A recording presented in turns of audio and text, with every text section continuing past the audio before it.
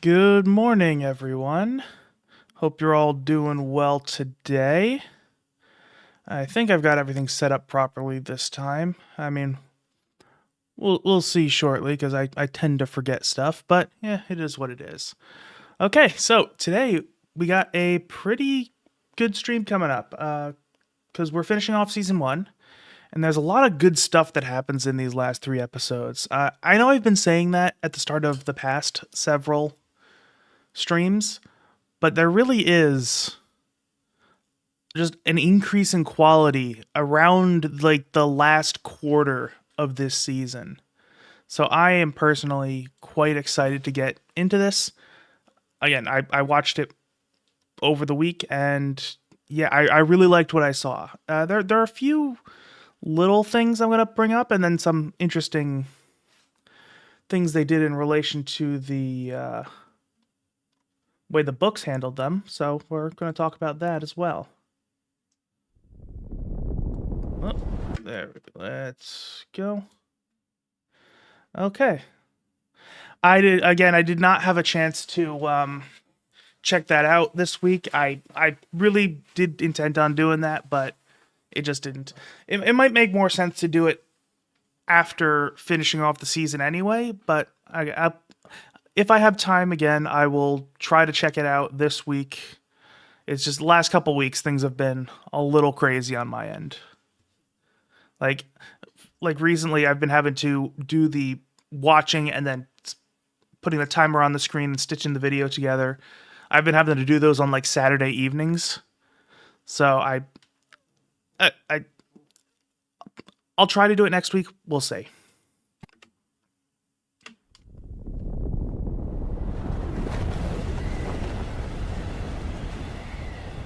物事ってのは唐突に起きるものだ。唐突に親が死ぬこともある。唐突に兄弟がぶん殴ってくることもある。唐突にトラックが突っ込んでくることもある。唐突に異世界に転生することもある。唐突に父親に襲いかかられてお嬢様の家庭教師をさせられることもあれば、 Okay, I do have stuff to say about this. I'm gonna wait for him to finish his phrase here. そして唐突に人が死ぬということもある。 Okay, so I really like this. So teasers are nothing new in not just anime, but pretty much any visual like TV show. But the thing is, Mushoku Tensei doesn't do that a whole lot, so it's unusual to see it happening now. And whenever we see something unusual like that, there's generally a reason for it. And I mean, part of it is that this is one of like the big moments that I was looking forward to, and it just naturally makes a good teaser because, again, Rudy very nearly dies in this episode. But there's also the thing that I think another big reason they did it is because later on, well, not later on, pretty shortly, the scene will change to the snowy area, and it's going to take on a whole new meaning because of this teaser when it's initially portraying a completely different type of emotion. But we know this is coming, so that kind of makes us uncomfortable. So that's why I think they probably added a teaser here, because otherwise it's again not something they usually do a whole lot of. They definitely always have a hook, but it's usually not like teasing a future scene. Oh yeah, I forgot the OVA started this early. Not the OVA, the OP.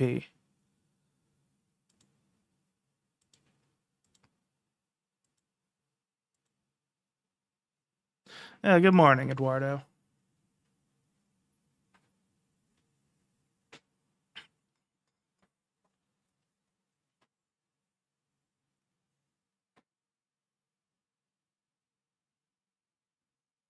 So, yeah, there's not going to be a whole lot for me to talk to about this in this particular OP, but because it's mostly just kind of another montage of them doing their journey. But I do really like the verticality of this new location. Again, each of the new settings they find themselves in, they do have their own unique visual identity, even if they're not going to be a huge focus of the show. So I do like how this one looks too. Like there's, yeah. It's like instead of trying to overcome the mountains, they built themselves within the mountains.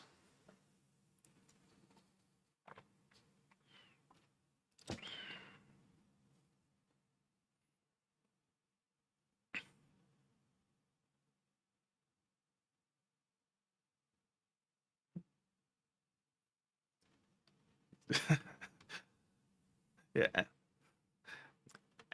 Again, like there's not much I can really say at this point besides, this is, endearing. It's showing how their group dynamic is continuing to evolve.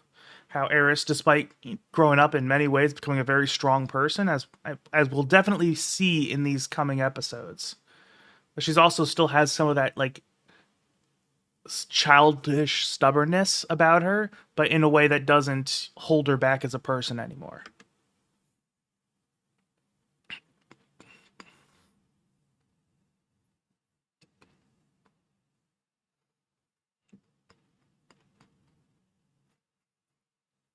Yeah. Yeah, and in addition to her childlike stubbornness, she also has that childlike excitement. Because, red dragons in Mushoku Tensei are a pretty big deal. Like, they are not to be trifled with. So the fact that she sees one is immediately like, yeah, I want to fuck it up. That's another way that she is. And of course, I have those of you watching on YouTube. I obviously can't show you, but man, that OP is very beautiful. Okay, so again, they're doing what they've been doing throughout the series once more, is showing progress through they're showing progress through another sparring session. They've been doing this throughout the series. Usually it's to show Eris's improvement, though they have done it for other characters as well, but this is definitely if you've been paying attention, you can see them consistently ramp up, and in this one they're really going all out. And I do like this one because you can see that Ruijerd actually has to put some effort into it, which he usually doesn't. Yeah, like it was very subtle there, but you see, like, she cut a little bit of, I think it was either his eyebrow or his eyelash. So, like, that's not usual for how he spars Eris, especially if you look at the first time they sparred. He was basically just standing there and barely moving his arm. Now he's having to put effort into it. And yes, you're right that the big threat is that the red dragons travel in packs, which is why, a powerful person can beat one, but you still have to be pretty strong to beat one. It's just not impossible for a powerful warrior if there's just one.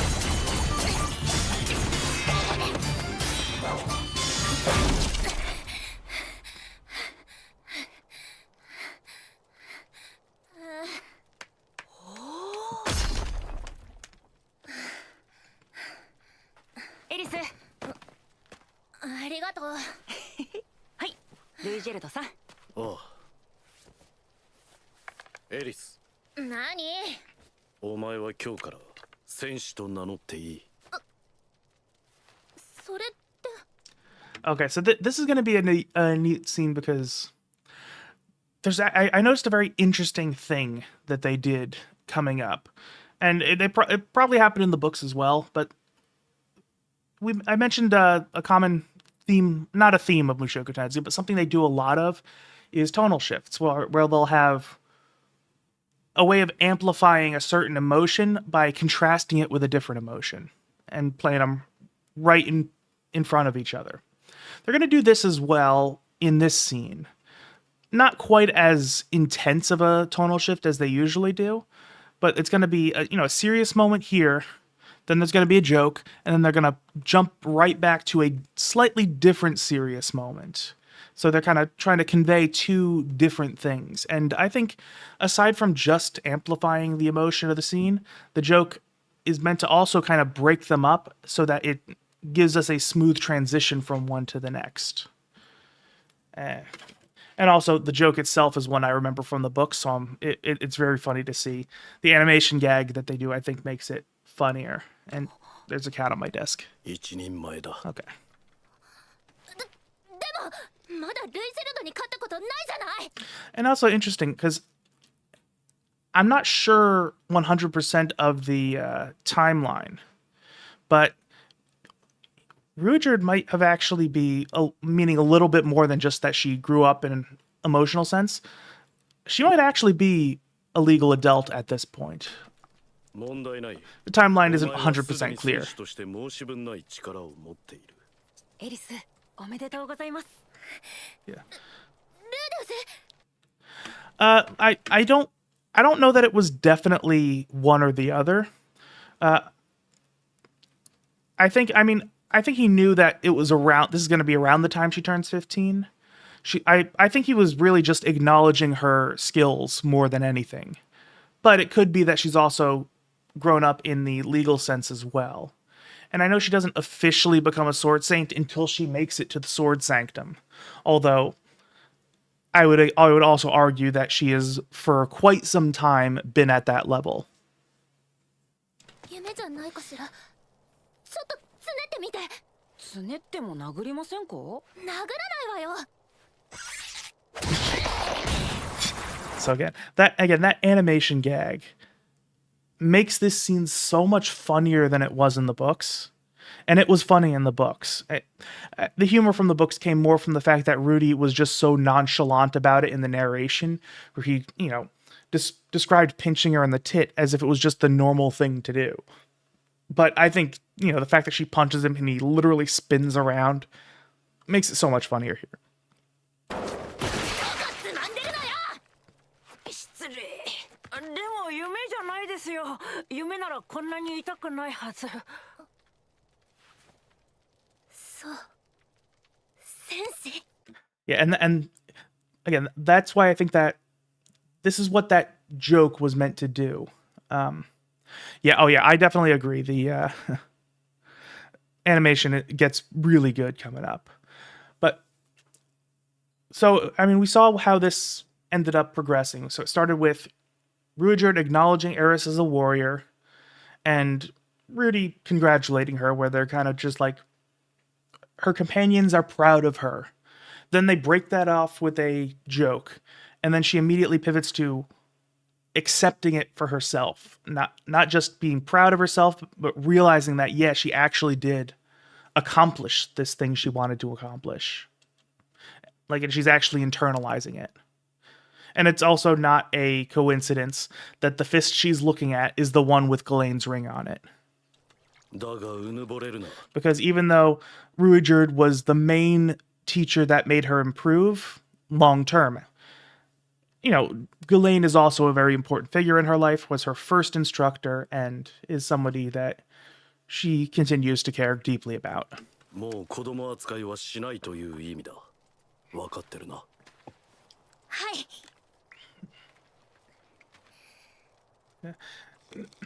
And that's also a neat little line, because he's saying, officially, yeah, I'm going to treat you like an adult now, even though he's kind of been doing that for a while at this point.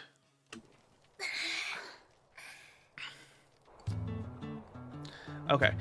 And again, so you hear the way the music is going and the fact that it's all bright. Just the framing of the scene is just meant to be, just continuing on our journey. This is just going to be another step on the way. Largely positive emotions, though not overwhelmingly positive. But because of that intro teaser we saw, which I gotta remind you that that's not a common thing in Mushoku Tensei. They don't usually tease future episodes. At least not as the hook of an episode. So, but we see snow, and we see the rocks, and we know, oh shit, things are about to happen. So it completely contrasts with the way the scene is being framed, and I really like that.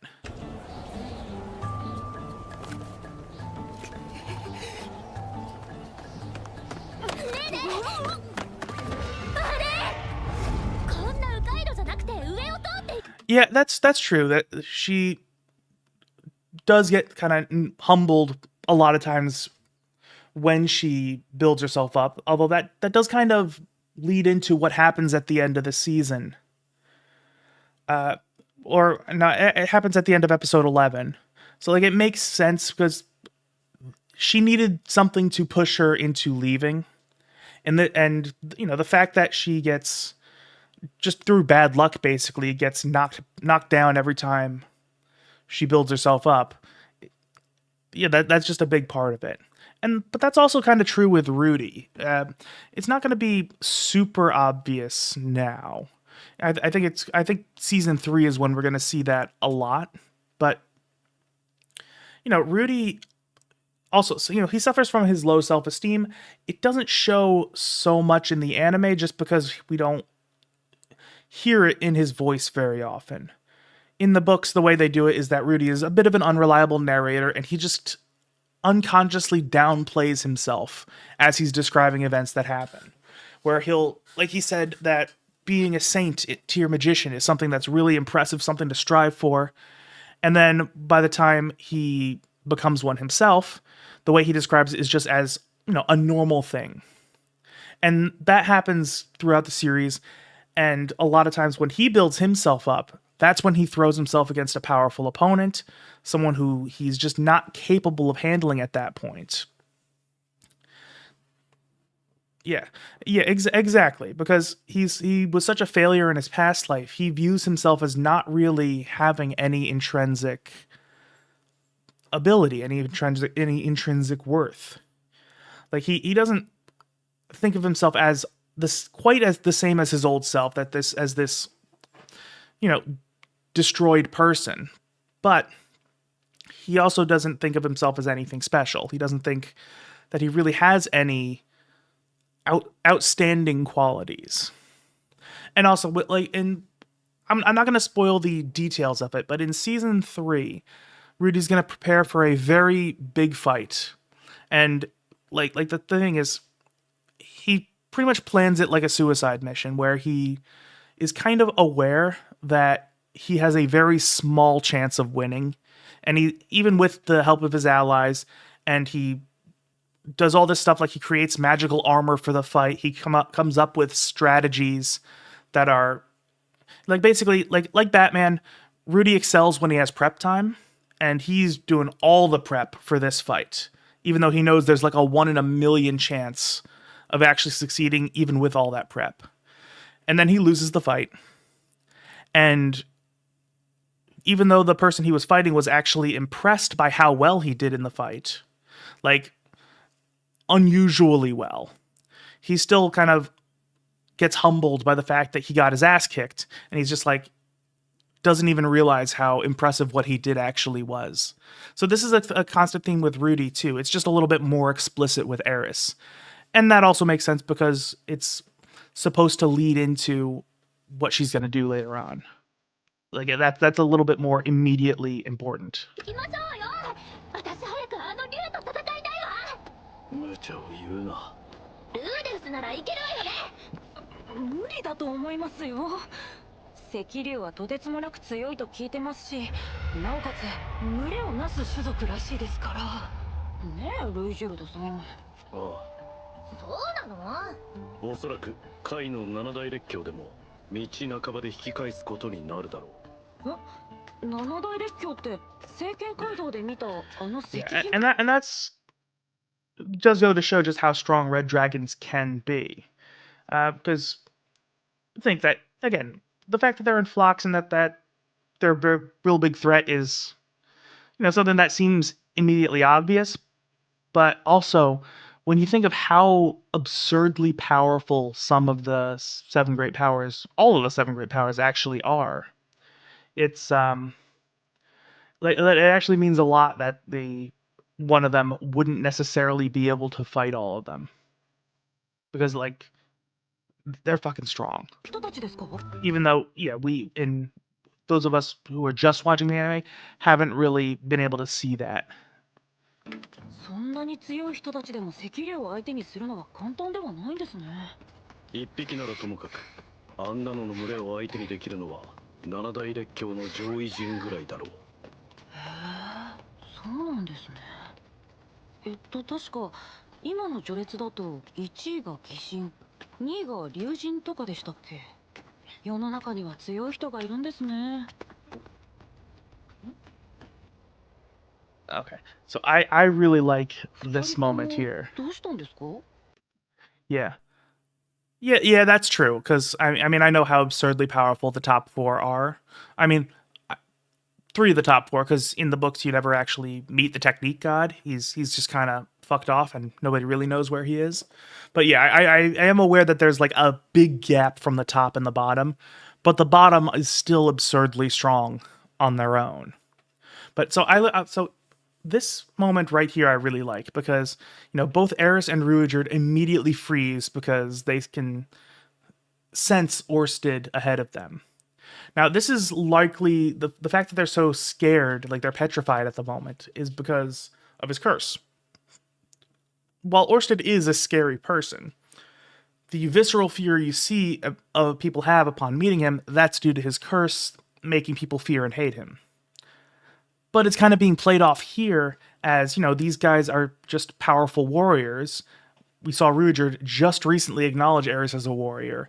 So you can think the average viewer is probably going to think, oh, they're just like, they have like a warrior sense. They can see the threat before it appears, when it's actually the curse. I think that's a nice little nod. And I mean, this isn't anything too out there as far as looking into things, because they do reveal the details of one of Orsted's curses a little bit later.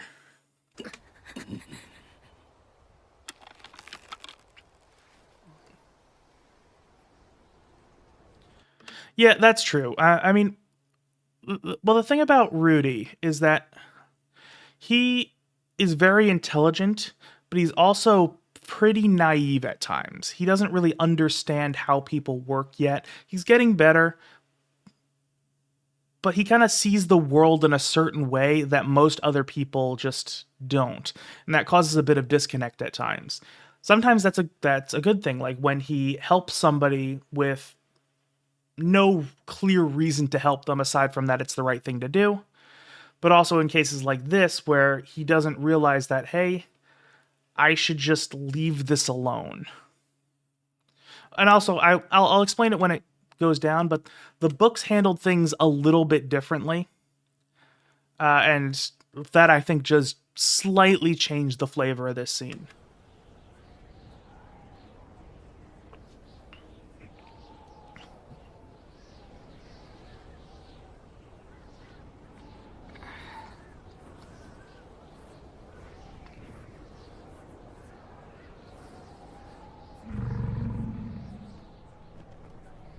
Yeah, and of course, now we have Orsted and Nanahoshi.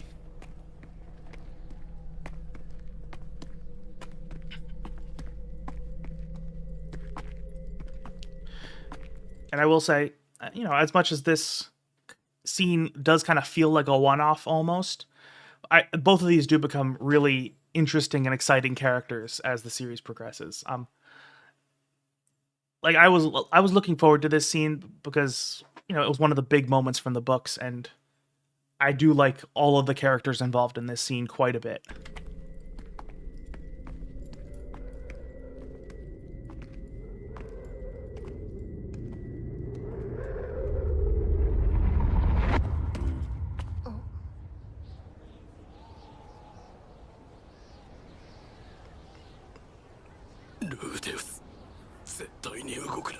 Yeah. And that's also just another way of showcasing, relative... It's not really power scaling at this point, but it's just showing that Ruijerd, who we've known as an incredibly powerful warrior, who unless I'm misremembering, I don't think we've seen him lose a fight yet. Like, the fact that he is immediately just terrified of how things are going. And again, we'll soon learn that that's because of Orsted's curse, but also his apprehension is justified because of how much of the power imbalance there is.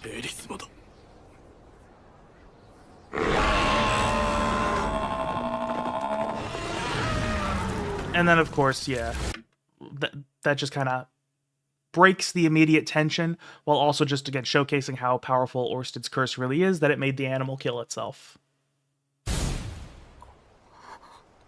その声ルイジェルド・スペルディアか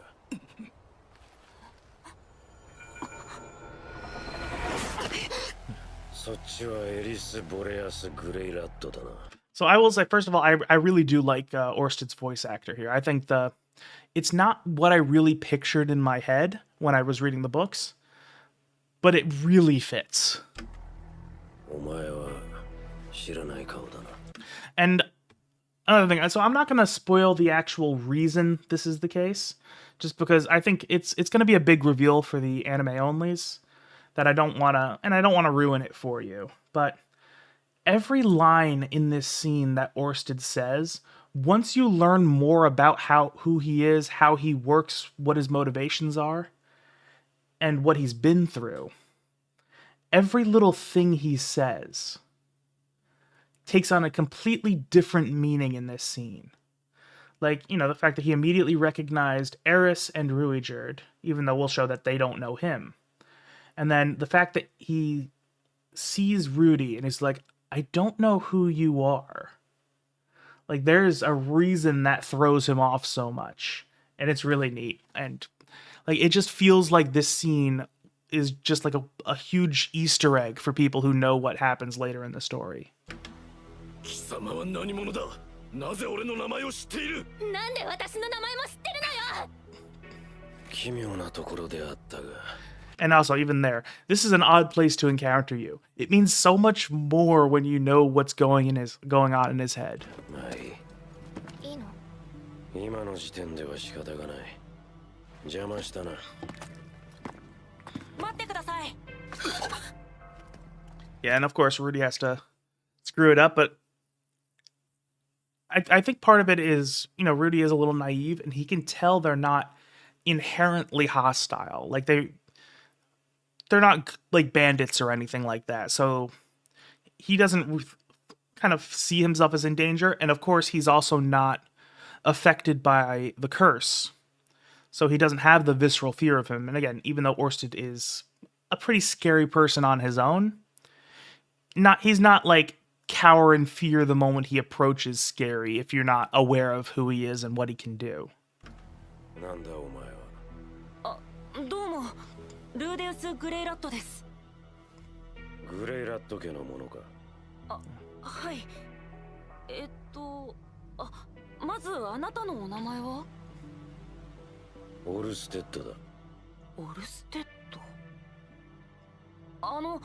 この二人とはお知り合いなんですか？いやまだ知り合ってはいないまだどういう意味でしょう Again, yeah, that Rudy is so confused at this point. The anime onlys are going to be confused at this point, and honestly, anyone reading the books for the first time are going to be confused at this point with these lines, but it really is cool to know what he means when he says everything, because so far, every single line he said has had a double meaning. Or, not exactly a double meaning, but there's more that is revealed with context. じゃなくていいところでどこのグレイラット家のものだ親の名前はパウロ・グレイラット。 Well, there's an interesting thing about Rudy's trustworthiness, because trustfulness, I should say, not trustworthiness, is that we kind of see both ends of the spectrum with Rudy. There are times when he's immediately distrustful and times when he's overly trustful. Like when he first meets Hitogami, and for several meetings after that, he's very skeptical of him. He's very he distrusts him to the point of being angry whenever he shows up.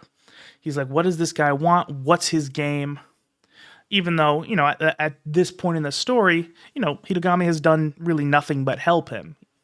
He is a little bit of a little shit, but, he's been an ally to Rudy so far.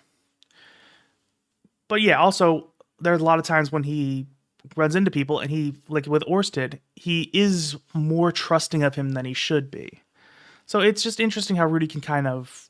He's a little bit of both. パウロに息子はいないはずだ娘が二人きりのはずまあなん And that's funny how Rudy kind of takes that as an insult, when for Orsted it's actually just an observation. He's not really saying anything. It's like, it's unusual that Paul would have a son. と失礼な。いるんですよ。父親によく似た息子が一人。しかし娘が二人って、なんでそんなことを知ってる？それ以上近づくな。お前、目をそらさないな。 And that's a cool line as well. And this is one that also has a double meaning, but this is going to be revealed, later in the episode as to why this is, so I'm not afraid of talking about it. Because Orsted does have a curse that makes pretty much anyone who is in his presence immediately fear and hate him, just viscerally, to the point where it can, in some cases, override the person's logic. So,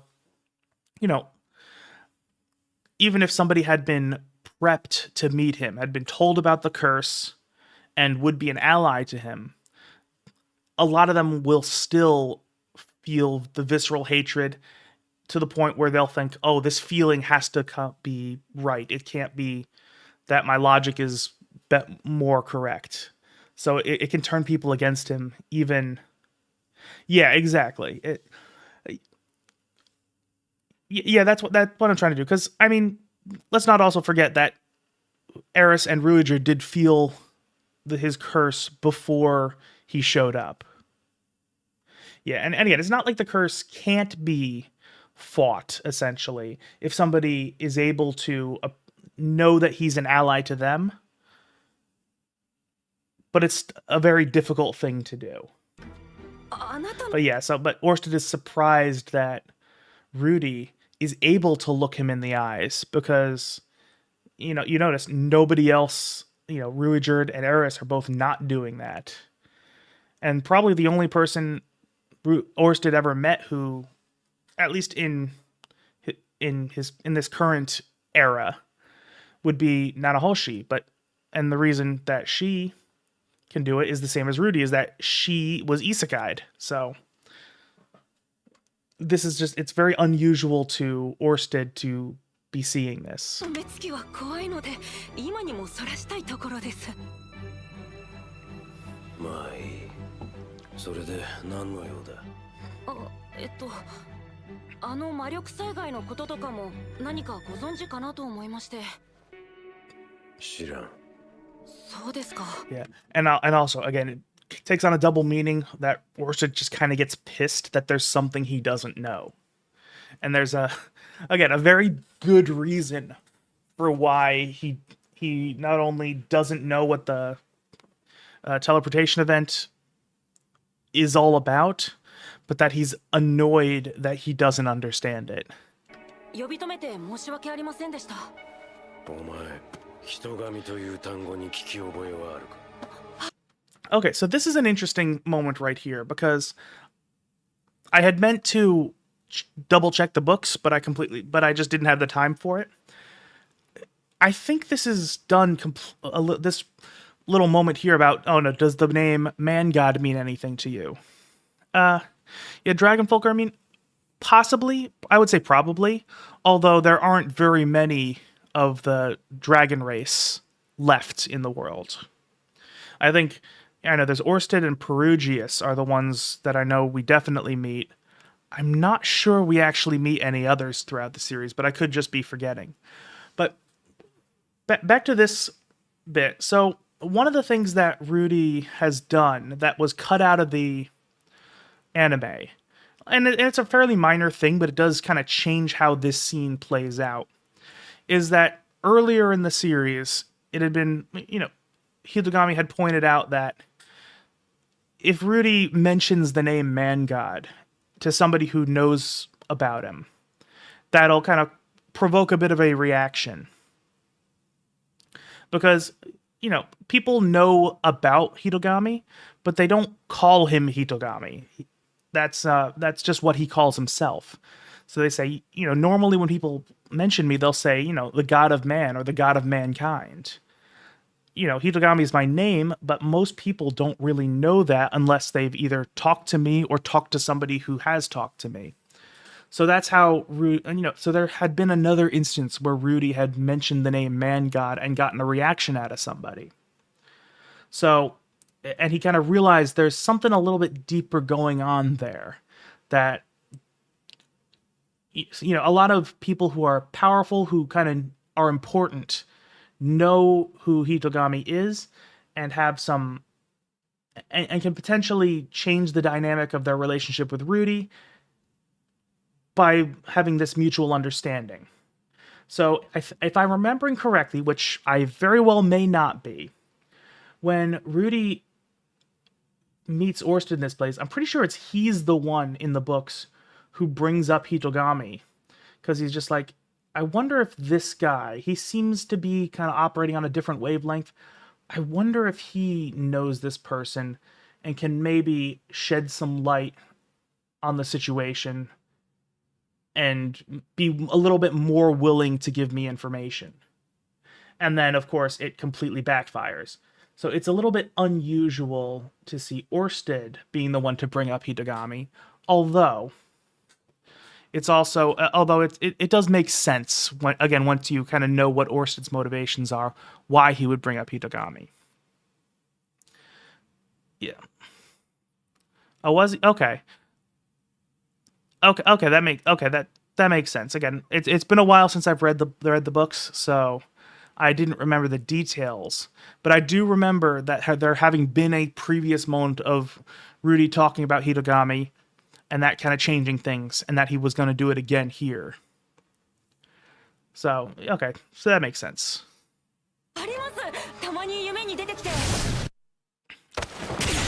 Okay, so this is a really cool visual right here of the future sight, seeing him, rip out Rudy's torso, which again, we've already had the teaser that shows Rudy with a hole in his chest. So that kind of reinforces that idea. But as cool as this visual is, it's also just not how Rudy's future sight works in the books. Because, again, this future here happened without anything Rudy did to the future of Ruijerd blocking Orsted's strike. So it looks cool, but yeah, that's just not how his future sight works.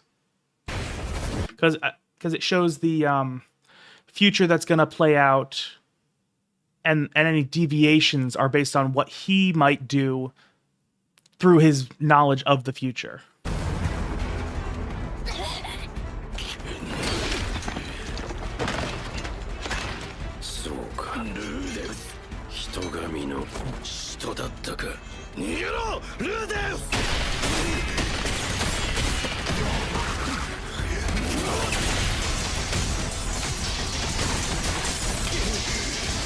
Okay, so yeah, I'm gonna have a lot to say, but I'm gonna let this sequence play out.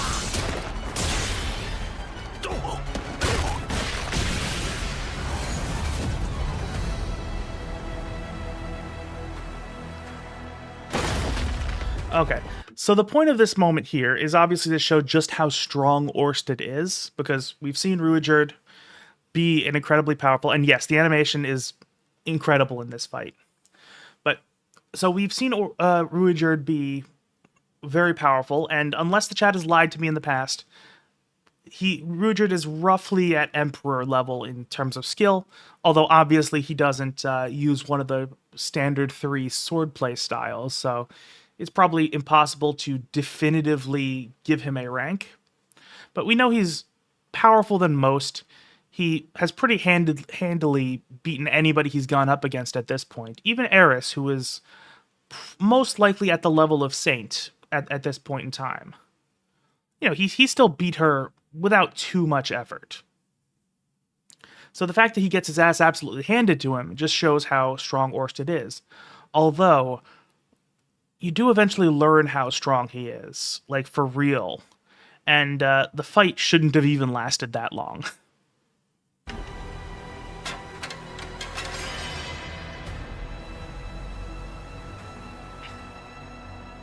Although, I'll also mention that in this moment, like canonically speaking, Rudy, that, again,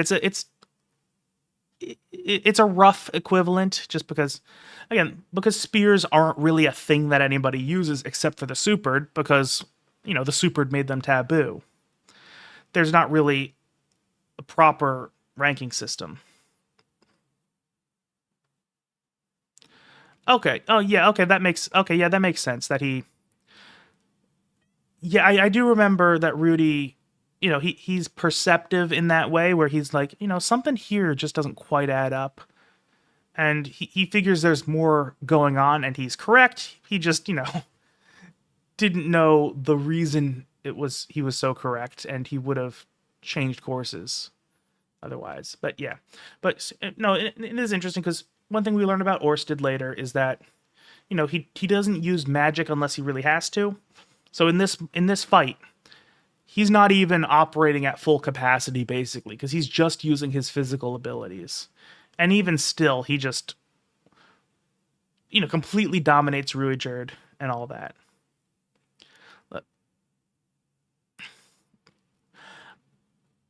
I think so. I'm going to try to answer that question in a way that's not going to spoil anything.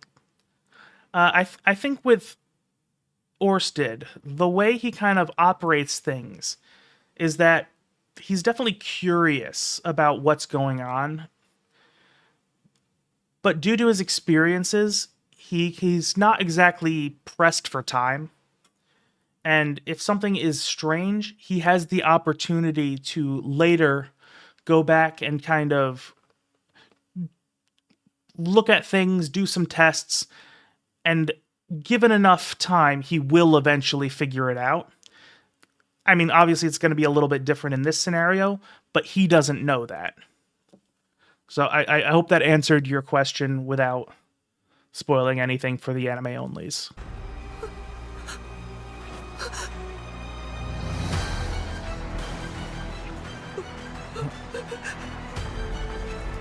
And the music here is great. It almost kind of sounds like Carol of the Bells. And again, that's another thing. Eris is a very endearing character, especially as she grows up.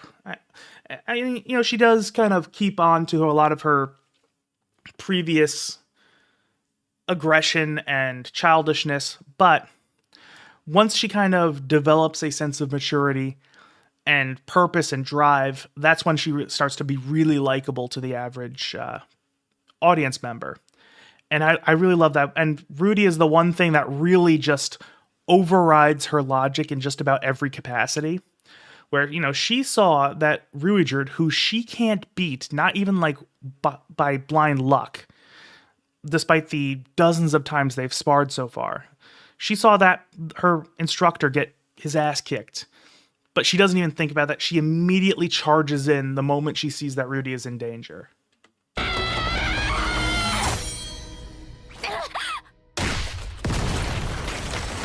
Again, only for him to, basically stop her without even flinching or putting any effort into it. Not unlike her initial sparring sessions with Ruijerd.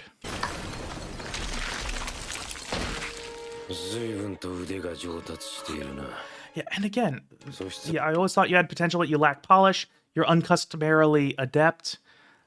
These lines just take on so much more meaning when you know what he's talking about.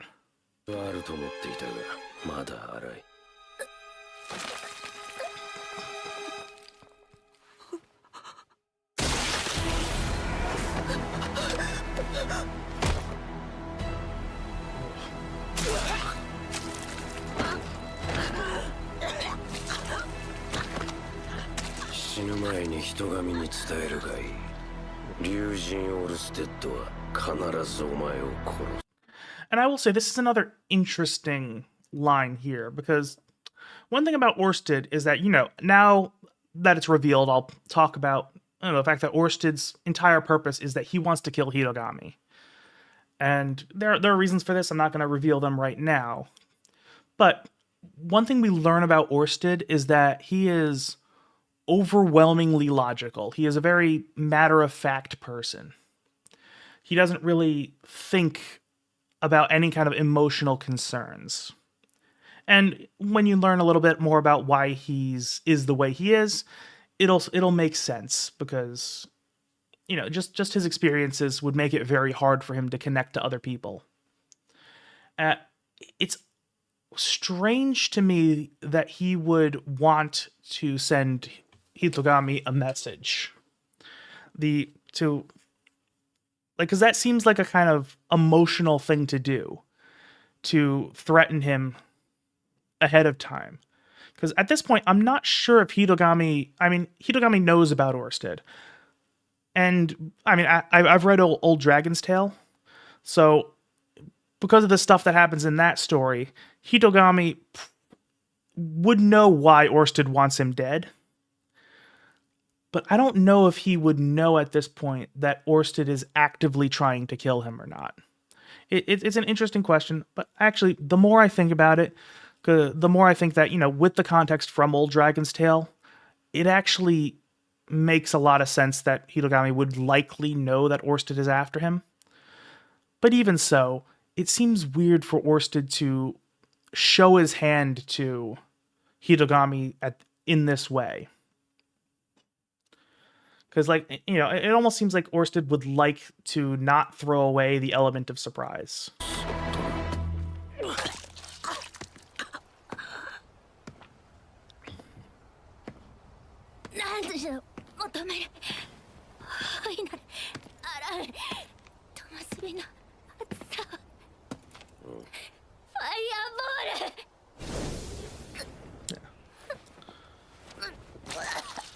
Yeah, so that's another interesting moment.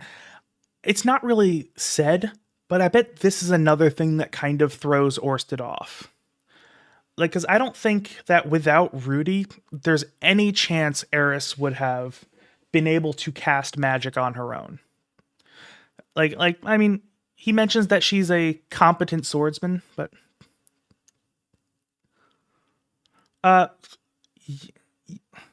well, yeah, Hitogami does look at his own future, and there is a point where he kind of sees his confrontation with Orsted in his own future. Although, it's unclear as to when that happens, and also the fact that he intervenes with things changes the future, and I don't know exactly when that would have changed to the confrontation, because without Hitogami's intervention, Orsted wouldn't have been able to get to him. Or if he did get to him, he wouldn't have been able to have the power to fight him at that point.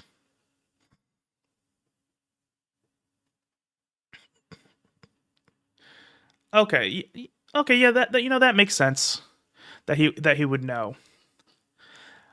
But again, I'm still. It still seems a little weird that he'd want to be trying to do these mind games. I feel like, again, it makes sense that Orsted would want to kill Rudy right here, and honestly,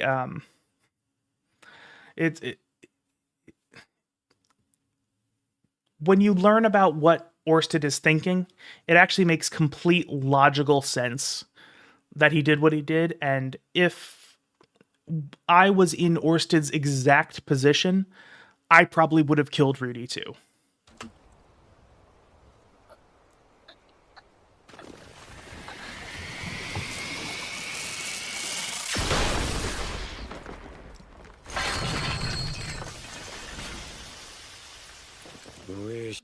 And I will say that's a neat little note that Rudy's spell actually left a bit of a mark, even though obviously Orsted did just completely not get rid of it without even thinking. It shows how strong Rudy is that a direct hit was able to leave a mark, which is a big deal. Well, the thing with Hitogami is that I don't actually doubt Hitogami's words that Rudy interests him, that he's intrigued by him, that he is curious about being entertained by Rudy's journey, because Hitogami does do things like that with other people, and without revealing, how those stories tend to end up. There are times when while he does have his own like larger purpose, he does seem to be entertained by the journeys and struggles of regular people, and likes how he can kind of get stories kicked off and have a hand in how they play out. So honestly, he may well have known. Again, the details of Hitogami's future sight, we learn more as things go on, but we never learn exactly how it works and how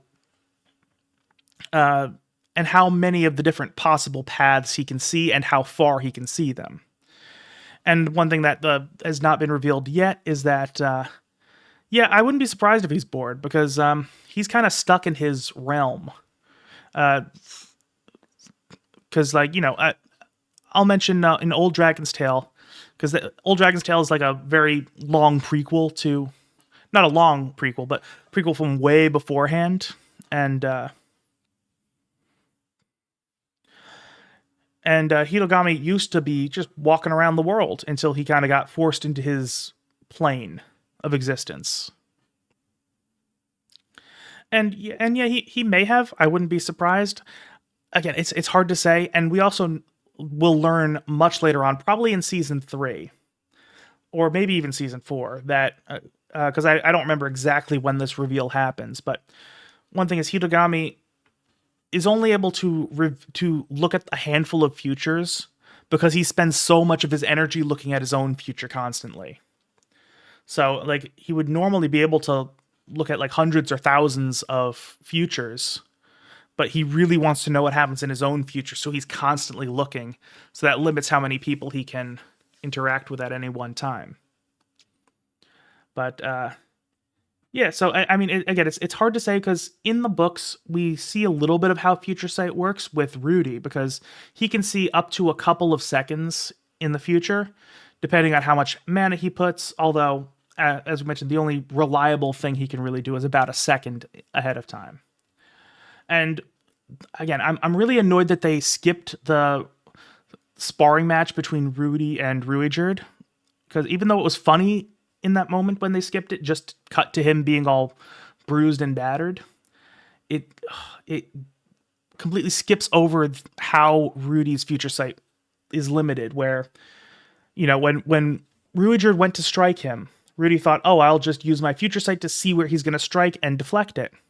Then he sees 2 like specters of Ruijerd hitting him in different places, and then Ruijerd later says, that's because I wasn't committed to a certain course of action. If you did this, I would have struck you here. If you did this, I would have struck you here. So Ruijerd's future was directly dependent on how Rudy was going to act. So that's why Rudy couldn't actually predict him. And the reason he beat Eris is because he, as good as Eris was at the time, she also commits to her course of action and doesn't necessarily adjust it to the minor things Rudy does. So I'm wondering how much of Hitogami's future sight mirrors that, and how much he can actually see. Because he can definitely view some paths, because he can set up these little notes for people so that they do what he wants and the things that he wants to happen. But I don't know how many different paths he can see at any given time.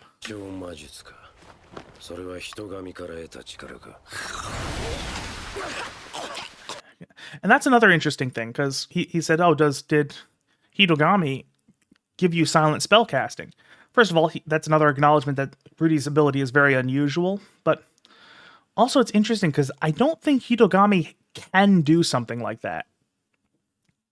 I think Hitogami's entire thing is that he can see the future, but he doesn't really have a whole lot of power outside of that. So it's kind of interesting that Orsted doesn't seem to fully understand how Hitogami works.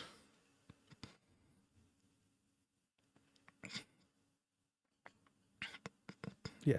If the opponent is skilled enough to predict the enemy's action, and especially if the enemy already knew how it works, Yeah, potentially. I don't know how much, because I know that Ruijerd had interacted with somebody who had a future sight demon eye, but that person had also not really mastered it to the degree that Rudy had at that point. Even though it had only been like a week or so, Rudy already had pretty good control over his future sight. So we don't know necessarily how much experience Ruijerd had in terms of countering the future sight, because if we remember when Rudy first got the future sight, it made him really dizzy and disoriented. He didn't know what was going on, and so at that point it would have been more of a hindrance than a boon. それはもういい。ディスタブマジック。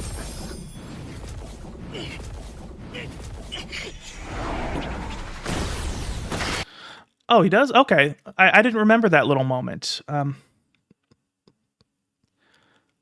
Okay, that is also possible that Hitogami could have led him to that ability, which, yeah, that would be completely within his framework of how he operates.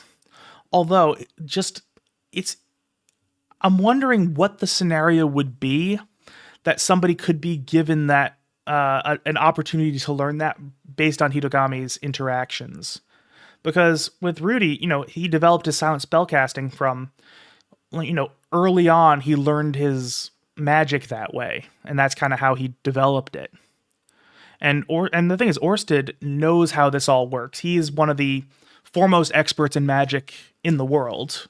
Obviously, they don't show it now except for the disturbed magic. But Orsted is one of the people who knows more about magic than most anybody else. So he would know that it's not just an ability you acquire, it's something that's gained through a deep understanding of the flow of mana through your body.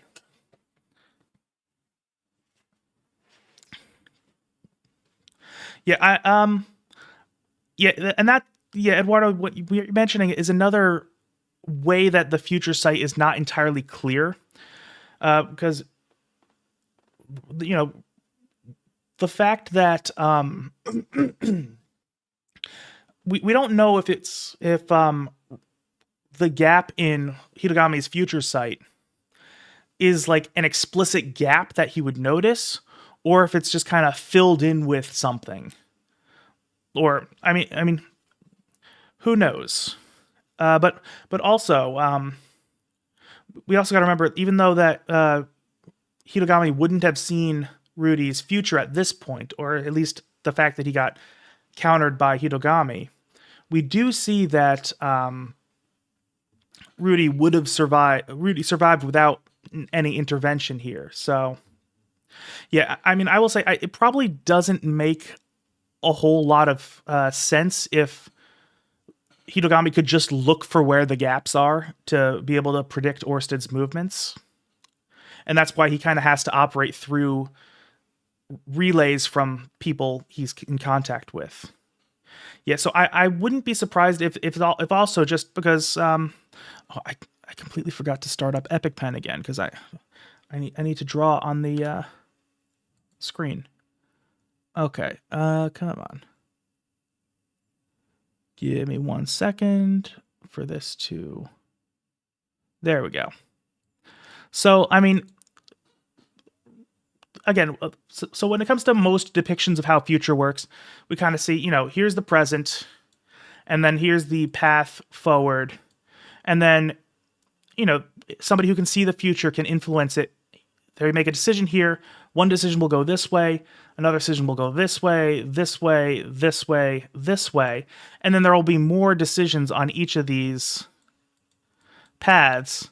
So I'm wondering if it's just, there's so much going on here that Hitogami just can't necessarily see that this path, this path, this path, this path, and this path leads to Orsted fucking shit up, because he just can't necessarily see how it all pieces together at this point in time. That's just a speculation on my part, but yeah. And I will say I'm not too familiar with Dune, so that may be a good example, but I'm not sure because I saw the first movie. I don't remember it very much. I've been meaning to read the books, but I just haven't gotten around to it. Yeah. And also, I will mention that Orsted saying, you're a crafty one. That's a compliment from him. Like, he's not... he's played off right now as kind of the anime villain, because that's kind of what he is at this point. But, when he mentions that Rudy's, you're crafty, I'm pretty sure he's actually, like, complimenting him at this point. Okay, and I'm sorry for taking a break right here, but I really need to use the bathroom. I was trying to wait until the end of the episode, but I mean, that's at this point, that's not happening. I will be right back.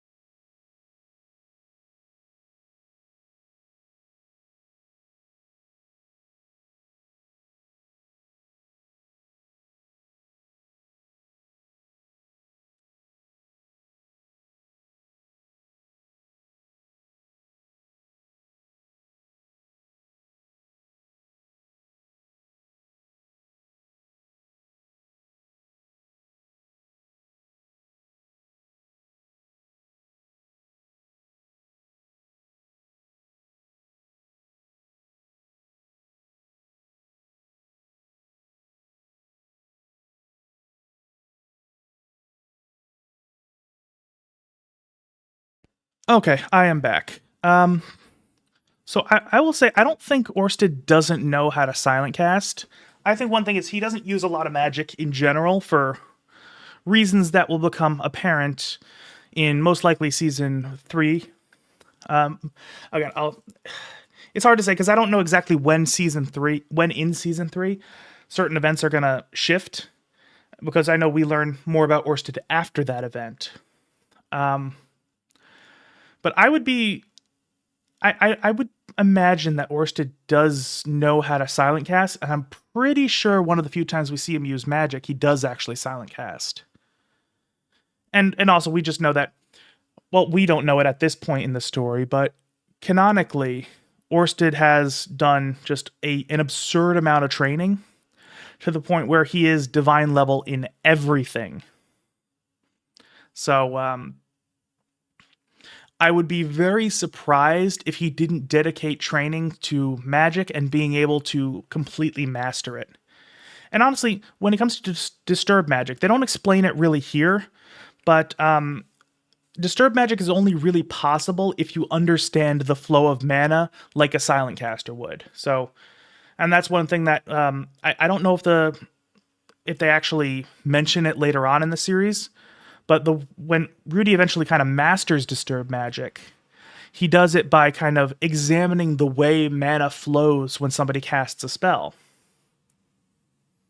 Yeah. That is also a possibility that silent casting has until now been a specialist thing to somebody who really understands a certain style of magic. We just don't know how many people have been in Rudy's scenario of learning basically silent casting from the ground up.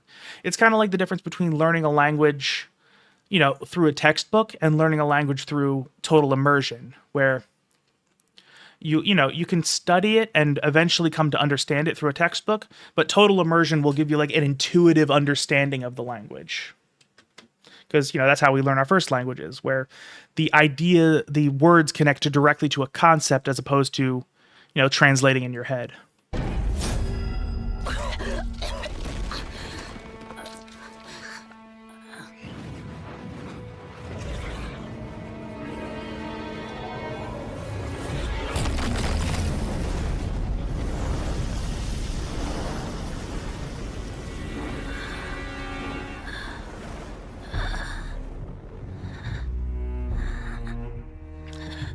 Yeah, and I will say it's also notable that Rudy is doing all this while he's seriously injured.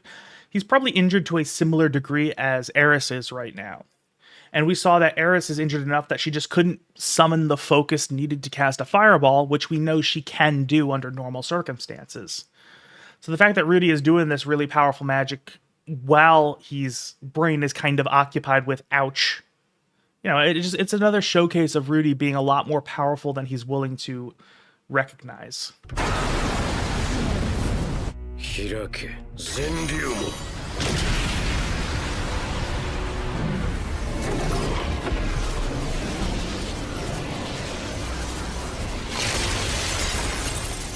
凄まじい魔力量 まるでラプ And we also have to, and while we're talking about silent casting, the one thing I think we got to realize is that Sylphie is also becomes a silent caster, when she's like 7 years old. I don't know if I don't remember specifically from the anime, but in the books when Paul beats the crap out of Rudy and sends him off, Sylphie sees that, freaks out, and immediately casts an intermediate tier spell at Paul silently. So it's like, it's not something that is necessarily that hard to learn. It's just you kind of have to start from that point. So I would imagine that there have to have been more people, especially the really knowledgeable people like Orsted, like Perugius, these people who have been around for hundreds or thousands of years. Again, I imagine among that class of people, it's a lot more understood. 波だな Yeah. And of course, he mentions, he might be on par with Laplace. I will say, I'm not sure if Orsted is referencing current Laplace or original Laplace, because those are not technically two different characters, but very similar.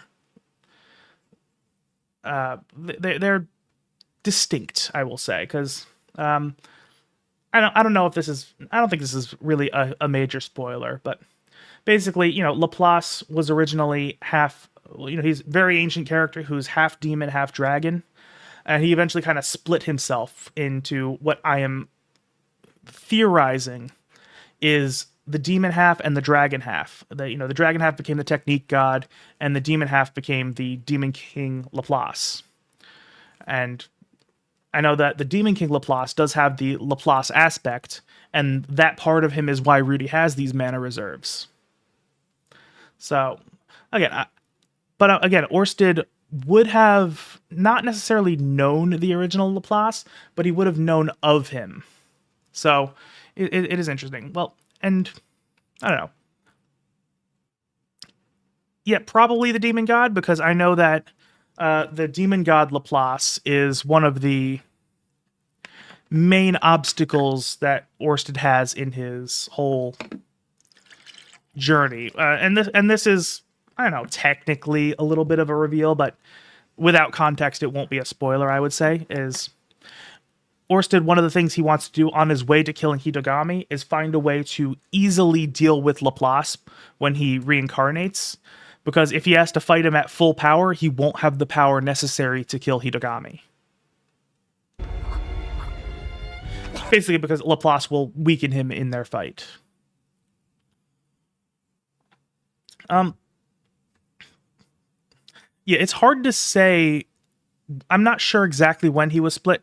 Actually, he was definitely split before Orsted shows up at this point in history, because Orsted, I'm not sure we 100% know. Actually, I'm not confident saying that, so I'm not going to. But thing about, Orsted has existed in like ancient history. Yeah, I'm not 100% sure how many times he's kind of skipped forward into the future, how much experience he has prior to his current iteration. But the original Laplace did meet Orsted as a baby. And then I know that the original Laplace was still around several hundred years prior with the... Actually, I don't know if it was several hundred years prior with the... with Kishirika's most recent involvement. Oh, no, it had to have been the first Human Demon War, because Laplace was a big part of the second Human Demon War, which was 400 years before the events here. But the first Human Demon War, because I know Laplace, at the end of Old Dragon's Tale, is going to respond to Kishirika stirring shit up. And this is of course not the Kishirika we know from here, the dumb dits. This is grown Kishirika at full power.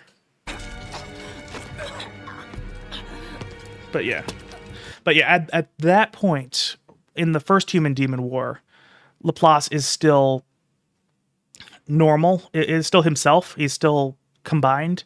We just don't know if the split happens, if Orsted is kind of able to witness any of this stuff. Or I won't say we don't know that. It might be just that I don't remember if we know that.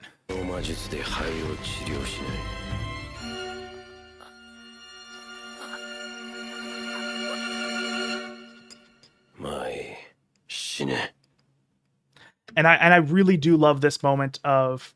I really like the creative decision to cut the music and not have any sound effects when Rudy gets stabbed. I think that that makes this scene have so much more weight to it.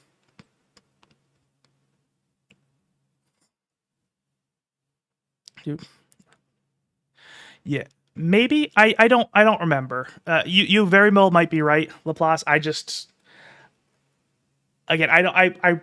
read Old Dragon's Tale recently. That was not explained in Old Dragon's Tale, but again, if I was doing this in closer to when I read the books, I would probably have more of an answer, because I don't know, lore is something that interests me. I do tend to remember things like that, but it's been long enough that I just don't remember. Eventually, I'll get around to rereading the series in full, probably along with the analysis. So that's, it's going to take me most likely a couple years, but it is what it is.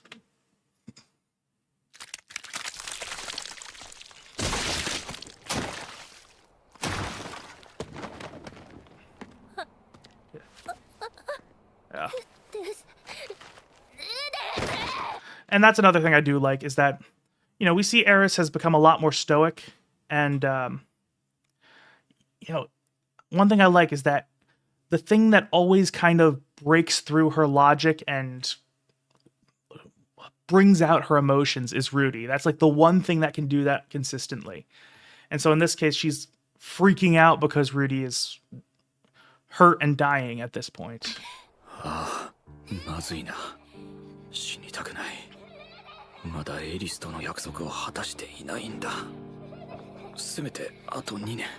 And I do like this also. This contrasts the two different reactions to Rudy dying. He's kind of like disappointed but accepting. And Eris is, just losing her shit. Understandably so. But, this is interesting because, Rudy, when he died the first time, it was a little bit different. Because he was confused. He didn't really know what was going on. But he was just so pessimistic when he learned. He's upset, angry, kind of wanted to lash out at the world. That is how he kind of was. Here, he's just like, you know what? This is just how my life is. I don't get what I want. Things end. And you know what? It is what it is. And that's partly due to him actually having a bit of emotional growth, to where, he realizes it's not productive to project his negative feelings outward. But he's also not really able to accept properly that, death is a thing that's going to happen.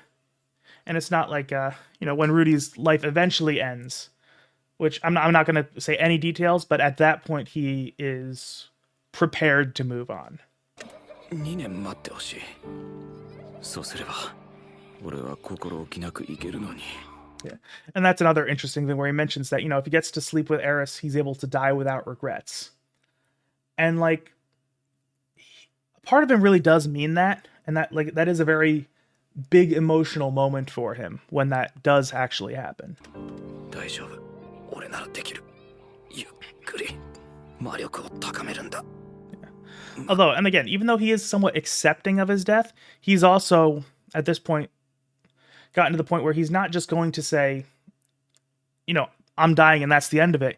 He is still fighting to the end, even though he can't really do much at this point. ゆっくり。大丈夫。ゆっくり。行くぞ七星。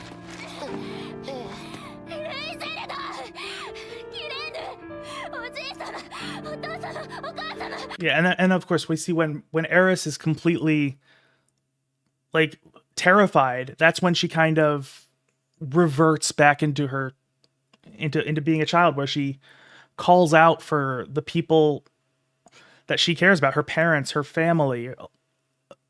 Like we saw this when she first met Ruijerd and was really terrified of him, where she immediately starts bawling and calling for her family. And this is the same kind of thing. She's so scared that she's going to lose this person she cares about, that she's again calling out for her family, even though, she logically knows they're not there. And I mean, she doesn't know it yet, but they're all dead at this point. So, but yeah, again, Rudy's like the one person who can completely knock her walls down.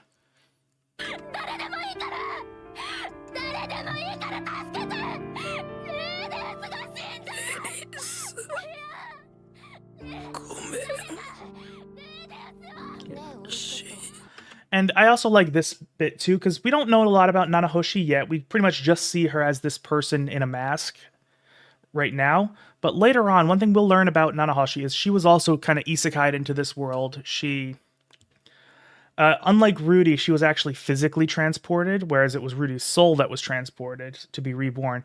She was just teleported directly. And, the magic of this world operates weirdly with her because she can't, she wasn't born with a mana reserve, so she can't actually use any kind of magic. But she also doesn't age for whatever reason, so she's the same age as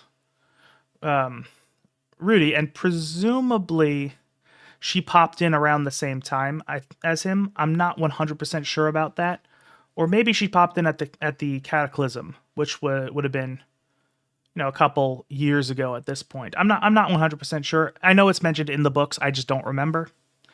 But one thing is, even though her experience has left her really jaded, she's, kind of emotionally broken by the fact that she wants to go home and that's become her single-minded focus. Okay, yeah, so that makes sense. But so it's not, she hasn't had as long to kind of dull her sense of humanity yet. But it's, still spent several years trying to find her way home, tagging along with Orsted because she realizes she's probably not going to find anyone who understands things as much as him, so she wants to do that. But so even though she's probably become a bit numb to the things that Orsted does, because I'm sure he's killed people in her presence before this, she still has that sense of herself where she doesn't like having somebody who appears to be innocent die. And even in the framework of knowing that Hidogami talks to Rudy, she probably doesn't view him as a malicious or bad person. And she, even though she is kind of stoic, not that in tune with emotions at this point, part of her still just like, I don't want this kid to die. So she actually does something that would normally be rather out of character, but she's like, just heal him.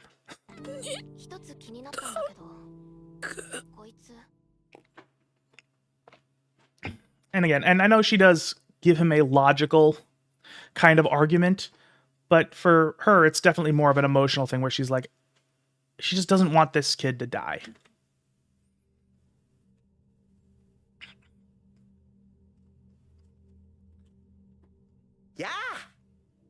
And it is kind of neat that Rudy's hole in his chest appears even in his, like, you know, his astral projection, where, because, you know, this is meant to be kind of his internal self, even that's not 100% true, because I will say his true self is kind of a mix between old Rudy and new Rudy, but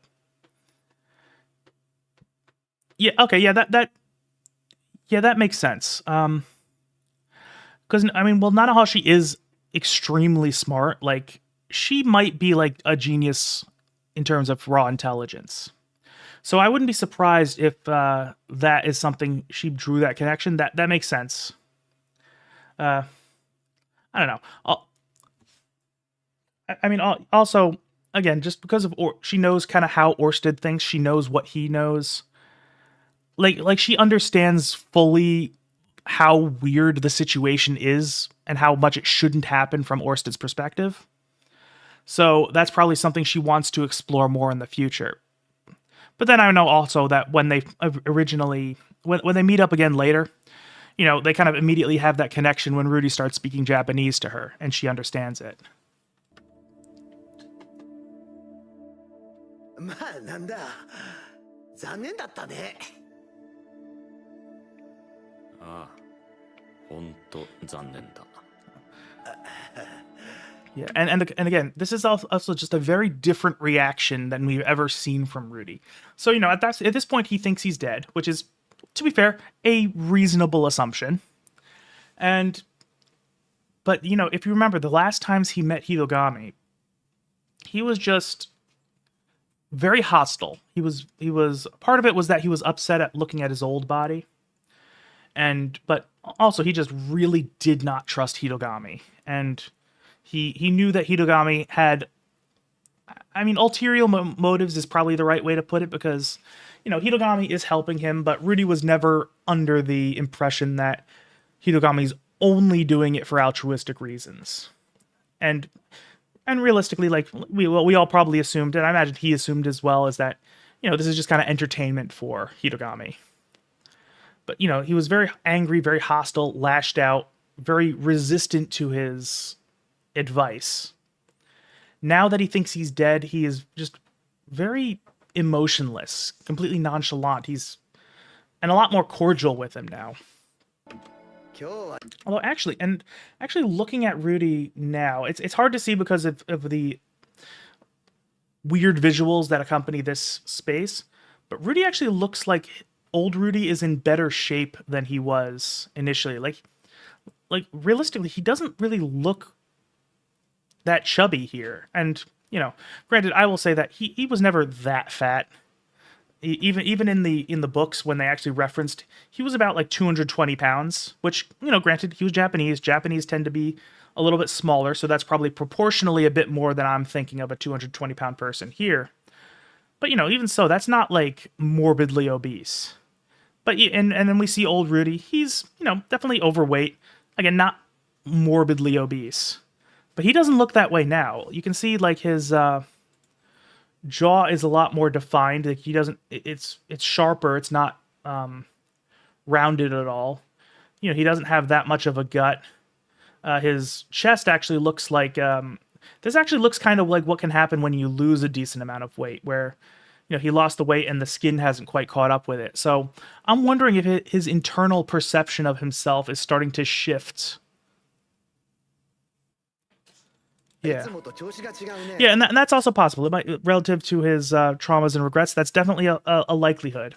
I know that, you know, old Rudy, he kind of clung to that idea of himself because he kind of views himself as worthless, and his old self is kind of how he views himself starting out.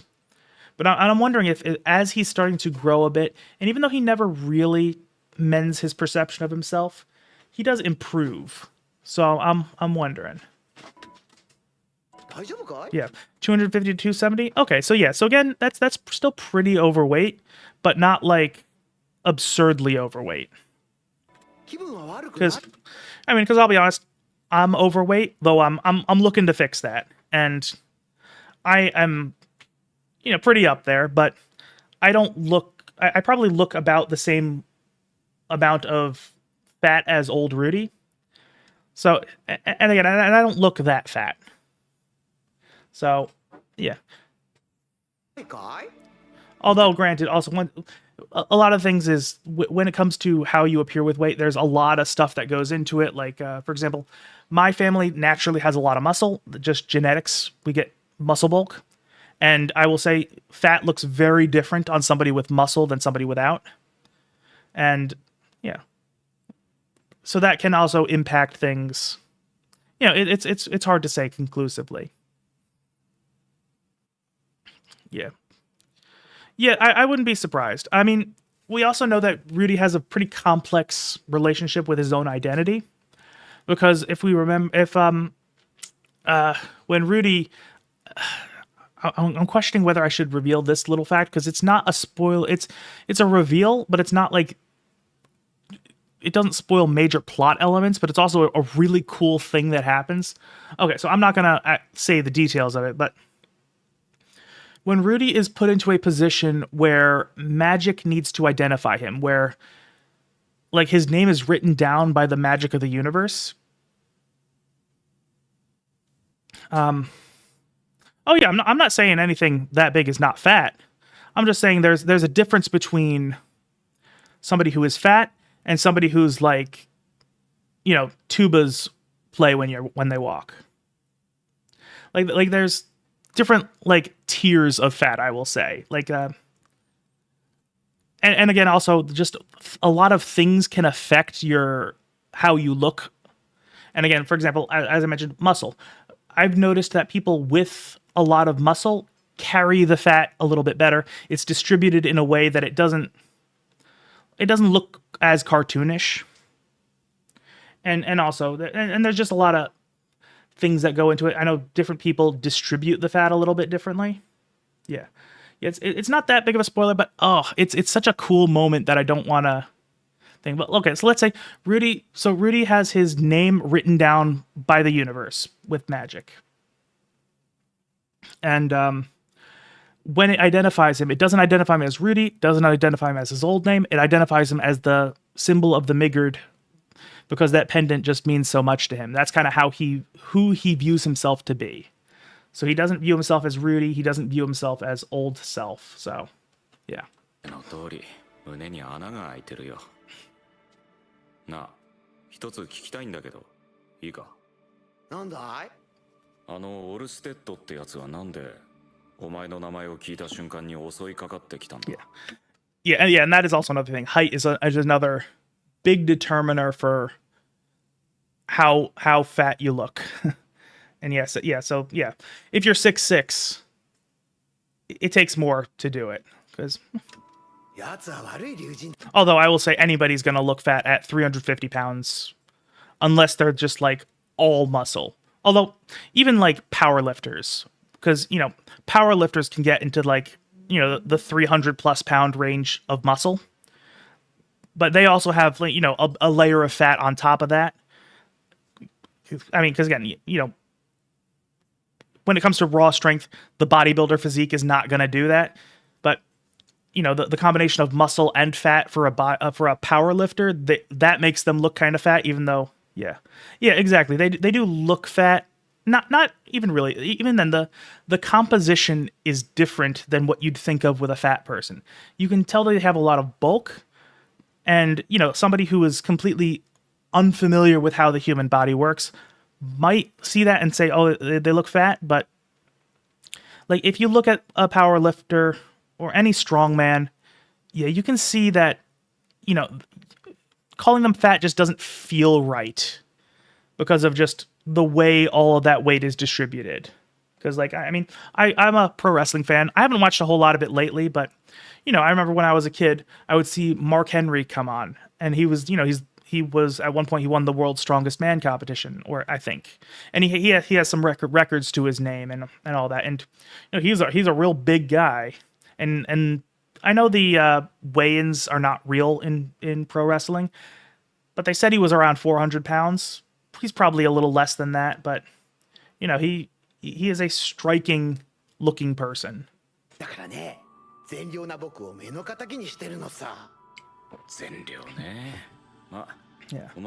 And then, you know, and also and I will mention, I mentioned that I am fat, although I am actively working on that. I've lost about 20 pounds, and I will say I don't look very much different than when I started. I mean, maybe a little bit. And I know I definitely carry myself differently now because I've been more active and, I'm just healthier. But, and I will say, like, I lost, 20 pounds. My physical appearance didn't change very much yet. And again, by the time I get to where I want to go, it will.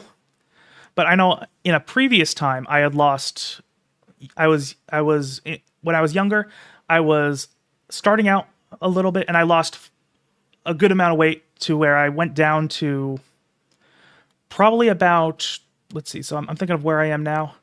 I probably went down to about 15 pounds lighter than I am currently. And that was a difference of about 20 or so pounds lost. And at that point, it was noticeable. Like, people did take notice. So I do think the next 15, 20 pounds I lose now is going to have a pretty significant effect on my appearance. But, and yeah, and I appreciate it. I mean, ultimately, I will say that the thing that kind of did it for me is I started working a physical job. I've mentioned that I work in a warehouse, which is definitely more active than any of previous jobs I have. It's not intensely active, but I'm on my feet all the time, so it keeps me moving.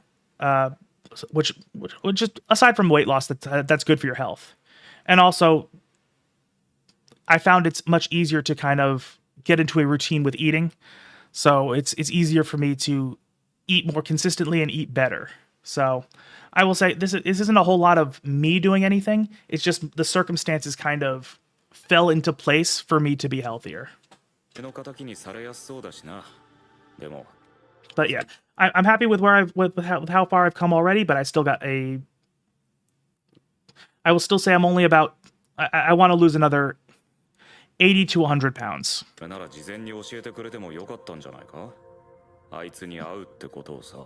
いやごめん今は龍神に関しては見えないんだ未来も現在も見えないだから君が奴と出会うこともわからなかったんだそうなのかどうして奴にはそういう呪いがかかっているからさ Okay, and this is another interesting moment here.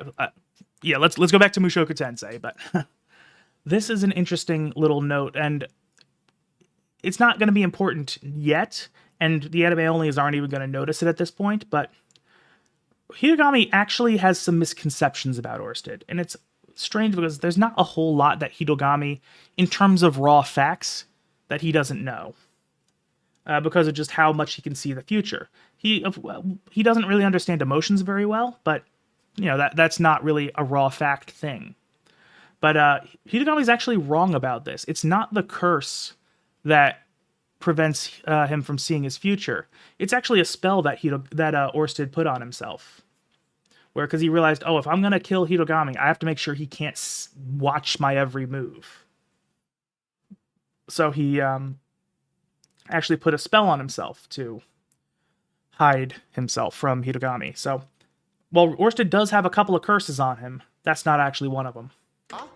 呪いそういうのもあるのか呪い子って言ってね変なのがいるんだよオルステッドもその一人さ Okay, so I understand that this moment here is mostly to kind of reveal things to the audience, to kind of just explain how things work, show that, curses are kind of like blessings, where, I don't know if they explicitly mention it here, but, there's no real distinction between a blessed child and a cursed child. It's just some people are born with certain magical effects, and the usefulness or harmfulness of that effect determines if they're called blessed or cursed.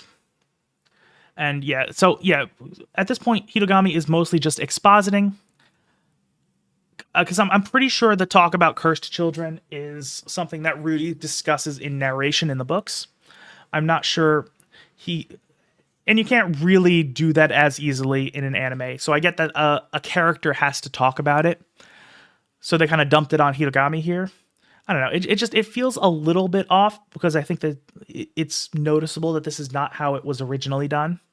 But also, Hitogami right now is just not acting like a little shit, which is kind of strange, because he always acts like a little shit. ま彼は他にも3つぐらい呪いを持ってるけどね。Oh, and there is, at the end of this scene here, there's going to be an interesting thing I want to point out with the audio. So if anybody is watching and has headphones available, you'll be able to see what I'm talking about if you are wearing headphones. If you're listening on a speaker, you might not be able to, but if you want to actually like experience it, headphones would be a good idea now. ほら、ルイジェルドやエリスが怯えていただろう。あれも呪いの一つだよ。この世のあらゆる生物に嫌悪されるか恐怖される。And he's also technically wrong about this because at this point there are two people in this world who are not hated or feared by him, or at least, okay, let's be real. Rudy probably is afraid of him now, but you know, he and Nanahoshi are both immune to the curse, so you know, Hitagami is technically not correct here. みんなに嫌われるのか。そりゃ、なんていうか。Yeah, and this is one thing. I thought they were gonna kind of be a little bit cheeky about how they're connecting this to Ruijerd's curse, but you know, Hitagami is just gonna kind of blow the lid on that one in a minute. So, but I don't know. I thought it was kind of interesting and clever until, you know, the actual reveal. Because I had forgotten that it happened at this point in the story. 嫌だな。 Yeah. But then, as much as Rudy is kind of making a bit of a connection between, well, I think he's actually thinking more about himself there.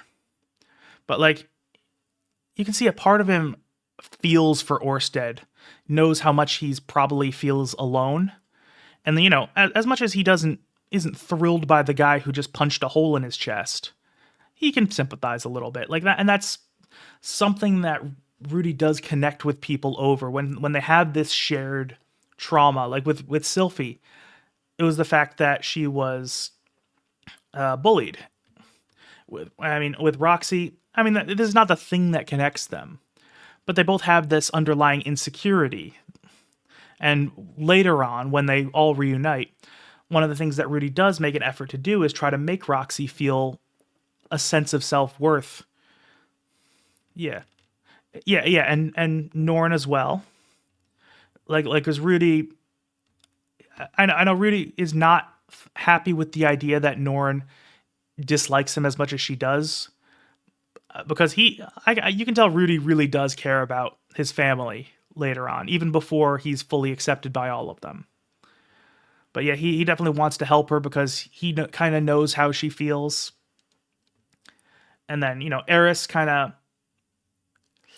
needed to kind of have a level of focus that he didn't have in his old life. You know, again, he tends to bond with people over shared experiences. And hell, even with Nanahoshi, the fact that they're both strangers to this world, it's something he finds comfort in, even though he never gets particularly close with her. そういえば、俺はあいつのことを嫌悪も恐怖もしなかったんだな。それは君が違う世界から来たからじゃないかな。異世界人は呪いの影響を受けないのか？ルイジェルドと出会っ Yeah, but I also do like how, you know, because Rudy is kind of in shock, kind of accepted the fact that he thinks he's dead, he's able to kind of just interact with this as just kind of a base level of curiosity. He's just like, oh, okay, I had a few unanswered questions beforehand, and now I'm starting to get the answers. You know, this is interesting. He's engaging with Hitogami on a purely intellectual level now, which is, you know, it's just an interesting character moment. た時もそうだっただろあれ？ちょっと待て。ルイジェルドもその呪い子ってやつなのか？う。いや、あれは槍の呪いさ。ラプラスは恐怖の呪いを槍に移して、それをスペルト族に Morning sandwich, man. Glad you can make it. 呪い？なすりつけた？どういうことだよ。お前、最初から知ってたのか？無駄だって知ってて、俺にルイジェルドを助けろとかって言ったのか？いやいや、勘違いしないでくれよ。スペルト族の呪いはもう消えかけているんだ。ルイジェルト自身にもまだ少し呪いが残っているけど、髪を切ったおかげで急速に薄れつつあるしさ。Yeah, so again, this explanation for how the curse works is a little bit contrived. Like, you know, it makes sense that would latch onto a similarity between the Superd and Laplace's, like a physical similarity as to where that curse lines up. I don't know. I don't know. Whatever. I had something I was gonna say completely. I lost it. なんで？ラプラスの髪も緑だったからさ。呪いってそういうものなのか？俺にはよくわかんねえな。まあ何にせよ、君に関わったおかげで呪いは消えつつある。まだ根強く差別意識が残っているけど、それも努力次第で。 So I'm also wondering. I'm thinking that, you know, he said the curse is fading because he met you, but also, you know, Hidogami did mention that the curse had been fading over time anyway, and that the curse on the super themselves is almost gone. So I wouldn't be surprised if eventually the curse would have been, if not entirely dissipated, mostly dissipated. Because we saw, even at this point, people could engage with Ruijerd and overcome that initial fear. Like when, with the Migard people, when he saved that one kid, he was kind of accepted by some of the people in the village. Like, hey, you know, I feel off around you, but you saved a child. We like that. So I don't know. It's questionable as to how. And again, the the shaving of his hair probably accelerated the dissipation of the curse, but it's unknown how much he would have done it. Yeah, it does seem to have increased the amount substantially, but also again, Hidogami mentions that, you know, the Super'd have mostly lost the curse at this point. It had gone down. It was presumably similar to how Orsted's curse was at the start, but now it's, again, even with his hair before he shaved his head, it was something that could be overcome. Because remember, Eris became friendly with Ruijerd early on. The Migard people were friendly with him early on. So yeah, let's see. It was even so. His preconception is met in some way. Yeah, I mean, that's also a possibility. One thing I've noticed is that Rifujin, he thought out Mushoku Tensei a lot. I heard that he had about half of the story in his head before he really started writing, but so much of the world connects and has explanations, so I find it hard to believe that he wouldn't have an answer, at least to himself. どうにかなるさ。無駄じゃなかったってことか。それならよかった。And again, this is another great moment because Rudy, you know, at this point he still thinks he's dead, but even though he has his regrets, he's at least happy that he left a positive impact, that he did something with his second chance. You know, the fact that brings him a level of comfort. それにしても、あのルイジェルドが簡単にやられるとは思わなかった。あいつはルイジェルドじゃ無理だろうね。何せ七大列強だもんな。どうやったら勝てたんだ？勝てないよ。彼はね、最強なんだ。いくつもの呪いで制約を受ける身だ。Yeah, and that is also a point where, again, it's not really Orsted's curses that are holding his strength back. It's a different spell that is not really holding him back, but making it so that okay, I guess this isn't also yeah, I agree that Hidogami is pretty great. I was skeptical at first with his voice didn't sound quite right, but then I grew to really appreciate it. But yeah, with Orsted, again, it is not his curses that prevent him from operating at full capacity. I don't think this is a major spoiler, so I'll just say it. One of the spells he has on himself severely limits his mana regeneration. So even though he has his full magical power, he tries not to use it just because it would take so long to recover it. So that's just kind of, he is operating at partial capacity, but it's not because he has to, it's because he does not view the cost as being worth it. 最強？でも竜神って七大列強の2位だよな。1位は1位は疑心だけど、それでも本気で戦えば勝つのはオルステッドさ。Yeah, and this is one of my issues with the Seven Great Powers system, because like you'd think it's a little odd that they have to fight to actually change one another. But like, what if somebody is absurdly powerful and just isn't a violent person, doesn't get involved in conflict, or just never has a chance to go up against somebody? I get that, you know, it allows things to shift over the course of the series, but I don't know, it just doesn't feel like a proper power ranking if not everyone is playing the same game. 彼が本気になればこの世界だって滅ぼせる。まあ呪いのせいで本気は出せないんだけどね。お前さ、あいつのこと見えないくせにえらくよく知ってんだな。Yeah, and we know that we either know or we will know that the reason Hitogami knows about him is because, you know, he's been talking to people who have relayed information to him. Although I'm not sure why he would be hesitant to explain that to Rudy. He's like, oh yeah, I've heard him mentioned for other people. I was curious about him. Even though, you know, that would still be a bit of a lie, but I don't know why he can't say, oh yeah, other people told me about him. まあいいさ。お前が何を隠していても俺は気にしないよ。ルイジェルドのことは好意っぽいし、この間もお前のおかげでリーリャとアイシャを助け出せた。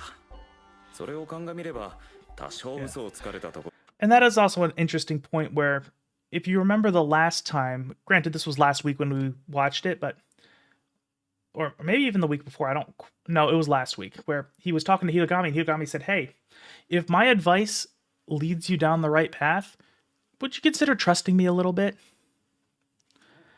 Hello, Will. I doubt you're the actual Will Chamberlain, but glad to have you anyway. Yeah, so, but yeah, coming back to this is, you know, Rudy is probably not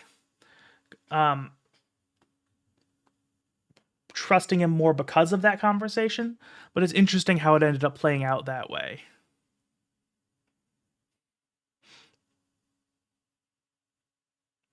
Yeah. That's also possible. It's hard to say for sure. Just because we know so little about the Technique God at least in the main series. I don't know if he shows up in any of the supplemental material. Or, I mean, obviously he doesn't show up in Old Dragon's Tale because he's still combined with Laplace. But I mean, that is definitely a possibility. Although he's so much of a question mark to me that it's hard to really say. Yeah, yeah, that's fair. ああ、最後さ。だってそうだろ。俺は死んだんだから。なるほど。それで自暴自棄になっているのか。最初の時とは真逆だね。あの時は何が何だかわからないまま死んだと思ったからな。今回はまあしょうがない。Yeah, and that is just another case of, again, Rudy has grown, not fully, but enough that, you know, he doesn't completely lose his shit at the idea of death. 悪かった。いや、2回目の人生を送れただけでも幸運だと思わなきゃだよな。And that's another thing of he is at this point appreciating the things he has, even though if he's unsatisfied. Again, it shows a level of growth where he's not quite where he wants to be yet, but you know, he's taken that step. まあ、うん、そうだな。と、そろそろお別れらしいな。こういう時ってどういう感じでいけばいいんだろうな。そうかい。じゃあ君に朗報だ。Yeah. Okay, and now Hitogami is starting to act like a bit of a little shit because you know, he's a little. He likes to screw with people a little bit, but you know, as soon as the serious music stops and, you know, the tone shifts, that's when Hitogami's just like, oh yeah, I know something you don't. Huh? 君、死んでないよ。And okay, and that was the bit I wanted to have you guys wear headphones if you had them for, because when he said, you know, you're not dead, it kind of echoes between the left and right ears, and that's kind of a really neat effect.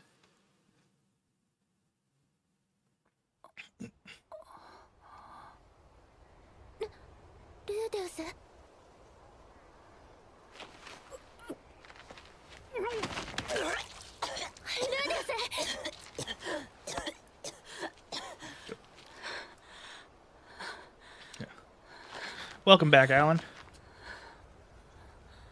Ooh. 大丈夫。生きてる。さっきのあの女が何か言ってて、ウルステッドとかいうのが治癒魔術で。 And I like how right now Eris is just as tender as we've ever seen her. She's, very quiet, very trying to act like kind of motherly towards him. Like she, she's obviously still kind of a little bit fucked in the head out of after what happened, but every moment of her is suppressing her own get up and take charge instincts, but then just so she can be comforting towards Rudy, because she was scared that she lost him. 七星って言われてた。七星、あの仮面の女のことか。 And I will also say this is it is pretty noticeable, well, not noticeable, but notable, that this is like the first Japanese sounding name we've had so far. It's probably a bit more noticeable to somebody reading this from in Japan who is Japanese, just because they're used to Japanese names and that probably sounds kind of normal to them. Whereas, to us in the West, we're used to more Western names. So hearing a Japanese name is notable. But, Rudy has met with people with either fantasy names or Western style names. I mean, his name is Rudy. That's not a Japanese name. So, it's a neat little hint that she's isekai'd with him. なんで殺した相手をわざわざ。大丈夫よ。気絶してるだけだって。そうですか。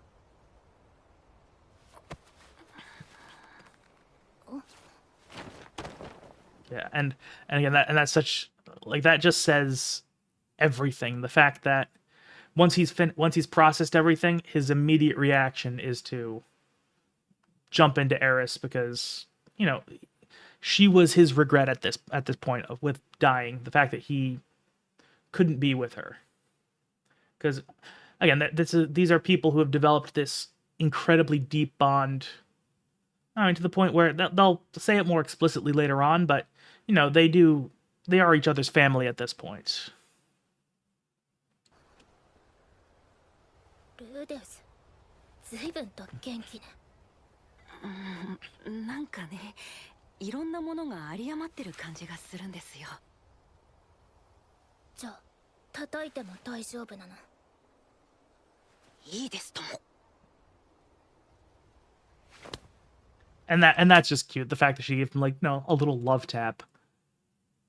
Yeah, the whole interaction is cute.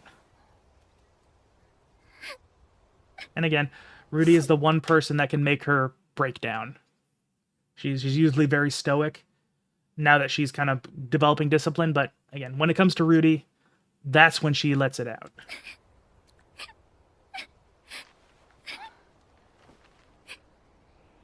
心配をおかけしました。本当よ、よかった。 Yeah, and she definitely still does have that bit of herself that kind of, lashes out a little bit, but in this moment you can tell that it's just words and not her real feelings. And she doesn't fully lash out like she used to. And that was it's a great way to end that episode. I had been looking forward to that confrontation because having read the books, there's just a number of events that I'm like, I want to see how they do this, and that was one of them. I thought it was done pretty well.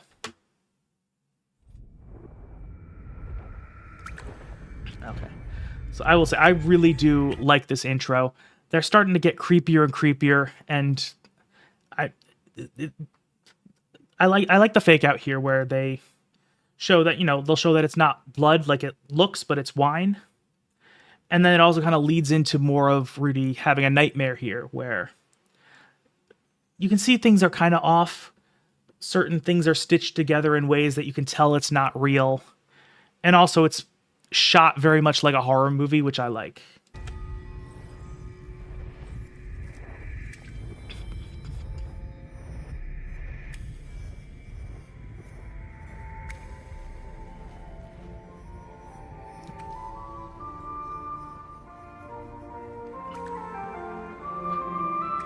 So then, yeah, that was the fake out there. So you can see, oh, it's not blood that's dripping. Things might be normal. Then you see here, this shot here, where you know that things are a little bit off. Just because we know for a fact that Saros is dead and that we'd heard that Philip is dead. So this is like the first indicator that, oh, something is definitely just not real about this. And yeah, and again, the music from the dance is also present. Just in this context, it's a little different. And I mean, this is Rudy's a nightmare for Rudy, but it's kind of made by stitching together different elements of his memories. And, the music from the dance is one of them. These people are another. And there's another shot coming up that I'm excited to showcase.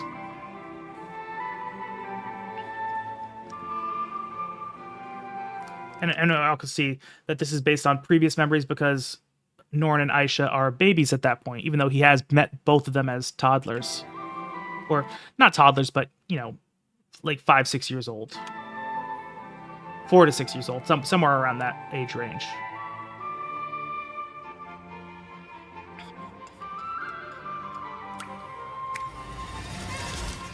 And this is the shot I really like. That really is like, oh, this is just his memories being stitched together here, because he sees Sylphie as he remembers her. This is not even how he would imagine her to be, but just the way he remembers her, because the last time he saw her was when they were 7 years old.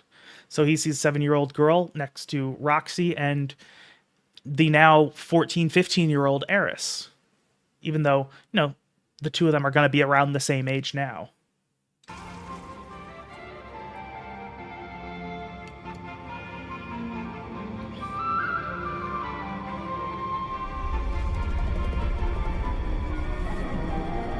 And then the music distorts. That's when it turns into a nightmare. I like it. And even these things like the camera tilt and just the way all these transitions happen, they were clearly having fun with this scene, and I really appreciate it.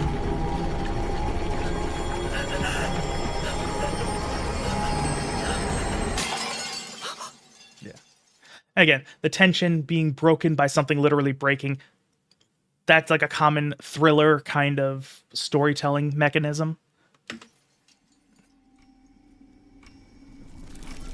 I'll be honest, I don't remember if it was or not. My guess would be no, but I think they were just kind of having fun with all the different ways they could portray this scene and really highlight these emotions that Rudy is going through in this nightmare. Because obviously they can't have all this visual storytelling in the books. It just doesn't work that way in text.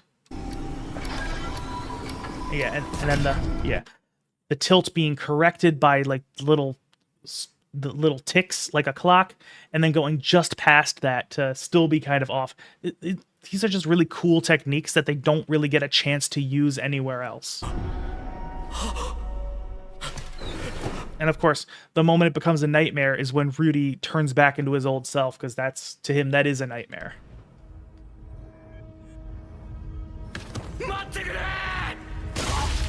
Yep. And that's where it kind of starts to make sense. It's like, oh yeah, he's having a nightmare because of how he just almost got murdered.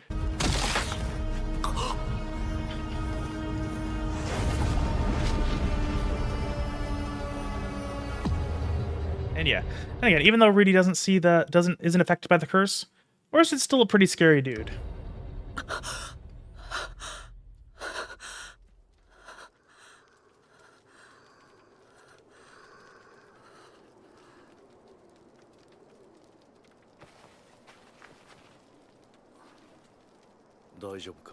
Yeah, and I will say that waking up in this setting where Eris is sleeping next to him, Ruijerd is watching over him and immediately asks him, "Hey, you doing okay?" That kind of probably brings him a lot of comfort in this moment. Like he goes, there's, if you're having a nightmare, one of the best things that can happen is waking up around people you care about.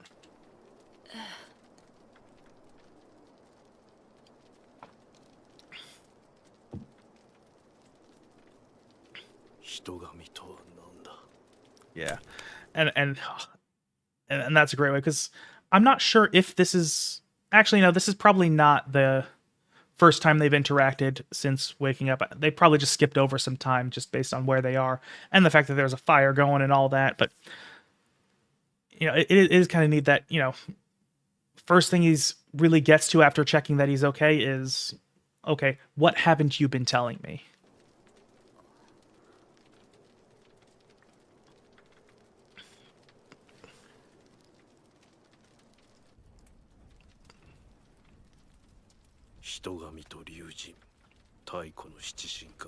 Okay, I like this scene right here is because I wouldn't have actually noticed this if I hadn't read Old Dragon's Tale.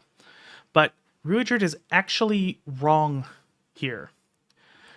Orsted is not the original ancient dragon god. He's actually his son. The original dragon god, who I don't think he's ever given a name in Old Dragon's Tale, but aside from just dragon god.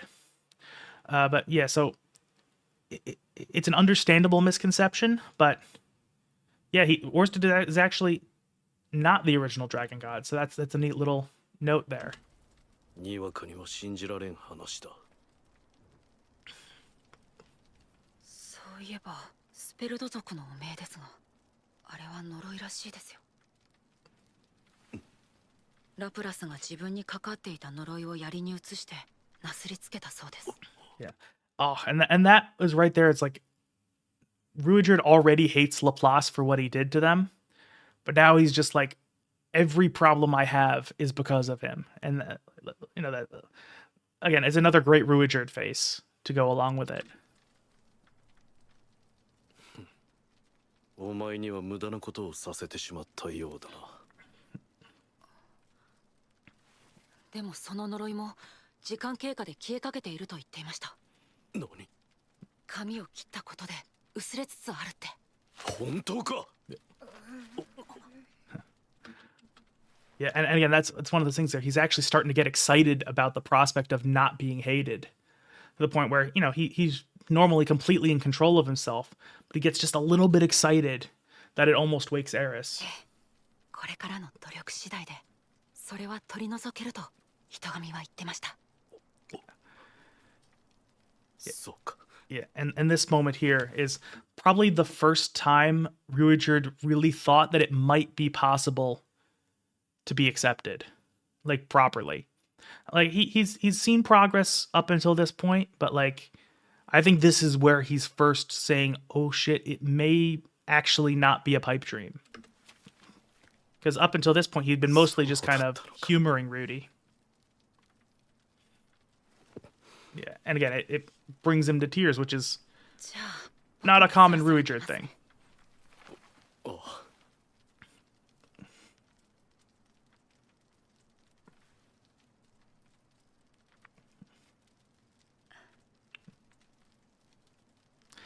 And I also like how that kind of line of discussion completely threw him off of his initial interrogation of Rudy, of, oh, who is this Hitogami guy? Oh, what? One sec, I gotta just real quickly do that. Yeah.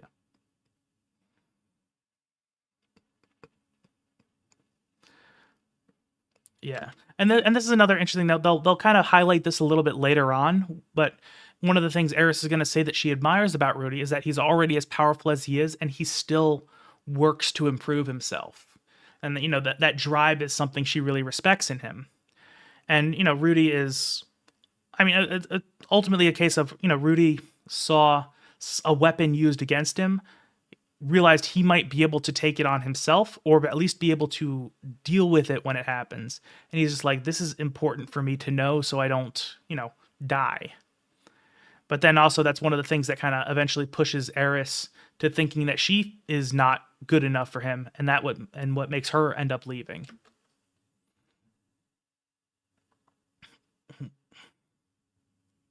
And I also, this scene is also great because at this point she's starting to realize that in her mind she's not good enough, and that she's going to need to really go out on her journey.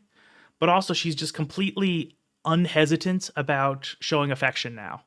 Like it's just she's fully accepted how important he is to her, and she's just again has none of the initial kind of awkwardness or tsundere light kind of behavior that she used to display.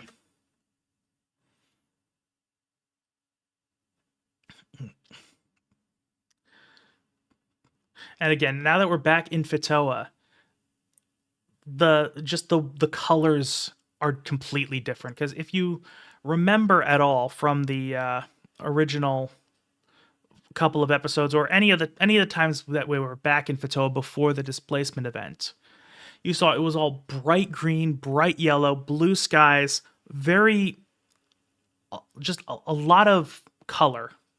And now that they're back after everything's completely fucked, it's all faded, the sky is overcast, and it's all desaturated.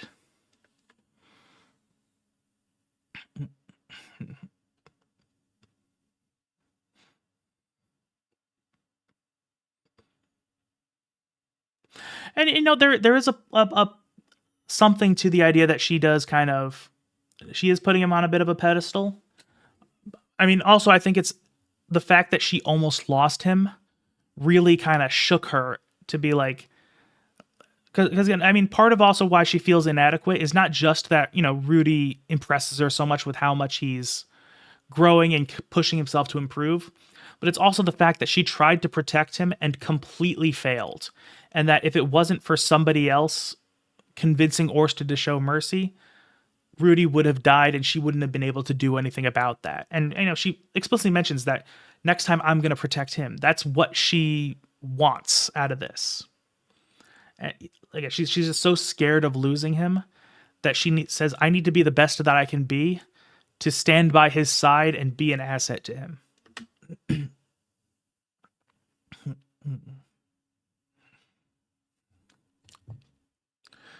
Although, and that is also a nice little divide showing the more green parts to the really fucked parts.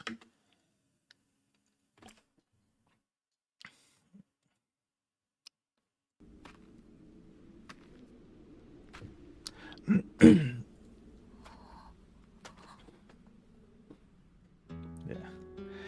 And this scene is also just, I really like it. There's not going to be a whole lot to talk about as far as individual moments, but just the entire thing all around, seeing him just kind of bring up the little memories so that they're actually walking around him as he's seeing all these places he knew that were completely destroyed.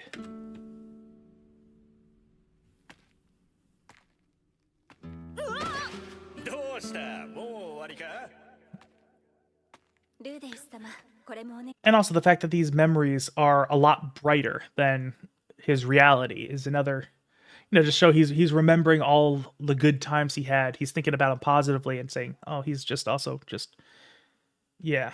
And that's also true that she has, because she idolizes those people so much, she definitely takes a lot from how they function.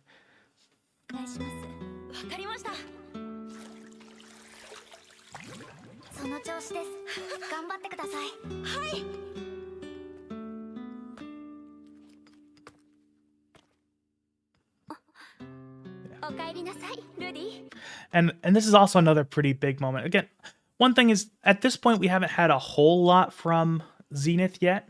Although, as I mentioned back in those earlier streams, I do really like the more energetic version of her that we have in the anime. I think that really just does a lot for making her endearing. And, but also, this scene especially is starting to show why, you know, she's someone who is important to him, and why she's the one who kind of gets him to get out of his initial depression enough so that he can actually start moving forward.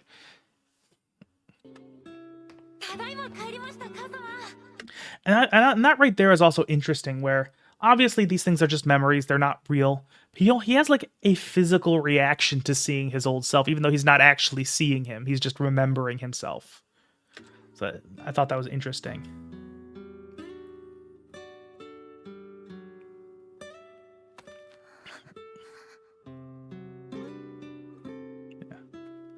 Yeah, and that right there, Eris knows what he's feeling. She just has no idea how to comfort him.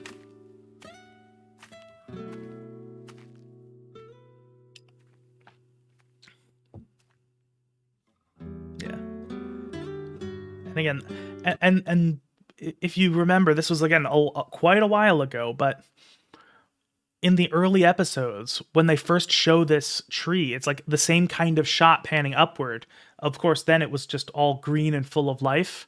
So they're doing the same kind of shot showing it just completely destroyed. And I also really like how there is no dialogue happening right now except for Rudy's memories. Like, it really just highlights the just dull ache that he's feeling at this moment. Where, again, part of him is comforted by his happy memories, but saddened by what's become of his home.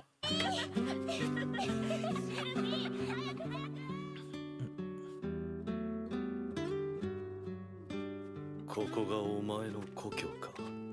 ええ、本当はもっと綺麗なところだったんですけどね。そうか。見てみたかったな。 Yeah, and that's one of those things where, Ruijerd's gonna kind of separate from them now, but, it's at this point where he realizes, it's not what I was hoping for, the way he's doing it, but, I succeeded. I brought these two home. I did the thing I set out to do. So this is like a big moment for Ruijerd. As much as he's, the idea was that they're pushing him to try to, accept people a little more, accept that he can become a member of society. But this is also was the thing that was pushing him up to this moment, was gotta bring Eris and Rudy home. And now he finally did that, and he's a little conflicted about it.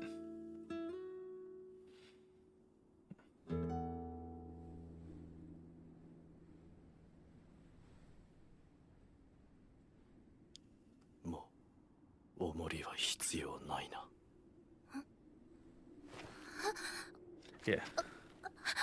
And again, that's another thing. Eris is completely freaking out by the prospect of leaving him, even though she doesn't completely lose her shit and she accepts it. But that's another thing. She very nearly lost Rudy, somebody she really deeply cares about, and in a sense, she's going to lose Ruijerd too. Obviously not to death, but they're going to be parting, and that's something she's also, at this moment in time, she really doesn't want to lose people. And at this point, she also probably views him as a bit of a father figure as well. So, they do have that kind of family bond going on.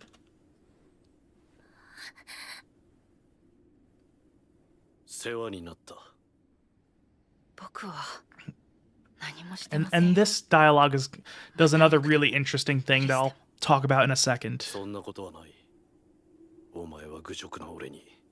いろいろな方法があるのだと教えてくれた。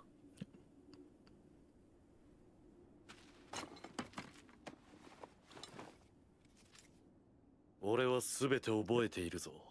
デッドエンドと聞いて恐れることなく、愉快そうに笑った冒険者の顔を、スペルド族と聞いても認めてくれたドルディア族との距離感を、家族との再会に涙しながら礼を言った。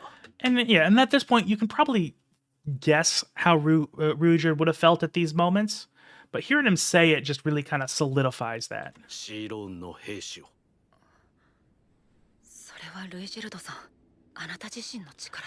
And this is a really interesting point, because as I've mentioned probably a bunch of times so far, Mushoku Tensei does like to have a lot of these parallel emotional journeys where the ways people grow kind of connect to the ways other people grow.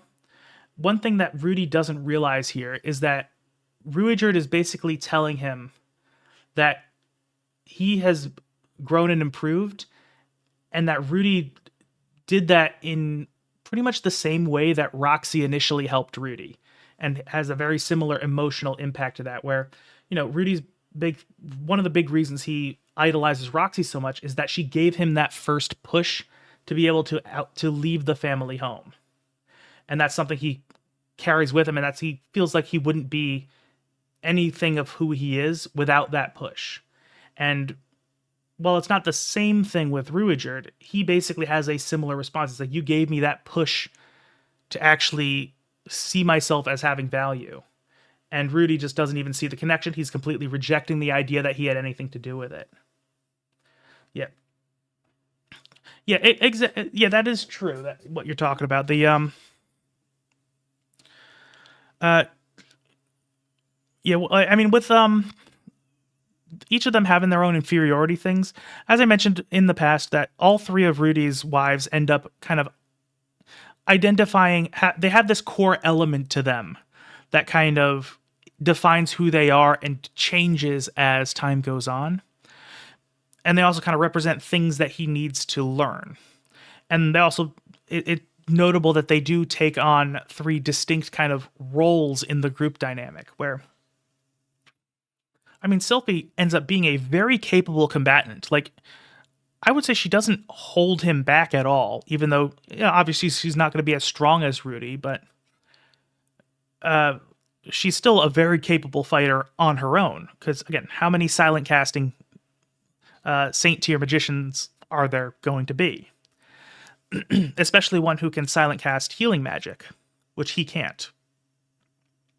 But she realizes that the way she can support him best is by easing his emotional burden and watching over the family in his absence. And then Eris, her whole thing is she wanted to be strong enough to be by his side and, you know, and again, she wants to protect him. She wants to be the person who covers his combat weaknesses, where Rudy's really good with all the magic and being at a distance and the planning. She's the one who can stop the sword from going into his throat.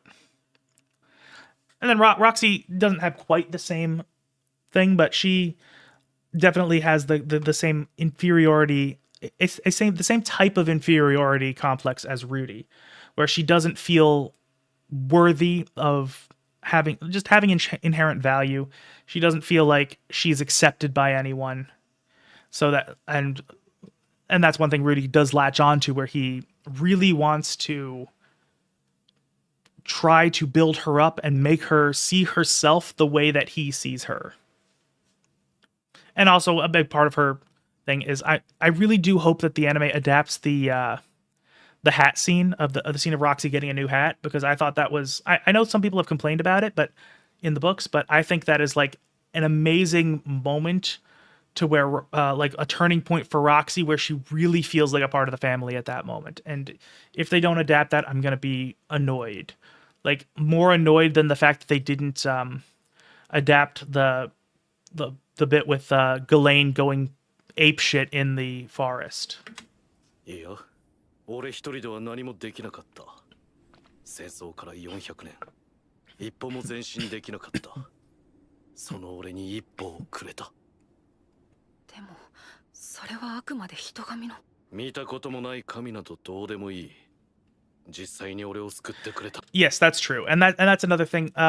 Because at that point, Roxy probably also feels very guilty about towards Sylphie, because, I mean, the one thing is that, you know, Sylphie is obviously like one of the kindest people in the entire series, and the reality is that even though she accepts that Rudy gets a second wife with Roxy, the reality is the fact that, you know, he did cheat on her with Roxy when they first got together.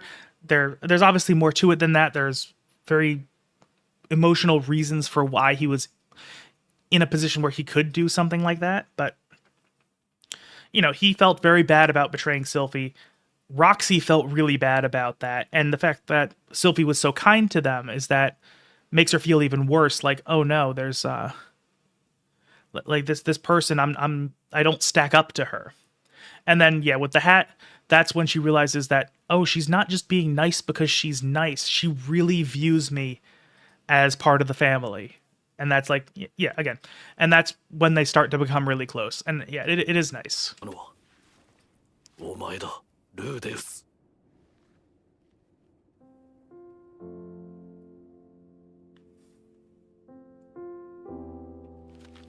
Yeah.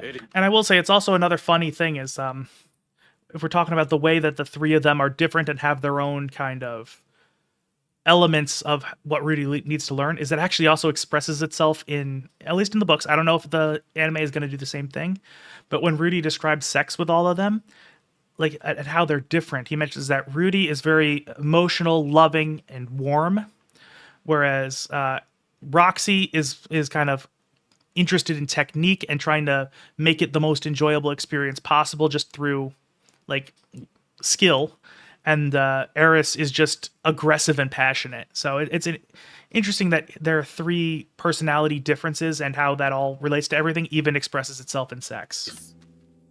何よ。お前には才能がある。俺なんかよりもはるかに強くなれる才能だ。嘘よ。And that's also another interesting moment there, because as we've talked about a couple of times, Ruijerd is estimated to be at around Emperor level, even though obviously there's no spear discipline that has a ranking system, so it's not a one-to-one comparison, but he's, roughly Emperor level. Eris only ever reaches King level, at least in terms of official rank. We don't know how good she ends up being in terms of skill. But I don't think she ever does become far stronger than him. She becomes very strong, of course. Like not saying she doesn't become extremely strong. And she becomes strong in different ways to Ruijerd, to the point where, she might have been able to utilize some of those in a fight against him and win. It's uncertain because obviously they're friends. They never had a full-on fight with each other. But I don't think she ever actually does become far stronger than him. Even though she never loses her drive, she just kind of doesn't... She chooses to hone herself as opposed to learning new things past the king rank. 神の名を冠する者と戦い、その技を受けた。その意味はわかるな。分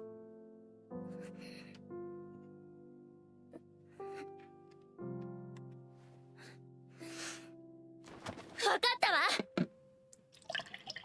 よし、いい子だ。Yeah, and that's also another moment of, yeah. So, in a sense, I mean, let's not forget that by the time she confronts Galfalion, he is basically a shadow of his former self. I think it's one of those things you kind of have to piece it together how strong Galfalion really is. Galfalion, whatever his exact name is, I don't remember 100%, but when she first meets him, he is so much against... he's so much stronger than anybody else, at least in Sword God style. I think in one of the bonus chapters, in one of the light novels, I think in like volume 2 or 3, he witnesses the cataclysm, but doesn't really pay it much mind. And at the time, he's training. And the way he does that is by fighting 2 emperors at once. And just kicking their ass. So he is on like a crazy high level. And by the time that Eris... well, I haven't seen Frieren yet. That's on my to-do list, but I have not watched it yet. But the thing is, so at the point where Eris fights Galfarion, he's still very good. Like, not to say he's not strong, but that's the point where he has, at that point, been beaten and his position has been taken. He doesn't view himself in the same way that he did before, and I think he's a lot weaker than he was at the time. So, yeah, I've heard it's very good, and again, I plan to watch it at some point. Just I haven't yet, but yeah. So while Eris does beat him, he's not at 100% at that point. So it's hard to say that. It's just hard to say at what point things are. Oh, excuse me. Sorry. Been drinking a lot of water, so I have to use the bathroom again. And it's unfortunately required because if I don't, I will destroy my voice. Be back soon.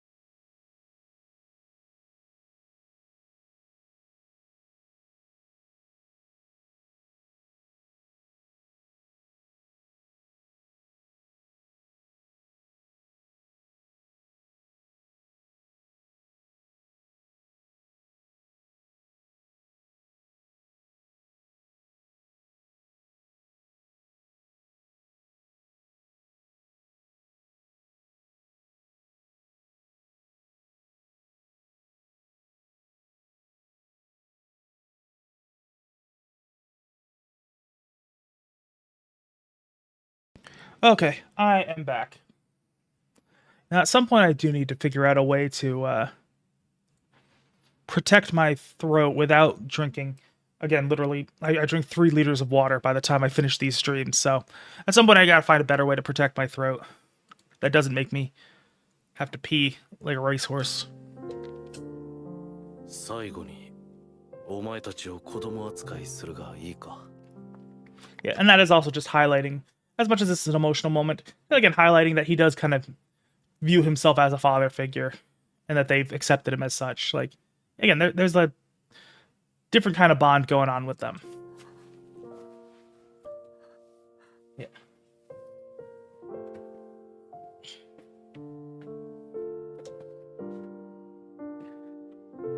Yeah, that's probably a good idea. I mean, I know, like, I listen to a lot of metal music, and I know a lot of them will actually drink milk before they perform because the mucus will end up protecting their throat when they scream. Yeah, I do have. I don't usually drink it much myself, but yeah, that might be a good idea.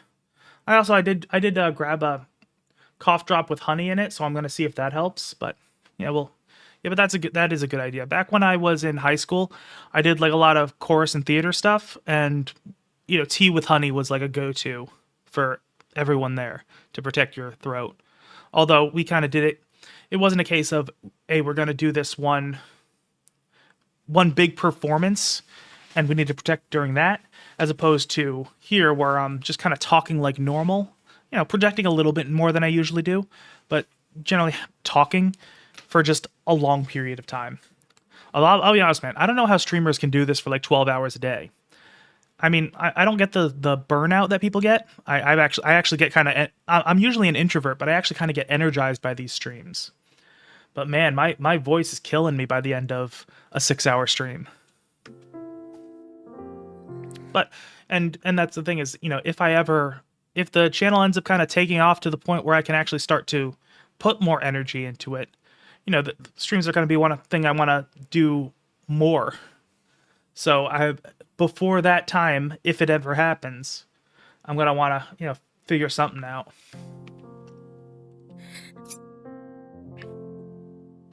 Yeah. And that's just, that's just gut-wrenching, seeing her be so sad.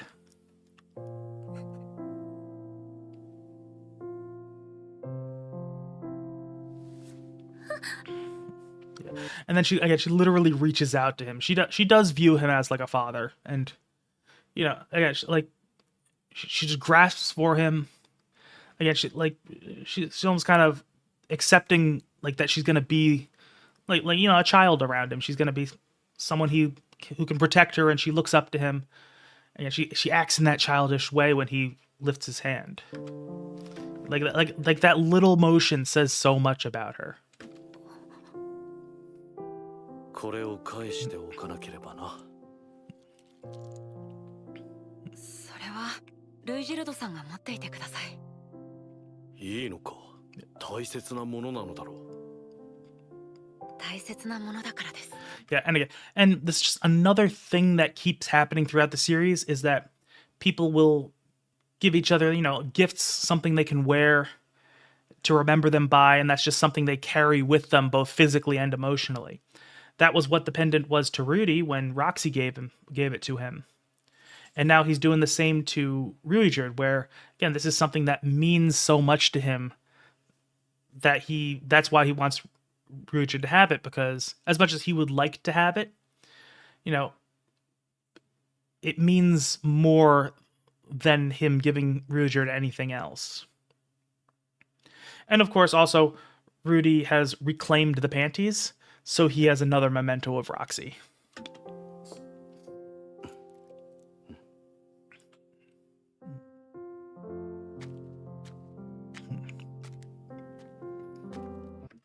And I actually got to say before I came back, I grabbed a cough drop that has honey in it, and yeah, no, that it's like I'm seeing an immediate difference. So I think that's going to be the strat moving forward.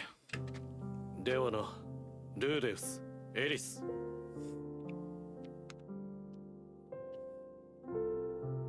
また会おう。言いたいことはたくさんある。 And I also think this is like one of the first times Rudy parts with a close friend, like not like suddenly, and also somebody he views in a purely platonic way, where there's just no chance that he's ever going to develop an interest in this person. So it's a completely different experience, because again, the people he's gotten close to so far are Roxy, Sylphie, and Eris, all of whom he would eventually end up marrying. So it's a different kind of relationship with them. And despite the fact that on multiple occasions Sylphie makes him question his sexuality, he's not actually gay. So that's, Ruijerd is out of the picture in that sense. So he's probably having a different sense of emotions, and it's also something he's not familiar with, because he just hasn't had a proper friend for like that, probably since like 30-ish years ago. 言葉にできないくらいたくさんのこと、たくさんの気持ち、別れたくない、仲間だという気持ち。 And I love how they bring back this face during its memories of Ruijerd.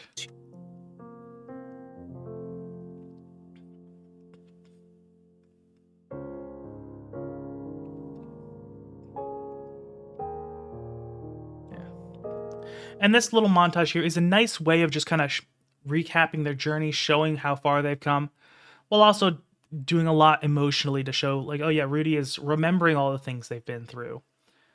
And he's sad he's going, but happy that they went on the journey together.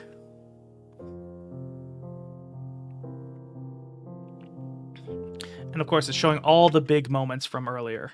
And it probably saves on the production budget as well, because they can just reuse stuff they've already worked on. そうだ、また会えばいいのだ。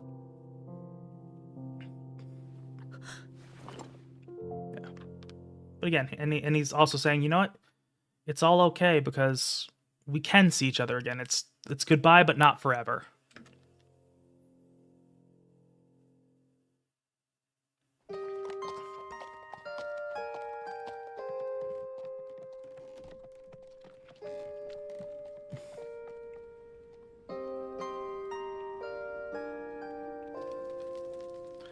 Oh, my cat is in the bathtub. I don't know why.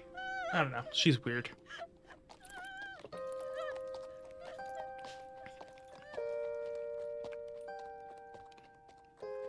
And it's almost like the same kind of feeling we get here as when they first walked to Rudy's old home.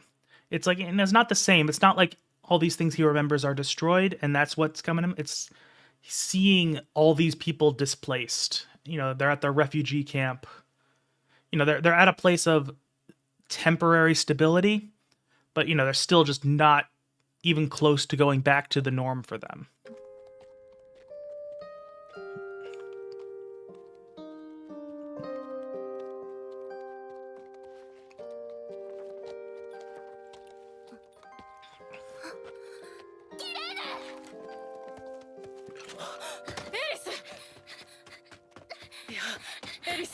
Yeah, and I like that moment right there where, I mean, we know that Ghislaine isn't exactly like the prim and proper etiquette type, but I like how she kind of betrays how much she cares about Eris by temporarily letting her emotions take over and kind of slipping into a more informal way of addressing her before catching herself and going back to, like, treating her as, the child of her lord.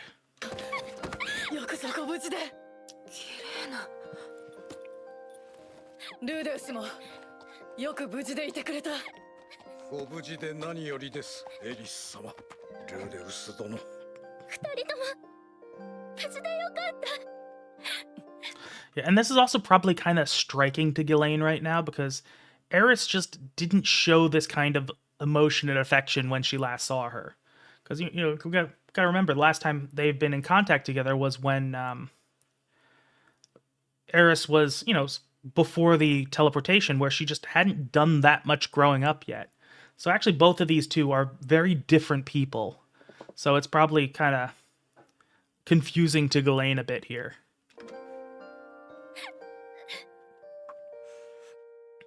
ルーデウス殿は外にてお待ちください。スも一緒。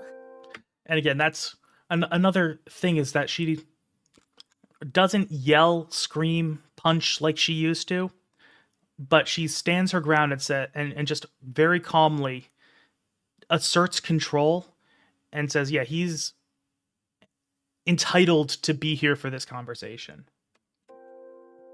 エリス様がそうおっしゃるのであれば Like she just expresses herself so differently than the last time she's seen all these people that it's kind of striking when you really think about it.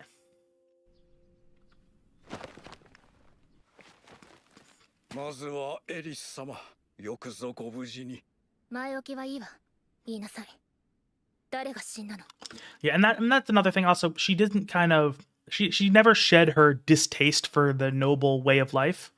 So that's still there, but also I like this episode made me really like this episode next made me really like Alphonse, this butler guy, because you know, he seems kind of stuffy with, you know, you got to stick up his ass.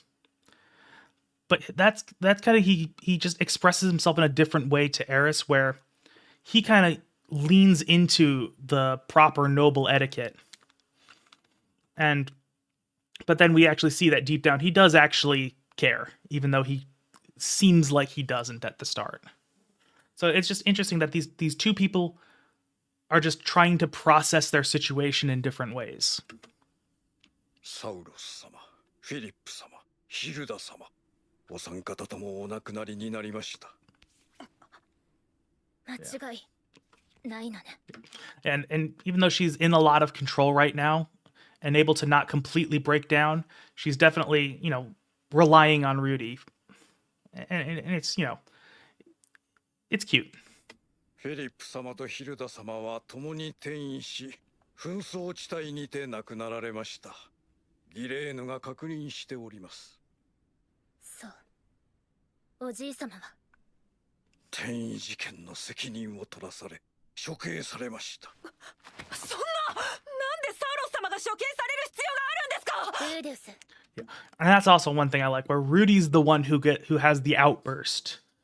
And then but Eris is still kind of in control and calm and reels him in, because usually it would be kind of the other way around. So it's interesting to see how both of them have almost kind of had their reactions flipped because they both grew in certain ways. Rudy is able to kind of express himself a little bit better than he used to. He doesn't hide behind his mask all the time. So that's why he's willing to kind of stand up and say that, you know, he's outraged. But Eris has kind of gotten the other way, where she's able to control herself now. So whereas she would have an emotional outburst earlier, now she's able to kind of reel everyone in and say, okay, I need to address the situation as it is. As upset as she is. And obviously we see she's upset just from the way she speaks, the way she's just not moving, and the fact that her eyes are completely covered. Which, that's just a very common way of visually doing things.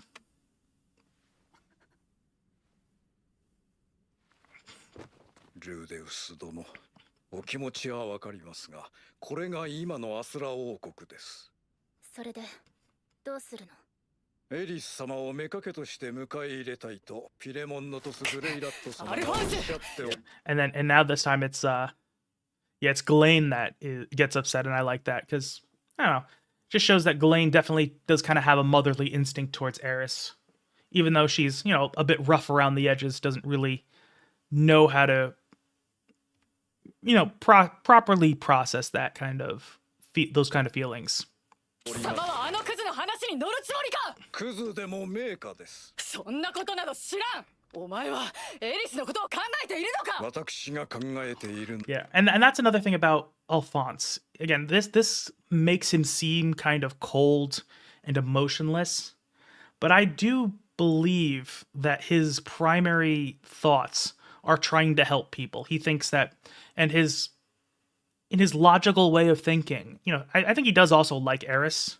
Like he cares about her to a degree, but he's also thinking, if she does this, this is probably what's best for the people in this region.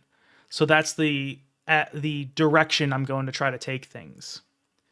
So yeah, again, he seems cold, but I think he feels like it's for a greater purpose and like an ultimately altruistic one.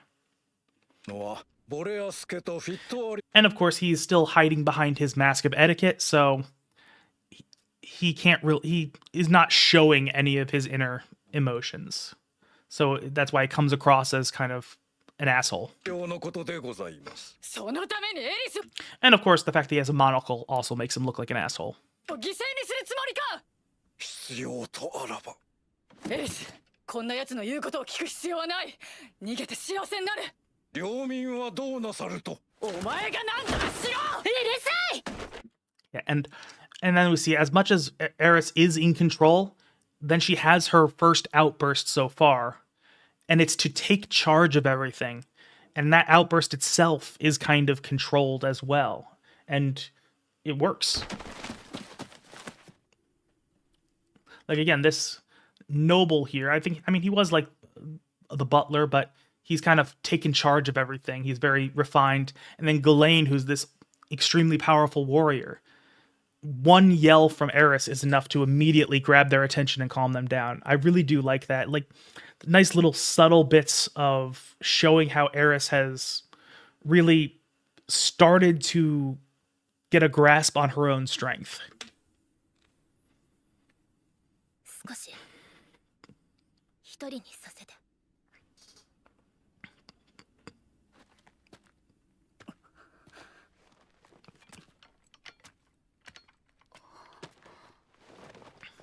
エリス、その聞こえなかったの。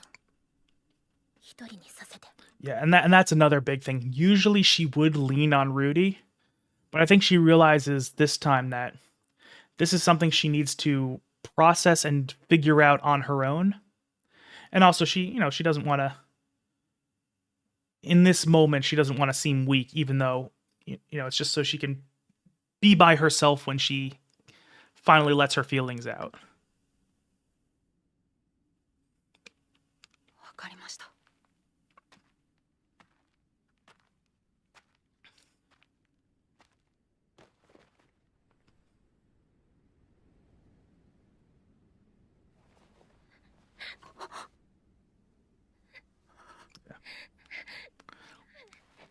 Yeah, and that's right there. Rudy hearing that, getting visibly affected by it, and still walking on. That's another thing that I think shows how he's starting to grow. I think his old self, even from like a year or two prior, would have wanted to rush in and comfort her. But I think at this moment he realizes, every fiber of his being wants to be with Eris, but he also kind of realizes, yeah, this is something she wants to process by herself. So he, as much as he doesn't like it, he ends up accepting it.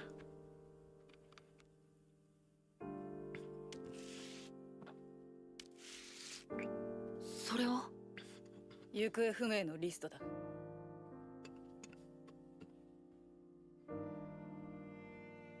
母様はまだ見つかってないんですね。ああ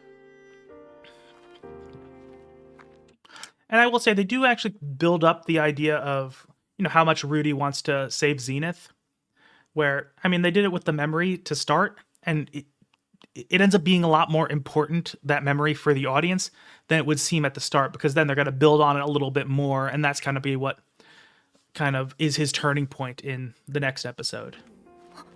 シルフィーまさか知り合いかそっちの死亡者リストは見たのか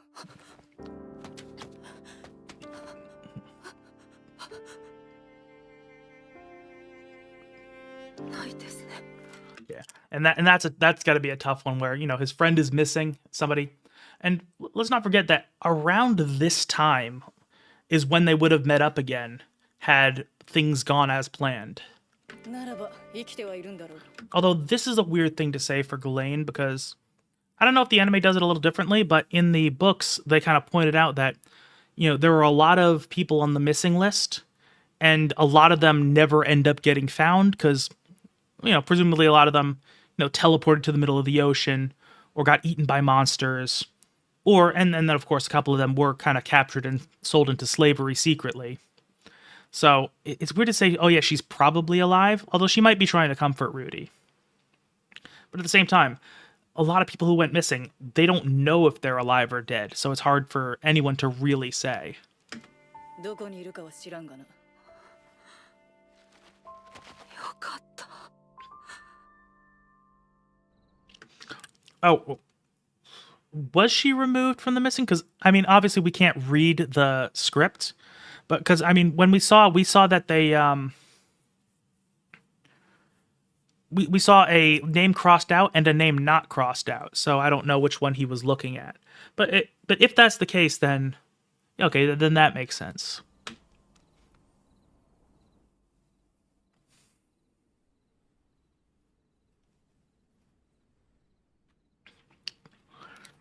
And this scene I like a lot as well, because it kind of harkens back to the scene from episode, I want to say 8, where they first make their 5-year promise. And that's because, and, you know, it's a very similar kind of start, where,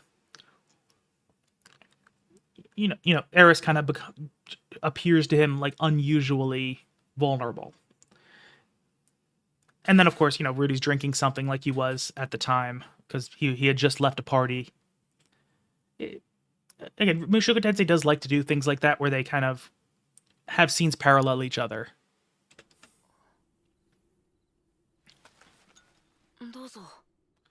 And of course, that scene is going to be something that really sticks in his mind, because, again, at the time, he hurt Eris and really felt bad about it and says, I don't want to do that again. And that's why he clings to the 5-year promise so hard. こんばんは、ルーです。エリス、もういいんですか？大丈夫よ。まあ、こんなことになるんじゃないかと思っていたわ。I mean, honestly, she's probably not lying there, but she probably kind of realized decent chance shit got fucked. So I think she did some of her processing ahead of time. これからどうするんですか？どうって？アルフォンスさんが話してたことです。どうでもいいわ。どうでもいいって。ルーです。私一人になっちゃった。Yeah, and that means more to Rudy than I think she realizes, because again, that's one of the things Rudy's trauma is all about, is that he felt completely alone and isolated. So that, you know, when you mentioned that Ruijerd felt alone, or that Orsted probably feels alone, like this is something that he really has a visceral emotional reaction to that lets him connect to people. それでね、私この間15歳になったの。全然気づきませんでした。今から何か用意した方がいいですかね。欲しいものとかありますか？家族よ。Yeah, and that's a crazy, like, this is Eris really just bearing her soul to Rudy, just in her kind of closed off way, where, I mean, she really does view Rudy as somebody on the level of family to her, as she did with Ruijerd. And this is just like her way of saying that she really wants to have that connection with him and to keep that connection with him. Even though at this point she's probably already decided that she's going to leave. And this is her way of trying to soften that blow for Rudy and express that, you know, that she really does care about him, even though she is just not communicating it effectively, and it's going to have some rather negative consequences. ルーデウス、私の家族になりなさい。兄弟になれという意味ですか？ Yeah, and of course, Rudy's kind of dumb. He just doesn't get what she's trying to say. 関係なんて何でもいいわ。つまり一緒に寝ましょうってことよ。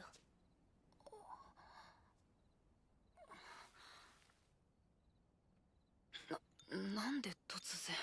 And I do like how this cup is going to actually become like a pretty significant visual element of the scene. So I do like how they're already starting to focus on it.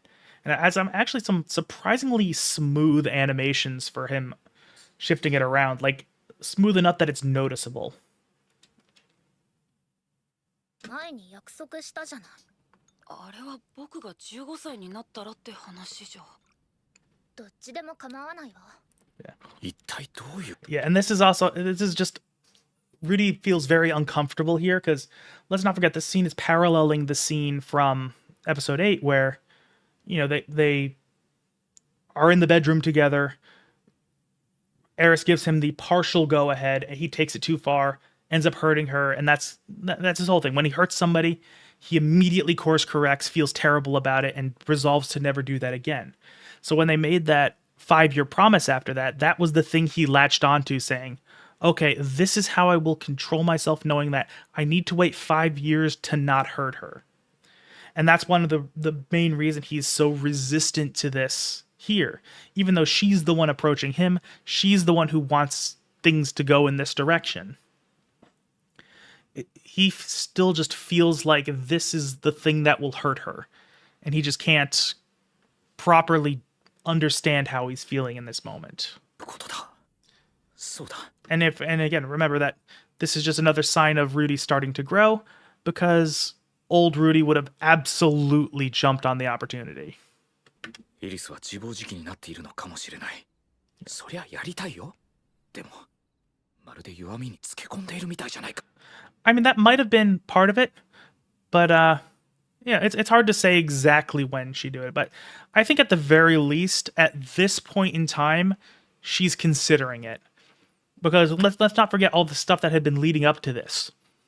Even as far back as when Rudy got the demon eye, even though he's not a very good swordsman, he was able to beat her in a sword fight because of his demon eye, and she was probably at either high advanced or low saint tier at the time.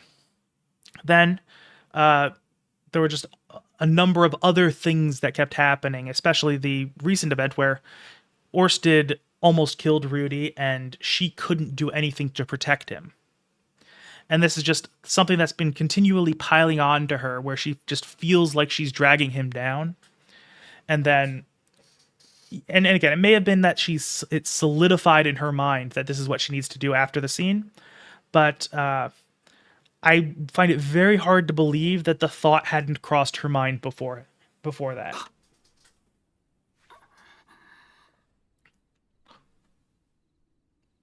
Yeah. And also, let's also not forget that Orsted mentioned to her, it's like you have potential, but you're unpolished. So that might have been the thing where it's like, you know what? If this super powerful guy says, I've got some skill, maybe I should actually put in the effort to really hone myself.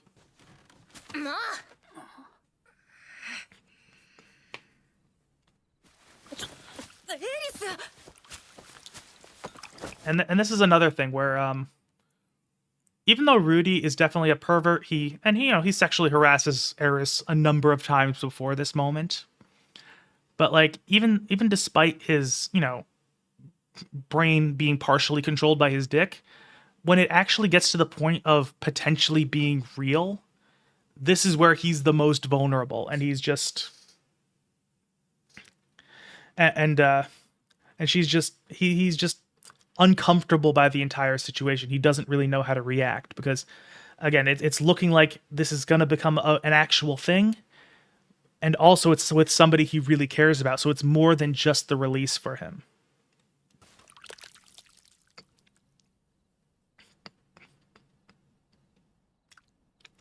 So part of it is he's still clinging on to his old promise because that's how he views himself as being able to not hurt her, but also, the idea of actually really being intimate with somebody kind of terrifies him because he's never experienced anything like it.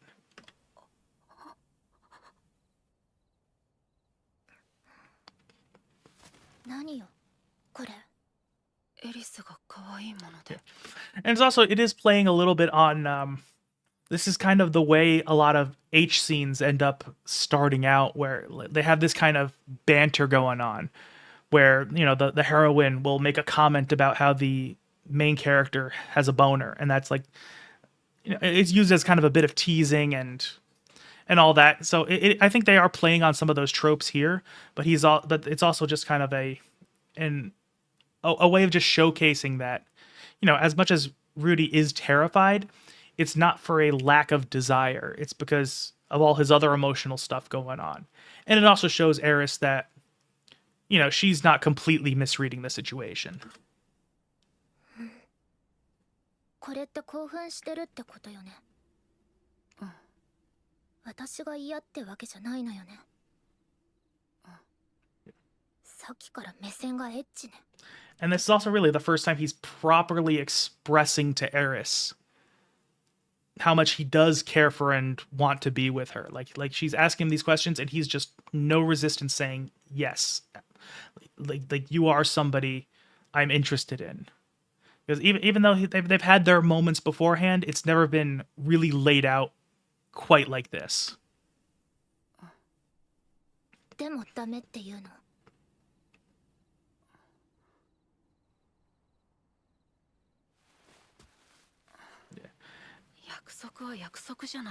Yeah, and he's making that promise. And I do like how the pillar hides Rudy's face here because, you know, he's conflicted, he's confused, he doesn't really know why he feels so resistant to it. And he realizes that it's the promise.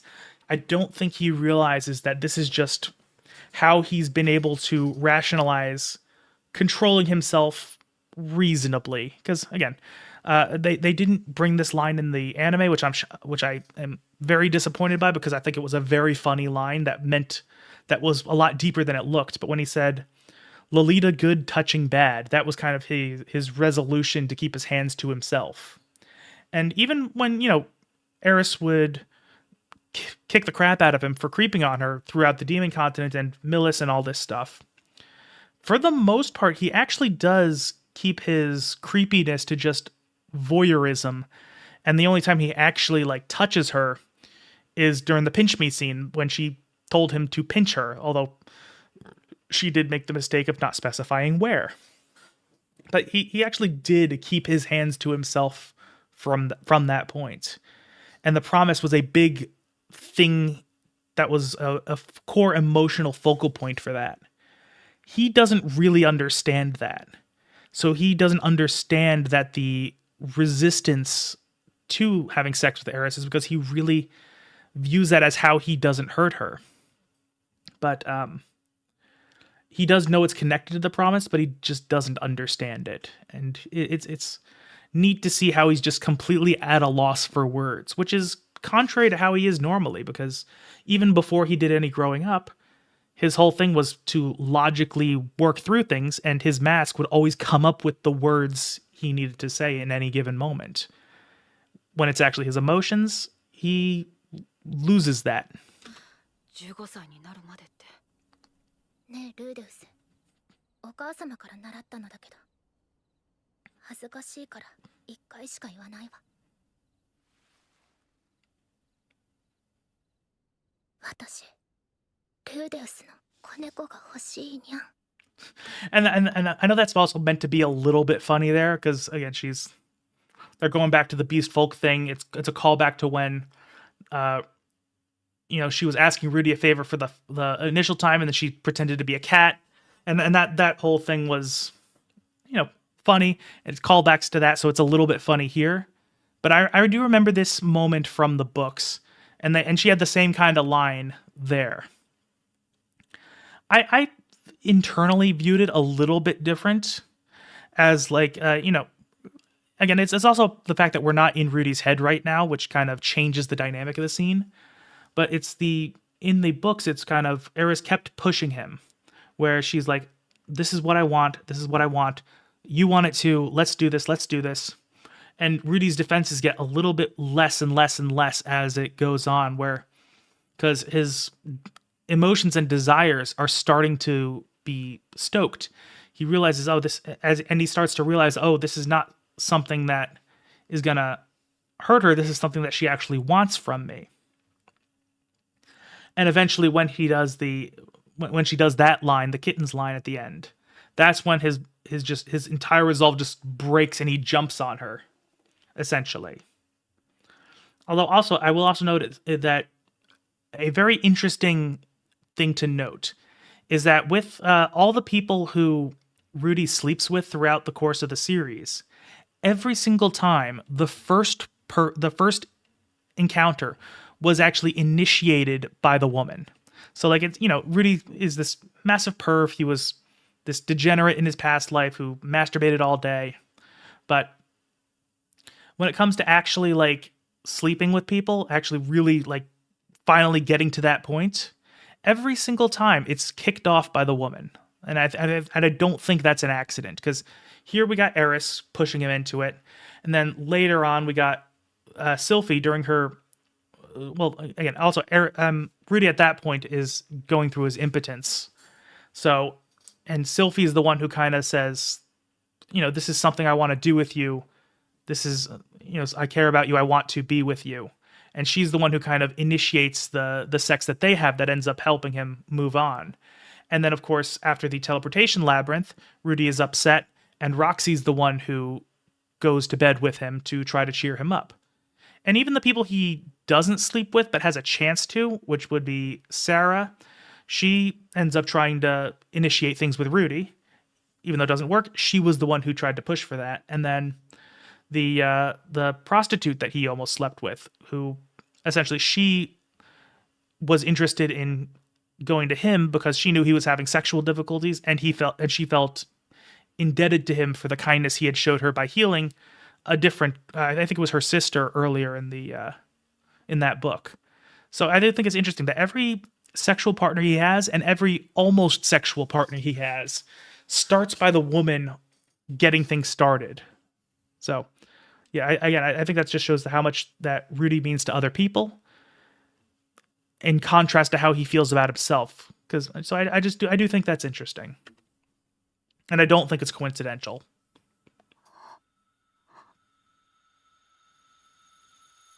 And that's a cool transition right there. Using the pillar to go from the back of Eris's head to the cup.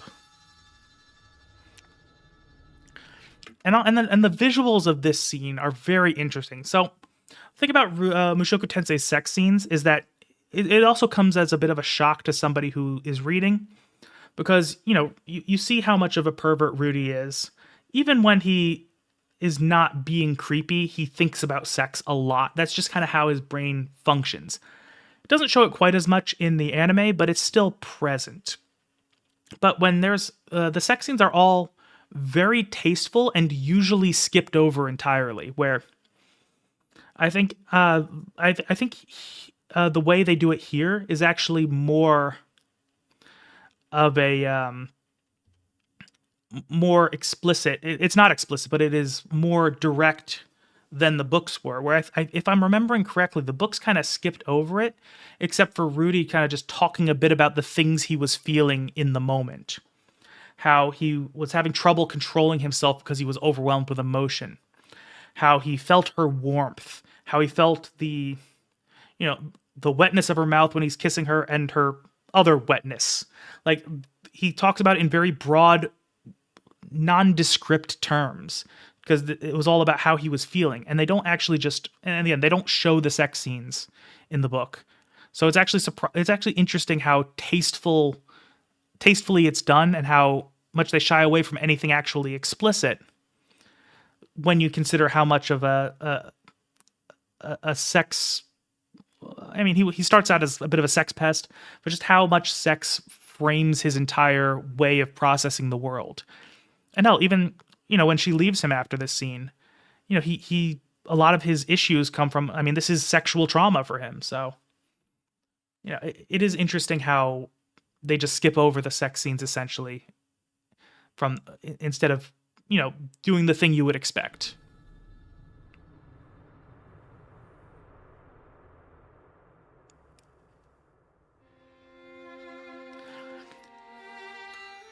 Yeah, and again, it's just the way the cup integrates into this scene.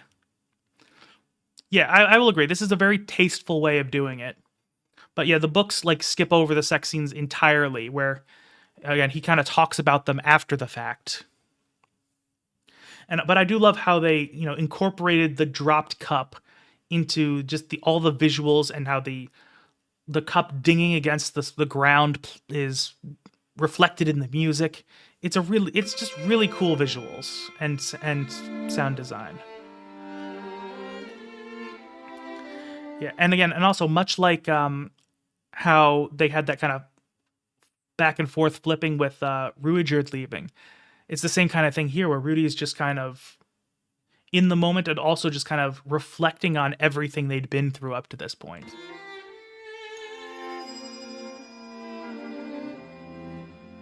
And it also gets a little bit surreal at times as well because the cup ends up bouncing way more than it should.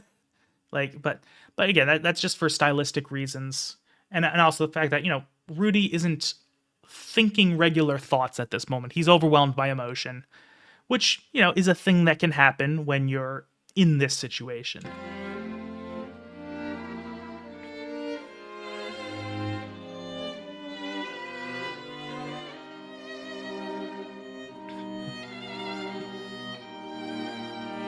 Oh, and I mean, this section is 100% going to get me a copyright claim, but that's okay. I'll deal with it when it comes time.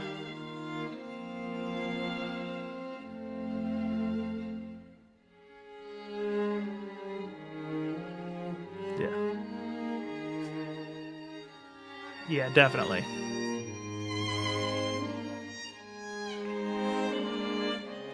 And I will say this music is pretty beautiful. I do like it a lot.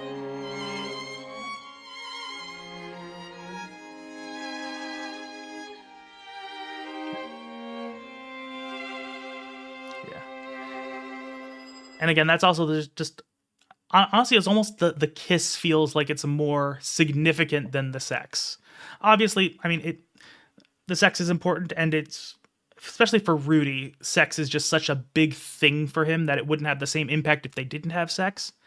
But it's the fact that they're really first showing a true reciprocation of love.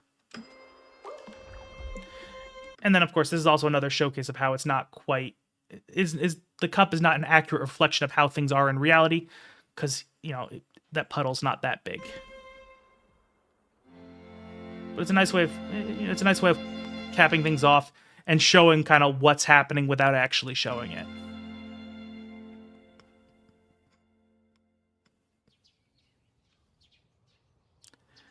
And we'll also notice that the color palette, not the color palette, but the colors are much more bright now.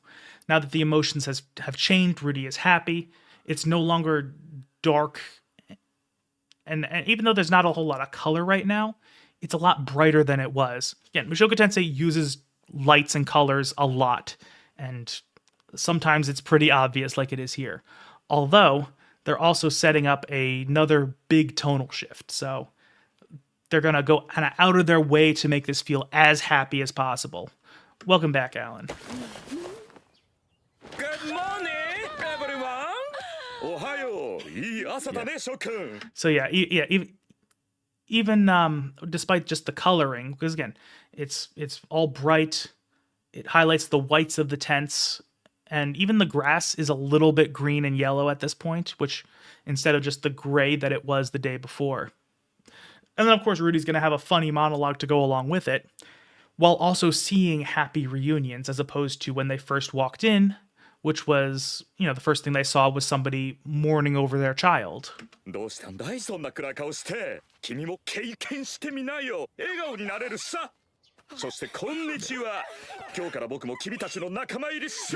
again, it is funny, but it's also, it's wholesome. Seeing a happy reunion, seeing for Rudy things are starting to look up. And he's really he's just in an amazing mood because he expressed his love to somebody who expressed it back to him. He just feels as accepted as he ever has, and that's why what happens next is going to hurt him so bad.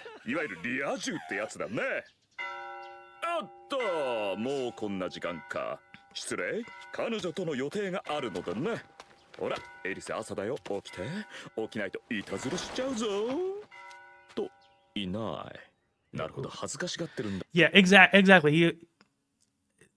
I mean, I think that's the thing that kind of shifts his entire way of doing things. Like the fact that he drops so much at this point, like this sets him back so much, is like such an important thing.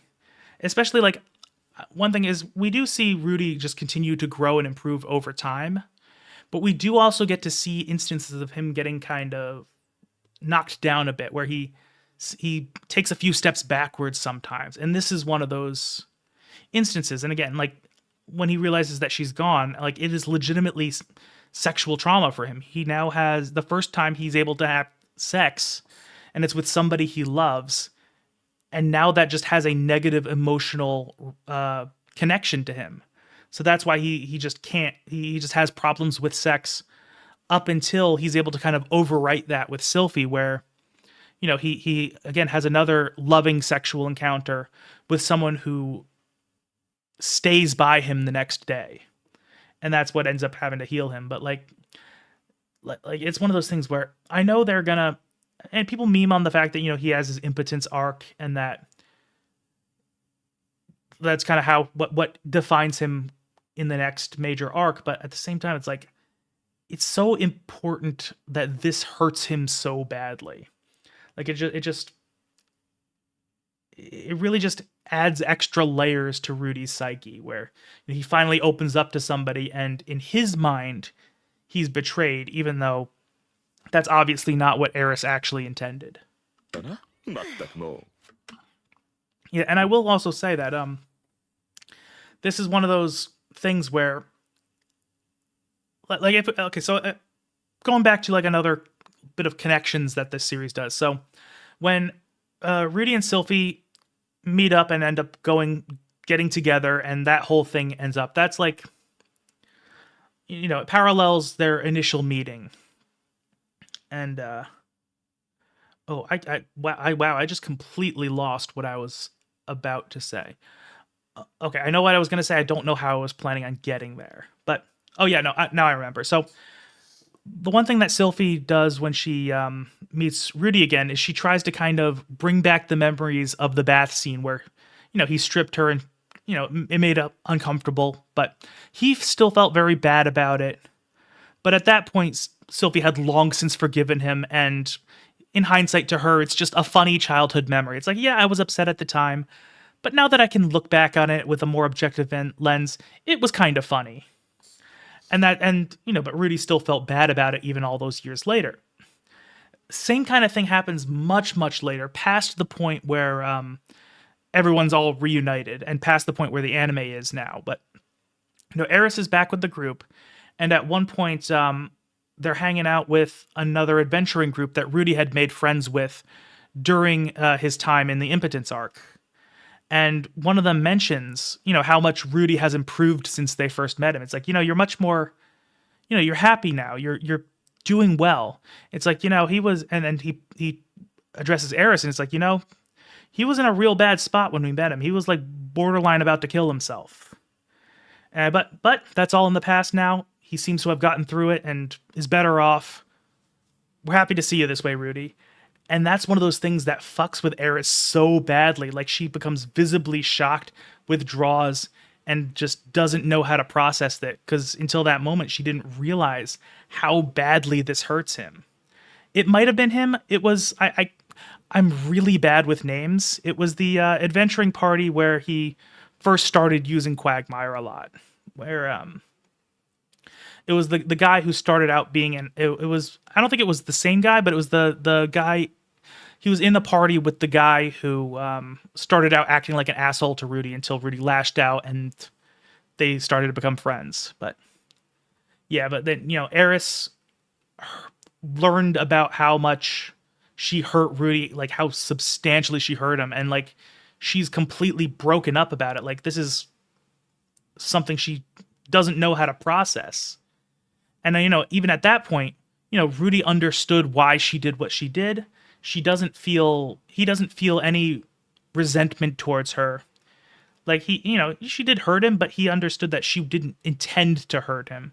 Now they're back, they're happy, and he had, of course, long since forgiven her. Honestly, even before he knew what was going on, he had forgiven her.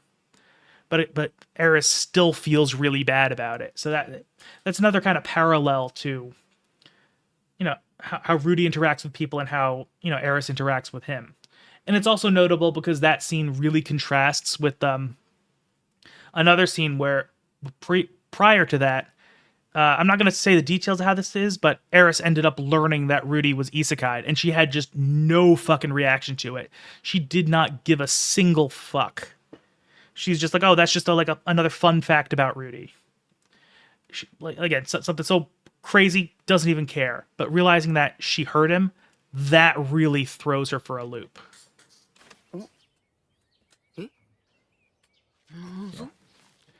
Yeah, and of course, this also is doing a couple of different things where, you know, cutting hair is a very common way of symbolizing change in a person.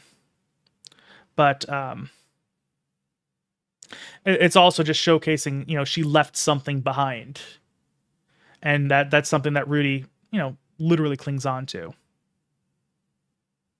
Yeah, that's true. It's I mean, that kind of, they're definitely leaning into the hair cutting symbolism here. Because again, like if you've watched movies and stuff, you've seen somebody go through a big emotional moment and cut their hair in the process. That's like common. Hell, even in like that, even like that's been used like thousands of years ago. Like the story of Samson in the Bible is all about having a change when he has his hair cut. That's like a big common storytelling trope. So, and I mean, or if you've seen Mulan, when she decides to leave her village and go to war, she cuts her hair. That's just like a common thing. So I like that they're kind of leaning into that, and it does make sense that they would go that way instead of the panties, because they do seem to try to soften a lot of the edges from the visual novel. I mean, not the visual novel, the light novel in the anime, just to kind of, again, a lot of the more explicit concepts are things that they tone down a bit. So it does make sense, even though the panties were kind of funny, and it is a great showcase of just how Eris thinks.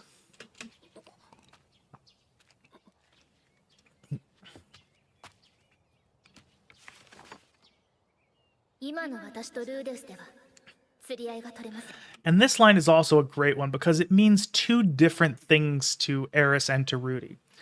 To Eris, her entire thing is, I'm not strong enough for you. I need to go back and be worthy of standing by your side.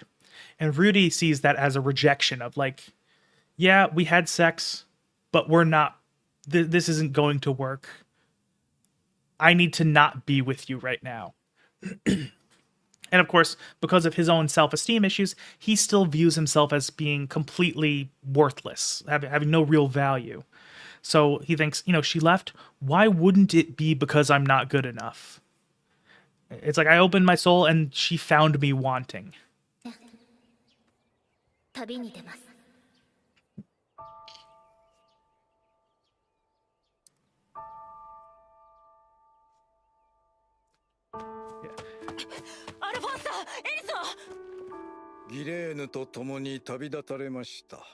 And that's also another just showcase of how Eris is not very good at expressing how she feels. Like, she's getting better, but I mean, she doesn't realize how easily what she's saying could be misconstrued.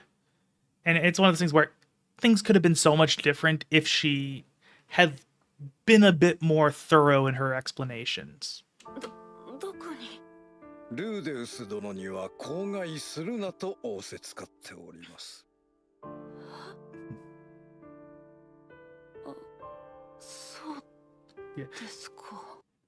And I love how you can just so clearly see in this moment how he just is short-circuiting. Like, his brain just kind of stops at this point, or it both stops and goes into overdrive.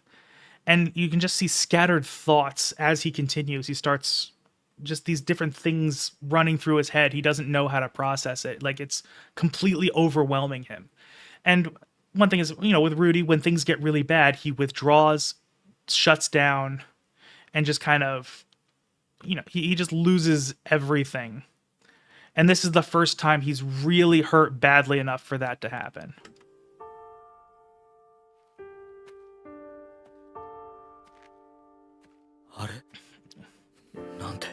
Yeah, and even his thoughts are just one words of...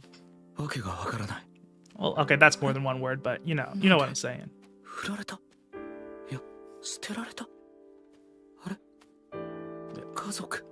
Yeah, and that's one thing he learns is kazoku, family. It's like, she said she wanted to be family with me. Why did she leave?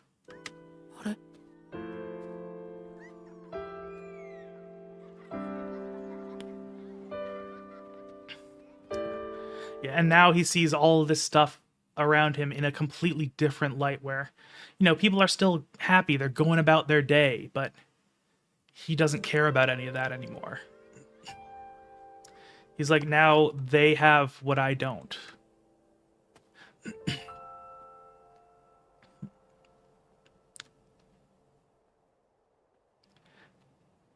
And again, the music cuts out, the sad music stops.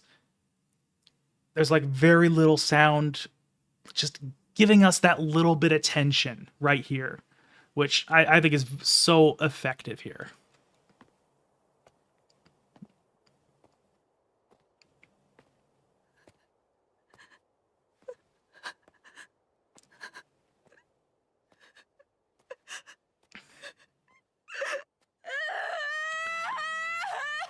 And this scene, aside from the fact that it obviously is very emotional, I'm like feeling it right now. But another thing that I think that struck me when I watched this the first time is up until this point, Rudy, while he has had his vulnerable moments, he's never broken down to this degree. He's never actually like really cried. That just isn't something he normally does. Like we've seen, and with Eris, she's a pretty strong person emotionally, but there have been a couple times where she just, completely gets overwhelmed, and she just starts, and she cries, and she leans on Rudy, and he comforts her. But now, when he's at his lowest moment, he's broken down, he's sobbing. Now he has nobody to lean on to, and that just really highlights, it just feeds into every insecurity he has. His whole trauma is around being alone, having nobody. And we'll see a lot of that connection in the next episode where he's, he consistently kind of goes back to that old place of his old life. And it's just, man, it's not just the fact that she hurt him as badly as she did. It's the fact that he's at this moment all alone and just doesn't have anybody who can support him at this moment. And that hurts him even more. Like this kind of idea was still present in the light novels, but I think just actually seeing him actually break down in a way we've never seen before just amplifies it so much more and makes it just more emotionally resonant than it was in the books. So I think the anime did like a really good job with this moment here. And excuse me for just 1 second. I'm going to grab some more cough drops because those actually really helped. And also pee while I'm at it. Be right back.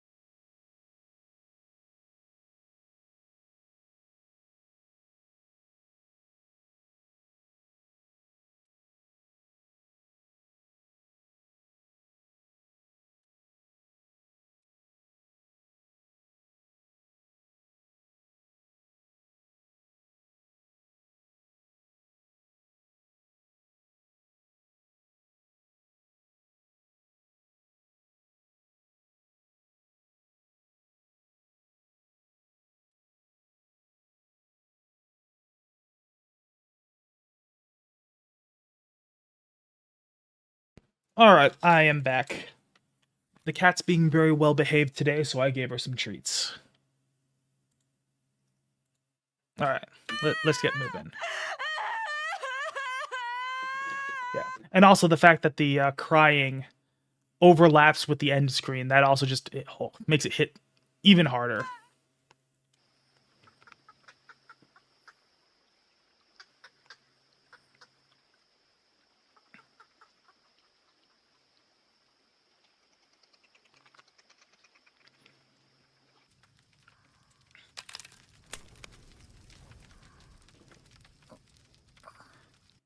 And then you know, the last two openings or the intros to the last two episodes, they've always been they both were kind of creepy.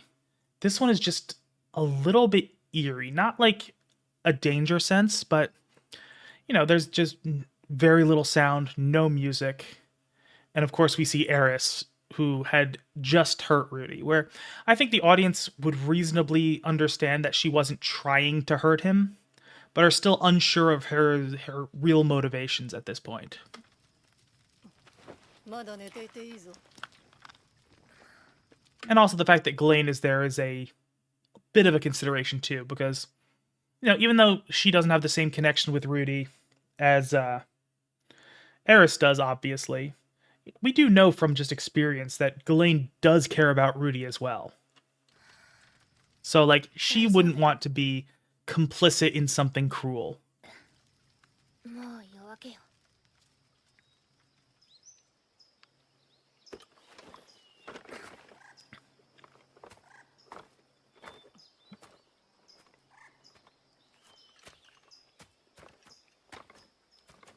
Yeah, and I do like how they're starting out with, for the people who haven't experienced the story before, I like how they're kind of holding back on showing what Eris is really thinking at this moment. Like, to leave it leave a bit of a question mark there for like, why did she really leave? Where you could probably piece it together.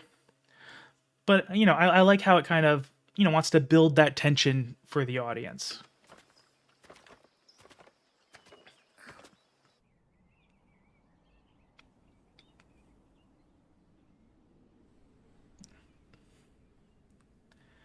And again, this is just how Rudy deals with really bad situations. He completely shuts down until something pulls him out of it. And at the moment, he doesn't have anyone to pull him out of it. Nobody who he cares about enough to really do it until he comes to the realization on his own. Yeah, and I will say these bubbles are like uncanny because they're obviously not drawn in the same style as the rest of the animation is. So, but they're used as transitions a couple times. They're a great representation of his negative emotions. Oh, gotta real quick just mute that because that's definitely gonna get caught. And then it's also interesting how it then transitions from, the end of the last episode was Rudy at his absolute worst. And then, it's not happy in the introduction, but it's, kind of neutral. Hey, welcome, Zamius.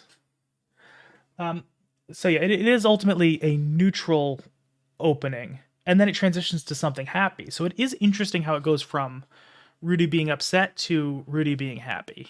Not Rudy being happy, but the surrounding scene being happy. And it's also important that now this is the first time we're seeing that things are starting to look up for everyone. Where, there's been a terrible event, people are hurting, but they're starting to build up again. Like that's not something we saw when Rudy first showed up at the camp. And of course, obvious visual symbolism of the god rays of the sun beaming down onto them. Common symbolism for, hope.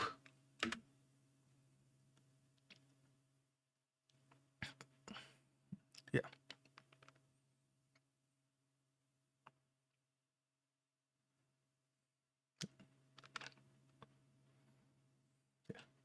Yeah, and again, and if you hadn't already gotten the message there, they're starting to say it very explicitly now. Like, I hope that things can get back to where they were. Anthony, I'm just kind of analyzing the series as a whole. What I've done is I've read the books in the past, and then I actually did a video where I really went into depth on Volume 1. And I've been meaning to watch the show anyway, so I'm just kind of wanting to analyze it just as a whole. How does it tell the story? What does it do? How does it line up next to the books? And I will say I do watch these ahead of time and take notes just so that I can be a little bit more primed to discuss it on stream.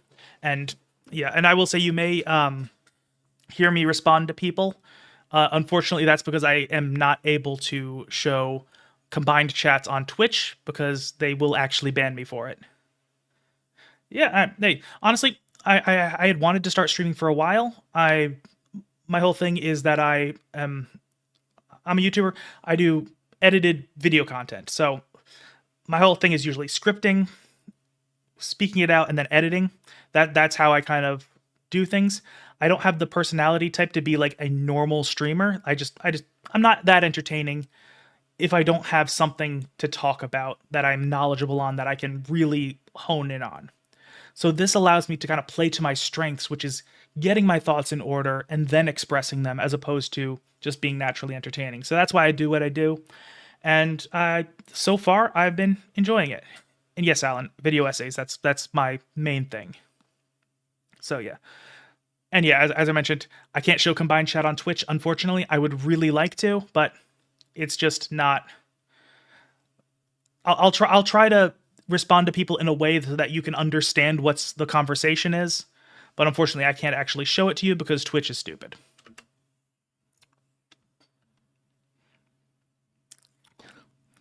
Although I will say, you on Twitch, you do have the advantage of being able to hear the music. I do have to mute the music during the OPs on YouTube, or the stream could get shut down. And they also have a filter on it, because otherwise I'm going to have a lot of visual claims, which would make me have to chop up the VOD, which is not something I want to do if I can help it.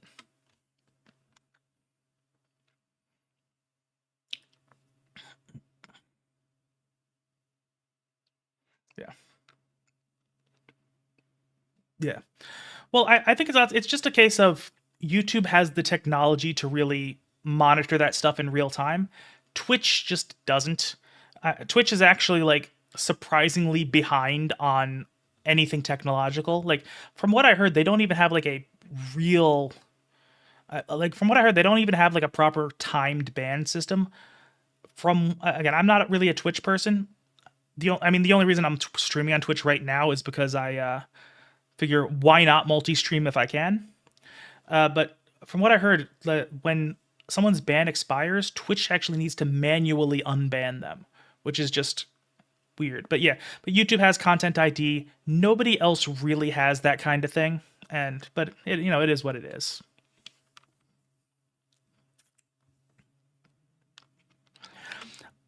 Alan, I did the filter. I had been tweaking it every so often, trying to find the right balance. This is pretty much as transparent as I can make it, to where I don't have any visual claims. Because the unfortunate thing is, when it comes to visual claims, I have to outright chop that section out of the VOD, and sometimes that does include things I say. If I had the option of just blurring things, I absolutely would. But it's just not an option as a response to copyright claims, which it should be, but it's not. But this is the level at where it doesn't automatically detect anything. Maybe there's a way to adjust it to cover less. I'm going to have to play around with that, because I do want to have it cover as little as possible, but it's just not worth fighting claims for. They will literally drag it out for a month. So this is unfortunately the best solution I have at this time.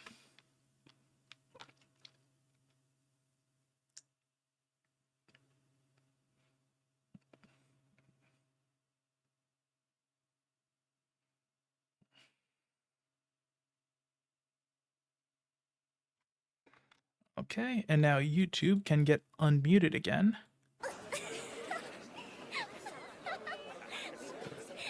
Yeah, and I do like this episode for how it really leans into Rudy's past life and how so much of his current sadness and trauma is reminding him of all that. Would it be interesting in trying the visual novel? Maybe. I cannot make any promises in that regard, but I don't think I have it on Twitch, but on YouTube, I do have an email in my YouTube bio or my about section. If you send me an email, I can promise I'll consider it. I can't necessarily promise any that I'm actually gonna look at it, but that's how to kind of get it in front of me. Yeah, I mean, unfortunately, I work a real job. I just don't have a lot of time.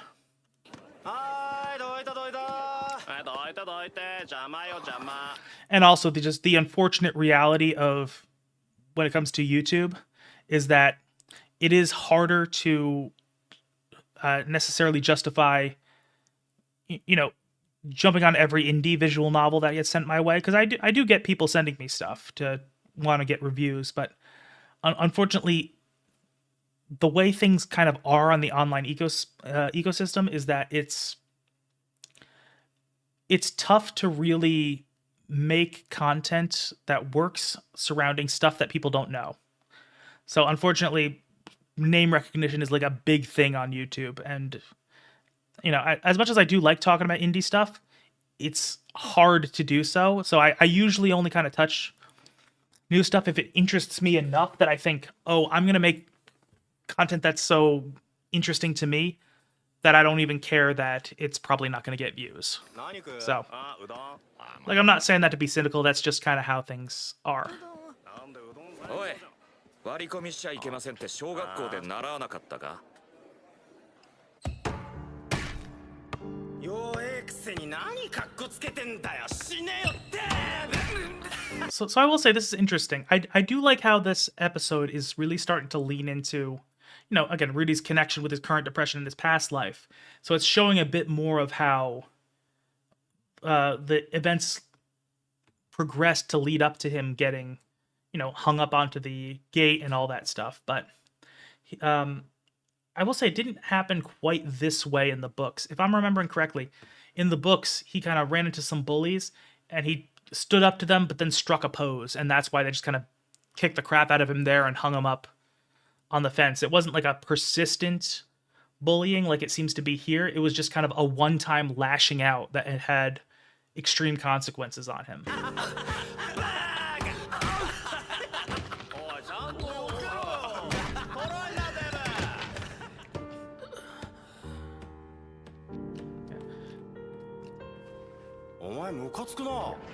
Yeah, and like I was saying earlier, like he's definitely, as much as he's definitely is overweight here, he doesn't look that fat. Yeah.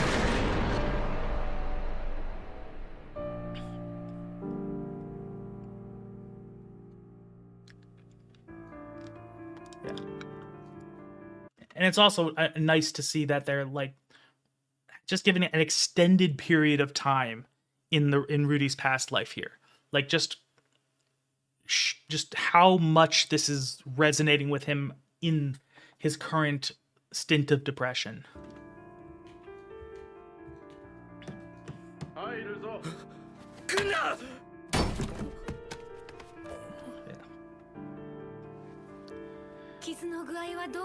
And I also will say, I'll talk about it in a bit more detail in a minute, but I do think that this scene highlights something I do say a lot about Rudy's parents being, not bad people, but not what he needed.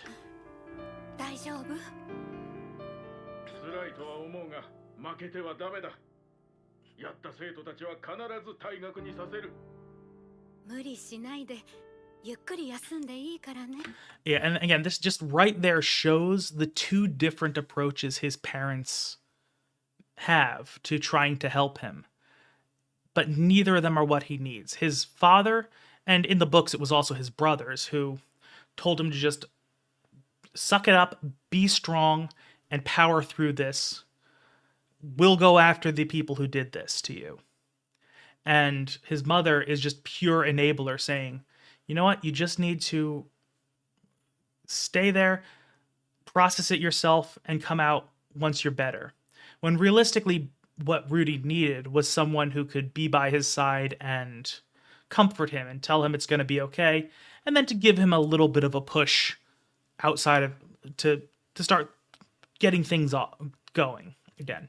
Of course, it's also showing that Rudy is at this point resistant to anyone trying to help him. pushes people away. So even if they were giving him what he needed, it's questionable as to whether he would actually have been able to really utilize it. But regardless, again, these two people are clearly care about him. They're clearly not bad people, but they just aren't the support system he really needs at this point.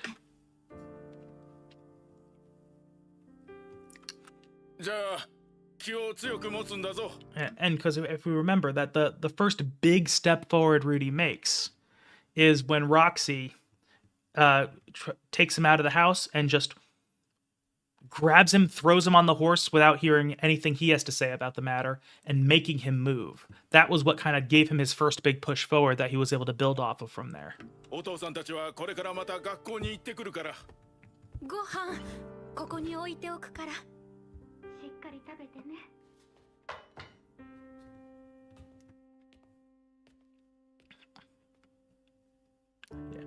Again, I know you'll be fine. All my children are strong.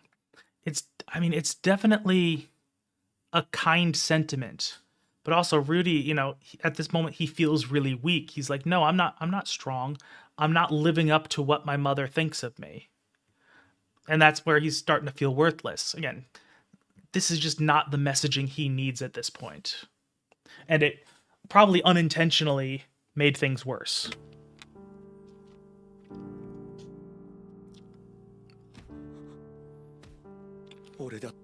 I will also say it's actually just looking at that note is kind of neat because I've been studying Japanese. I actually could read most of that, even though the handwriting wasn't so good. So I thought that was kind of neat. Yeah, again, I would be strong if I could. Yeah, and again, once again, when he cries, he is alone. Another just direct connection to Rudy's current experience.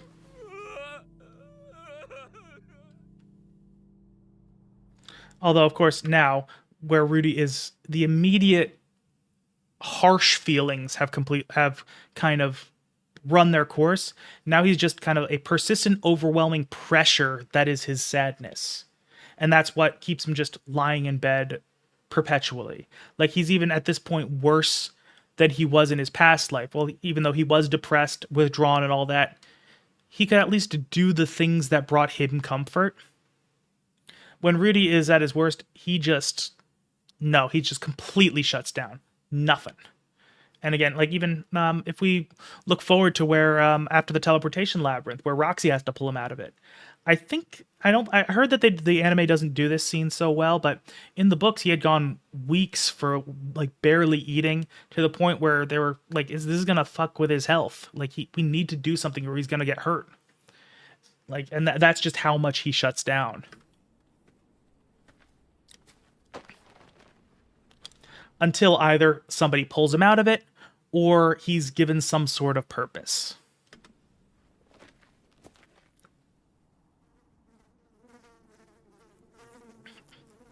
Yeah, and again, you can see he's not eating. That's like, again, a common theme of again, Rudy just neglects everything, including himself, when he's depressed.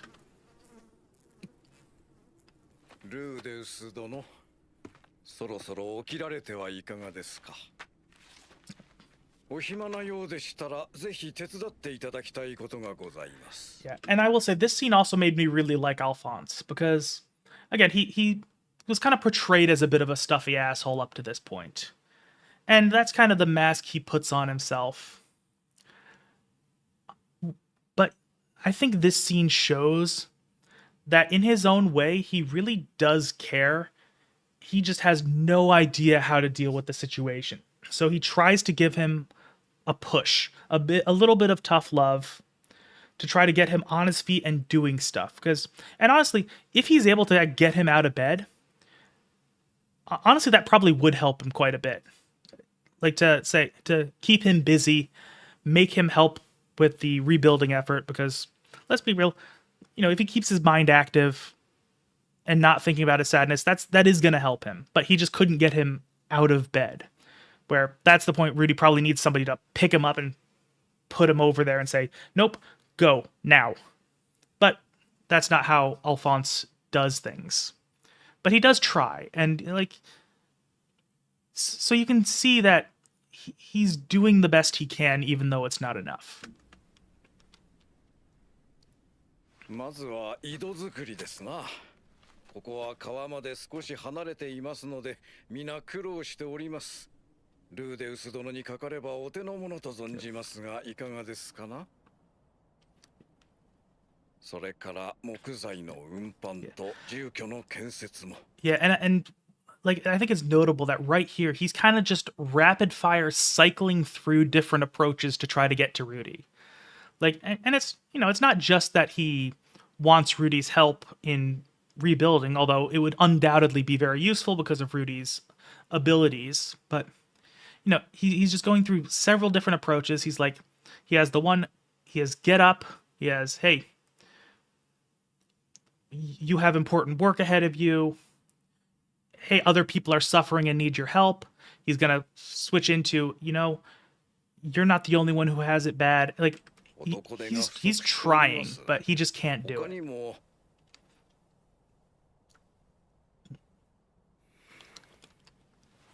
エリス様のことですが、転移先の地で事故に見舞われ亡くなられたということにする予定です。Yeah, and that's another interesting note where, you know, again, and you're, as you said, Alan, yeah, he stayed loyal because he really does care about the people and the region.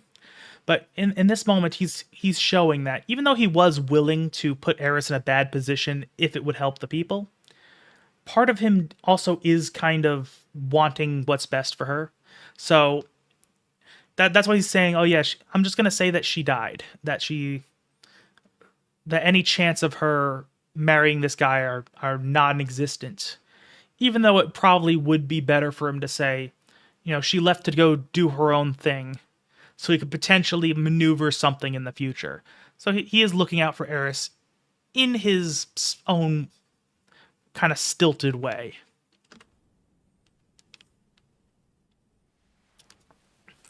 Yeah. And I will say, that does... It doesn't get him out of bed, but it does make him react, which is, you know, again, it shows that, you know, if you have that emotional connection there, you can get a reaction out of him. Alphonse just doesn't know how to really harness that. もっとも今明かしてしまっては復興活動に支障が出ますので、正式な発表は当分後になりますが。エリスに逃げられて残念ですね。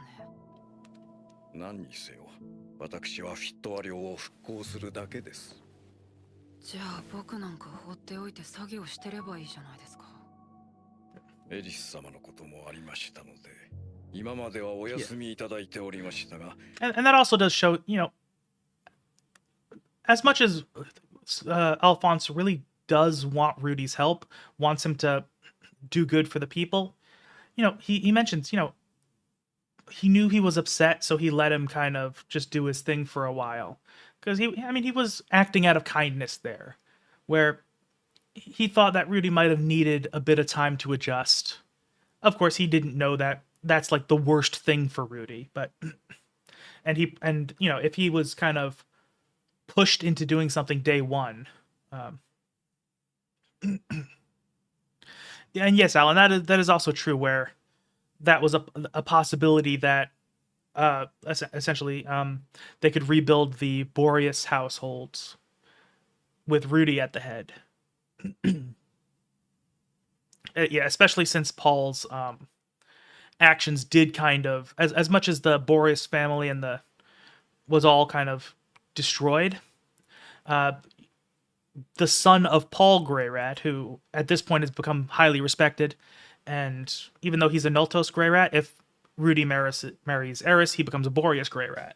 So, like, yeah, that definitely is an option, and of course, Alphonse likes the idea of a solution that helps, while also keeping everybody happy. テントの数も足りなくなってきておりますし、食料もやっと食いつないでいる状況です。出ていけということですか。辛いのはあなただけではないということです。Yeah, and that's another way he tries to push Rudy, was saying, hey, other people are suffering. Don't just be the only one not doing anything. again, another way to try to push him to start moving. But also he doesn't realize that Rudy kind of has this feeling of, oh, I'm getting kicked out of, this isn't really his home, but it's the closest thing he has at this point. He's getting kicked out again. Where even though he's really not, he's just saying, help. But again, that's not what it sounds like to Rudy. And it's not like Alphonse could have known that.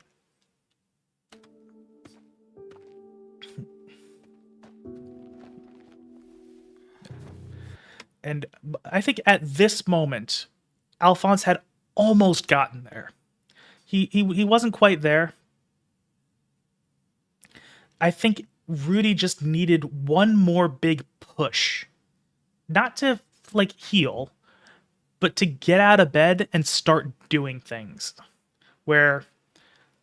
And I do really think that if he started working with the refugee camp, helping rebuild things, using his magic to do whatever needs to be done, I do think he would have made a lot of progress, just because something to keep him busy so he's not thinking about his feelings.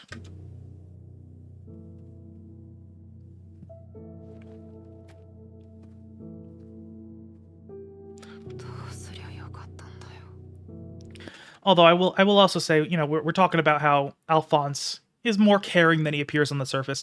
I will admit that it is hard to see somebody as caring when they're wearing a monocle. You know, it's one of those things that it's hard to not look like an asshole when you're wearing a monocle.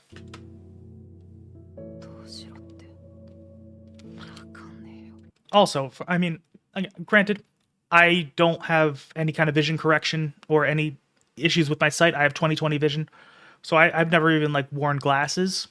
So, but for me, it also seems like a monocle would be so uncomfortable. Like you'd have to like hold that, wouldn't you? Like that's gotta get tiring after a while. I mean, that's why even today, when somebody has an issue in one eye, they'll still wear glasses. It's just the other one will be clear glass.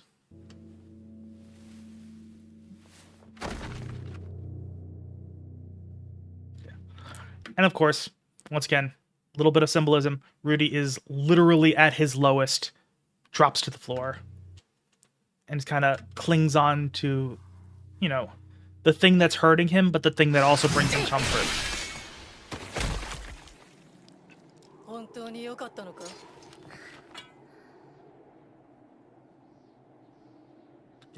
Yeah, and that was and I will say I like this transition right here. For starters, it was, you know, nice and jarring to go from Rudy being depressed to immediately a monster getting killed. Then they'll also transition from that to this, which is a bit of a fake out because it then ends up becoming being Ruijerd's perspective, not Eris's and Ghislaine's like it looks like at first. And okay, and I imagine it does become, like, you know, you wear something for a while, it becomes normal. Like glasses, I get that if I were to wear them now, they'd feel weird, but they'd feel normal after a while. Still, it just seems like the fact that you constantly have to hold in a monocle, I imagine. Again, I don't wear a monocle, so I don't know how it rests on your face, but I feel like you have to kind of grip it with your face muscles, unless I'm just completely misinformed.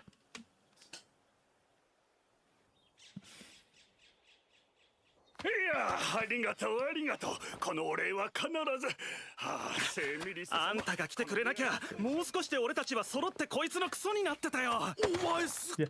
And again, this framing, it's still meant to make you kind of think that we're looking at Eris and Ghislaine's perspective, even though... さては名のある冒険者か名前は Yeah, we see it's Ruijerd. ルイジェルドだパーティー名はデッドエンドおおどこから来なすったその服の模様もしかして魔族かいルーデウスはねすごいのよ Yeah, and again, this is, I think, the fact that we're 8 minutes into the episode, that's when we finally hear Eris's thoughts on things, where she's like, and this is where like there's the confirmation that what she did was not to hurt him, because like the first thing she says, aside from like, you know, it's dawn, I'm waking up, is, you know, Rudy is amazing. Like she really cares about him. 頭が良くて強くてすごく才能があって、でも毎日魔術の訓練だって隠さなくて、すっごくすごいの。 And I will also mention that, leaning into more of the series use of color, with Ruijerd and with Eris and Ghislaine, very bright colors to contrast Rudy tucked away in his tent with very little light, because Rudy's all in a literally dark moment, whereas Eris is, she's sad for having left him, but excited to become worthy of him in the future, in her mind. And then Ruijerd is also in the same kind of bright coloring, where he's, finally starting to realize he doesn't have to be ashamed of who he is. And so he's starting to have things look better for him. So these two are both in like very positive mindsets, contrasting Rudy's really negative mindset. 私何も怖くなかったわ。ルーデウスがいたから。スペルド族だ。 Yeah, and again, that's like the first time Ruijerd was able to, tell people that he's a supered, and of course the fact that he also doesn't have his curse anymore, or that it's very little, helps. But he's also, people are judging him for his deeds and not for his ancestry. スペルド族なんて初めて見たぜ。私もだ。寝物語に聞いたことはあるが。額に石みたいなのがついてるって本当か? Yeah, and that is also just an important distinction of, he's like, oh yeah, I've only heard about you guys from bedtime stories. And, as an adult, the little stories you hear, like if you were told about the boogeyman as a kid, you would grow up to realize that wasn't real. And so it wouldn't have the same kind of emotional impact on you. And they say, no, I was told these terrible stories about the super, but, those were just children's stories. I meet one now and he's all right. だからルーデウスが死んじゃうなんて私考えもしなかった。何もできない。 Yeah, and again, that's like I was saying earlier, is that one of the big turning moments was the fact that Rudy almost died. She could not protect him. And the fact that he lived had absolutely nothing to do with her. And that really fucked her up. 私じゃ何も。いつもルーデウスに頼ってばっかりで。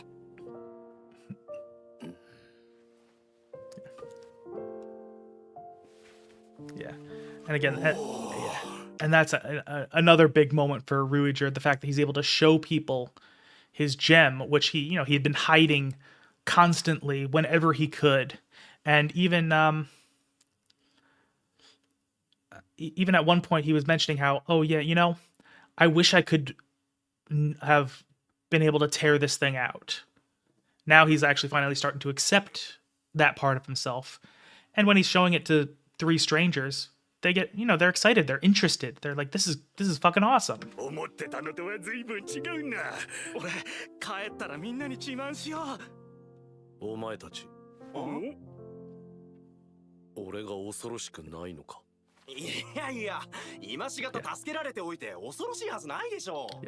And again, and that was like the perfect way that guy could have put it, where it's like, I'm not scared of you because of I've seen what you do, I've seen who you are. What you are doesn't matter. That's a big moment for Ruijerd. And I mean, granted, that's not like an uncommon idea when it comes to storytelling, but it works. 子供の頃は怖かったがな。いつだって私たちのことを考えてくれていたのに何も返せない。ひどいことをしたわ。ルーデウスの手、私より小さかった。寝ない子はスペルド族が来て食べられちゃうぞ。 Yeah, and yeah, that's what he said. The Super were basically the Mushoku Tensei boogeyman, where it's one of those things an adult looking back on it would realize that, oh yeah, it's just a silly childhood story at the end of the day. ああ。子供は食べん。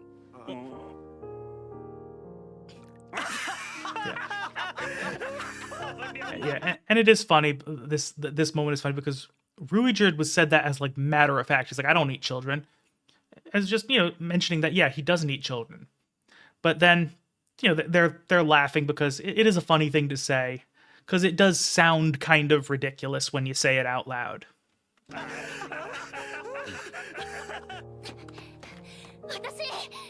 And also Ruijerd really resonates with the idea that it sounds ridiculous to them. Like, he likes that.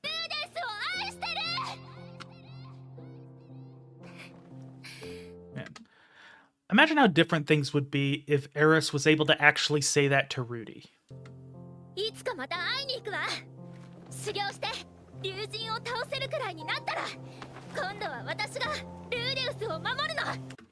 And then this is also the first time we really see her with her short hair, showing the turning point emotionally. Because again, cutting hair, big symbolism of things changing, with somebody reaching a turning point, making a big decision like that. Very common thing. Showing her short hair is just a way of highlighting that. Especially when right as she's stating her ambitions here. And also, it is interesting when you think of how things end up going up. She obviously never gets strong enough to actually stand a chance against Orsted. But as part of the group, when they have a group of people who are all have their various strengths, with Eris being the physical fighter among them, with Rudy's magic, Sylphie's healing, all these other people having all their strengths, they at least would have a tiny chance against Orsted. Not for real, but a tiny one. So she can actually serve her role properly as an equal part of the group.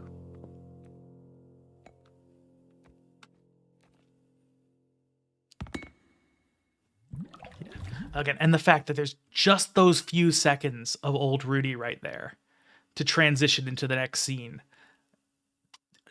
Doesn't even have to say anything, doesn't need to show what's going on.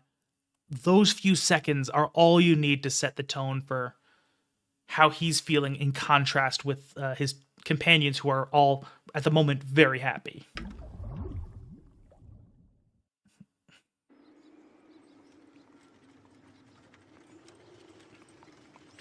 And I will say another thing I do like about this episode is that there's a number of little hints. Because obviously it switches back and forth between Rudy's memories of his old life and how things are right now. So a lot of times a scene will open up and you won't necessarily know which is which until you see one little thing that fits with one world over another. Like in this instance, it's the horse-drawn carriage, or those aren't horses, but you know what I'm saying. That's not a thing that really would happen in Japan. And then there's another scene that's going to happen a little later where the shot you see is of Rudy's old home, and you see a little intercom there, because that's not a thing that would exist in the Mushoku Tensei world. It's a neat little way of framing each scene as they show up without explicitly showing that we're in one setting over another.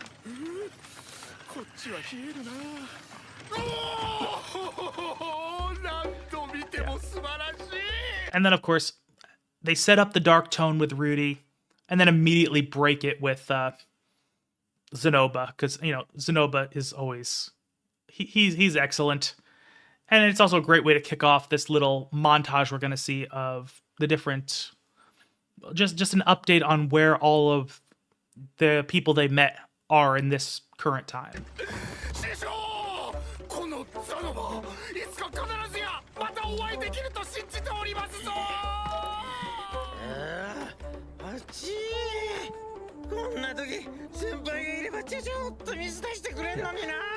And again, just even though obviously they're not really doing much at this point, it's just showing where they are, and how each of them are doing, not necessarily as well as everyone else, but they're all doing kind of okay. They're all thinking of Rudy. It's also just good to see all of them again, because some of them will be more important to the remainder of the story than others, but all of them left an impression. It's good that they're not just gone and forgotten.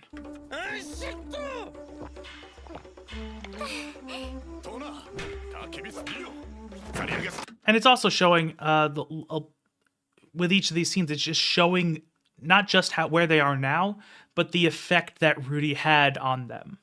So with Zenoba, he's obsessed with the figurines. he has this newfound passion to learn how to craft these figurines.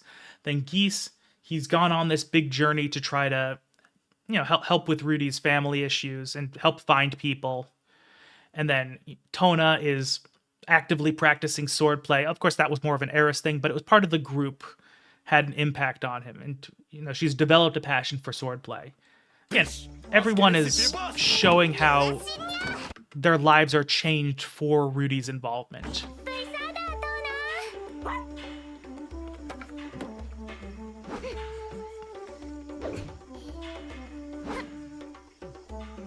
Yeah. And of course, the little gifts they gave them are still there. That, showing that they're still in each other's minds.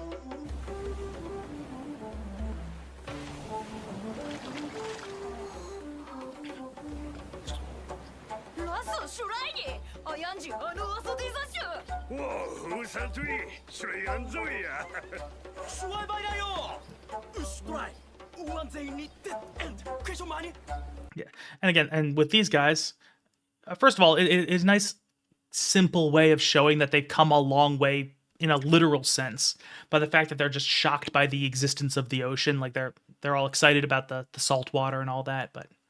And then we're gonna go into how they remember Rudy and his crew.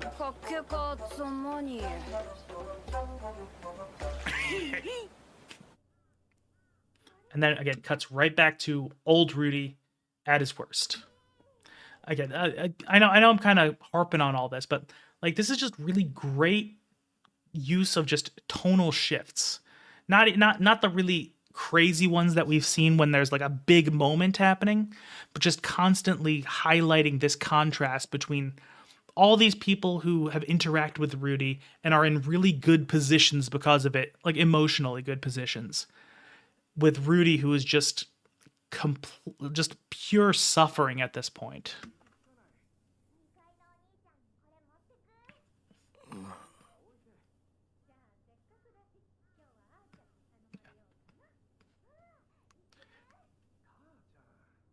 And I actually also really like this little bit right here where the Rudy can overhear this conversation, because he has this idea that he's all alone, that nobody really cares about him, that he's just a burden on everyone. But you can see even like his neighbors who don't really know him, they call him that man upstairs. They don't really necessarily even know his name, but even they care about him. They want the best for him. So it shows that he wasn't actually as alone as he thought he was in his old life. And that, even though just like it is in his current life where he feels like he's all alone, but he's really not.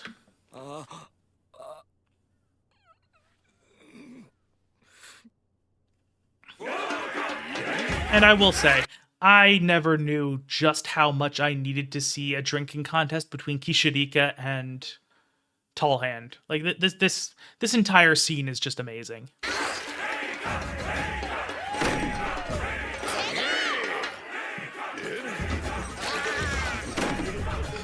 And of course, cutting back to Roxy's drunk face, just sitting around enjoying things, is funny.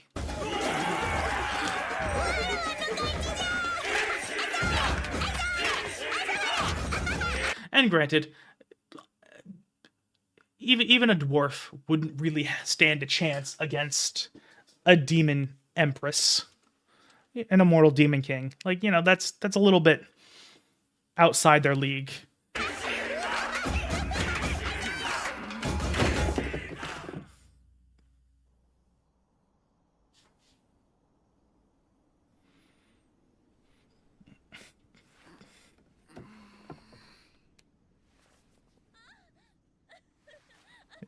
And again, another nice little bit of humor where, of course, every time Roxy kind of goes from any other setting to back to the group, Elise is always just fucking somebody. And I know they haven't done it. Dwarf? I mean, who knows? I don't know. I do have a feeling that Geese is kind of built different. But yeah, I don't know. I mean, I'm just thinking of a Tofi that was who came to mind when I was talking about that. Because I remember, they had their whole thing where Rudy was tested and, they got past their initial grievances and then decided to have a celebration. And I remember Eris, like, just embraced the drinking competition and then tried to spar with a Tofi and just got completely slapped aside. Because even though she was a Sword King at the time, a Tofi is just like a level above her. And Eris never had a real chance at beating her, but she just threw herself at her anyway, and I always thought that was funny, so it stuck in my mind. Also, yeah, immortal, yeah.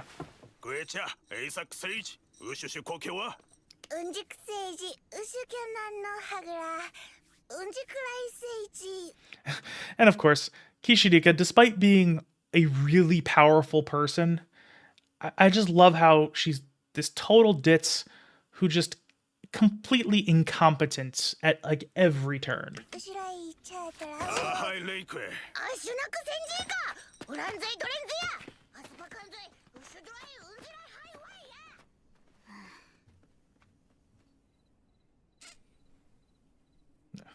And of course, we also don't really know how much that is worth. Presumably quite a bit, but, it's still funny. And this whole scene, just the visuals of Kishirika being tied up in just a comical amount of rope, and the fact that she's constantly just bouncing and still has her excitability. Yeah, Kishirika definitely does have a little bit of Aqua energy. Although, honestly, I feel like Kishirika is even more manic and more stupid than Aqua is. But man, yeah, those little bounces are just... It's such a small little thing, but it adds so much to the funny. And yes, you did. Elinalise is... Or at least before the payment, she was fucking a dude in the background.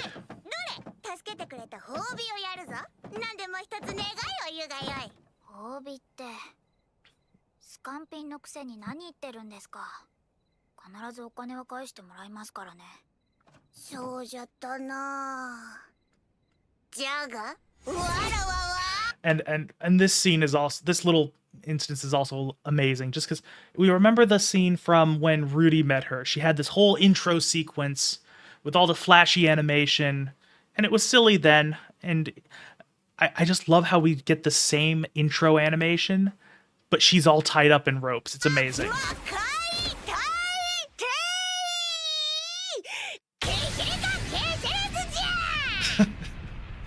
It's just amazing. And again, completely unimpressed.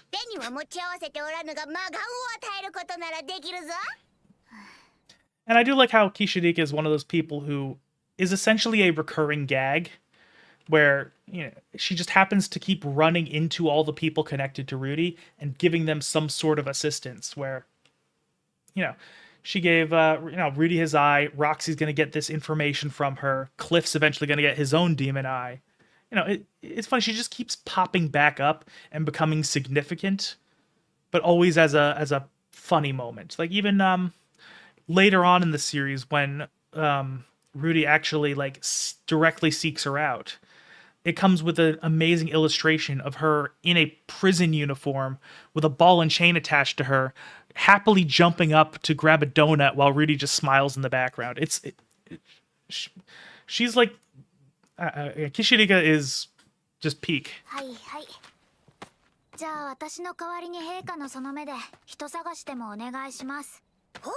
Yeah, and that's true. Kishirika also helped with Nanahoshi. And again, Kishirika gets excited. She just kind of starts bouncing.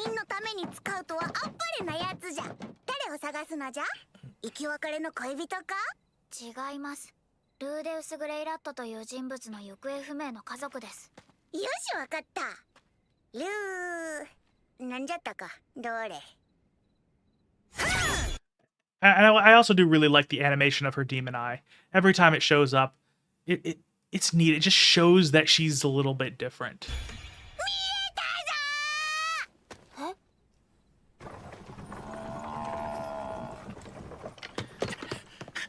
And I do think this is just also an interesting way of framing this scene, how it's showing that, Paul is reunited with Lilia and Aisha, and, everything's going well for them. But it's also framed as this is what Kishirika is seeing right now.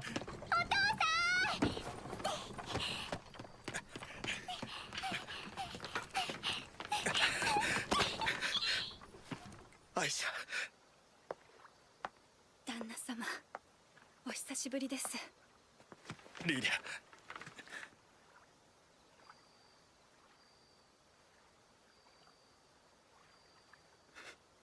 Yeah, and again, I know I've said this in past streams, but every time Lilia gets emotional is such a big moment that the anime onlys are never really going to appreciate because they don't really know how she was before Rudy. Because that was such a key element of her character, that she basically became emotionless, cold, and logical in order to suppress the pain from the trauma that Paul inflicted on her when they were younger. And then the fact that, and then Rudy kind of broke all that down when he did her a kindness. And then and so every expression of emotion is so much more powerful than it would initially seem. And I think that is so far one of the biggest fumbles the anime has made. 二人ともよく無事でいてくれた。お父さん、お母さんは。ルーデウス様からお聞きしておりましたが、やはりまだ。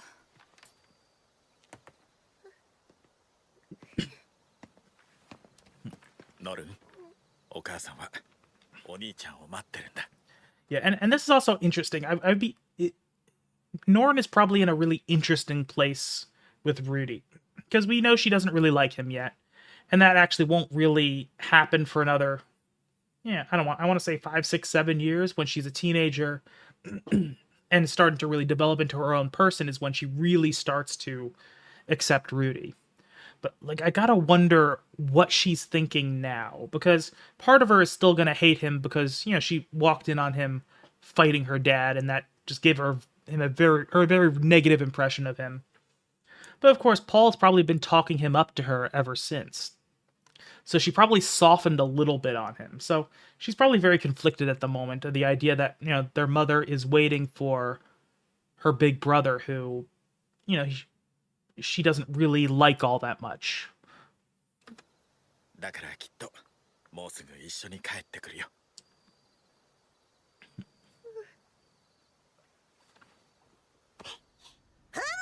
父親とメイドと娘2人はミリシオンで元気にしておるようじゃな。本当ですか？母親は。 And I do also like how it's neat to see that Kishirika, as powerful as she is, can't really lock on to Zenith, just because of how much magical shit is surrounding Zenith at the moment. She's in the middle of a magical labyrinth, encased in a magical crystal, and she herself is kind of changed due to the way the magic has absorbed into her. So that's interfering with Kishirika's demon eye.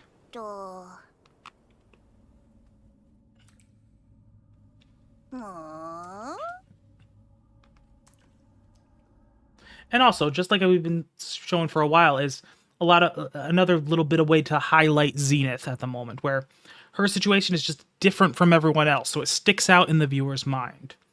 And again, they're having these little moments of referencing Zenith, where she's kind of taking the focus without being the focus, if that makes any sense.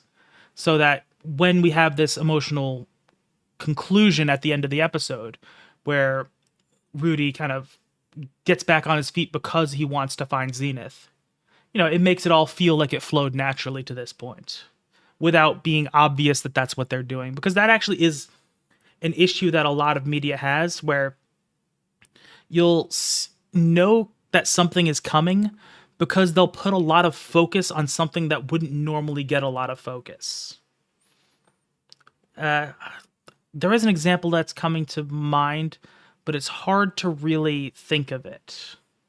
Yeah, and that's true, that Kishirika is still weak, and that's one of the things I would be interested to see Kishirika at full power, see if her personality changes at all.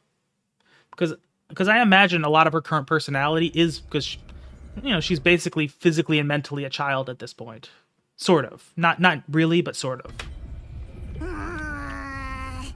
ちとよく見えんな。見えない。陛下の目をもってしてもですか？じゃが、大体の場所は分かったぞ。どこですか？And I will say, even though that Kishirika is relatively at her low level of power, she's still very powerful. ベガリット大陸の迷宮都市ラパンじゃ。つまり生きてはいるんですね。ルディはちょい待て。おお、ルーデウスは超大陸におるぞ。ずいぶんと落ち込んだ顔をしておる。And again, this is just the way Kishirika is so interesting. Just she has this constant manic energy where even when she feels bad, it just slips away. Like she just doesn't have persistent negative emotions.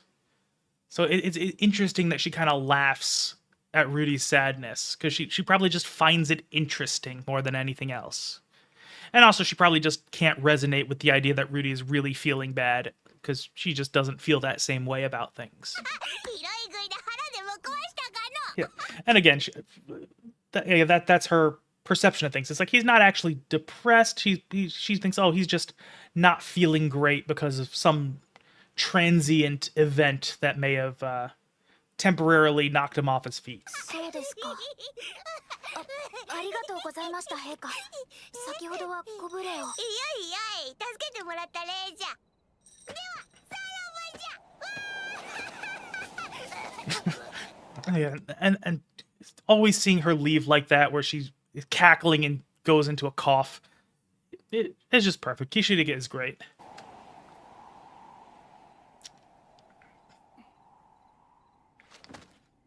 ベガリット大陸ね。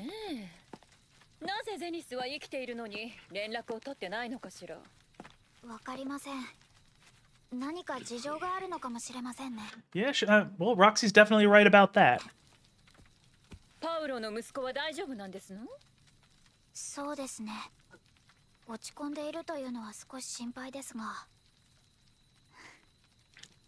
ルディならば必ず自分の力で立ち上がれるはず。This is such a neat line. It has like several layers to it, just at a glance. So there's the start is that, Roxy obviously thinks very highly of Rudy. Like, even though the last time she interacted with him, he was much less adult, much less grown up, much less mature than he is now. So he is a better person than she remembers him. But she still thinks of him so highly that, like, he's in a bad place, but he'll get over it. Whereas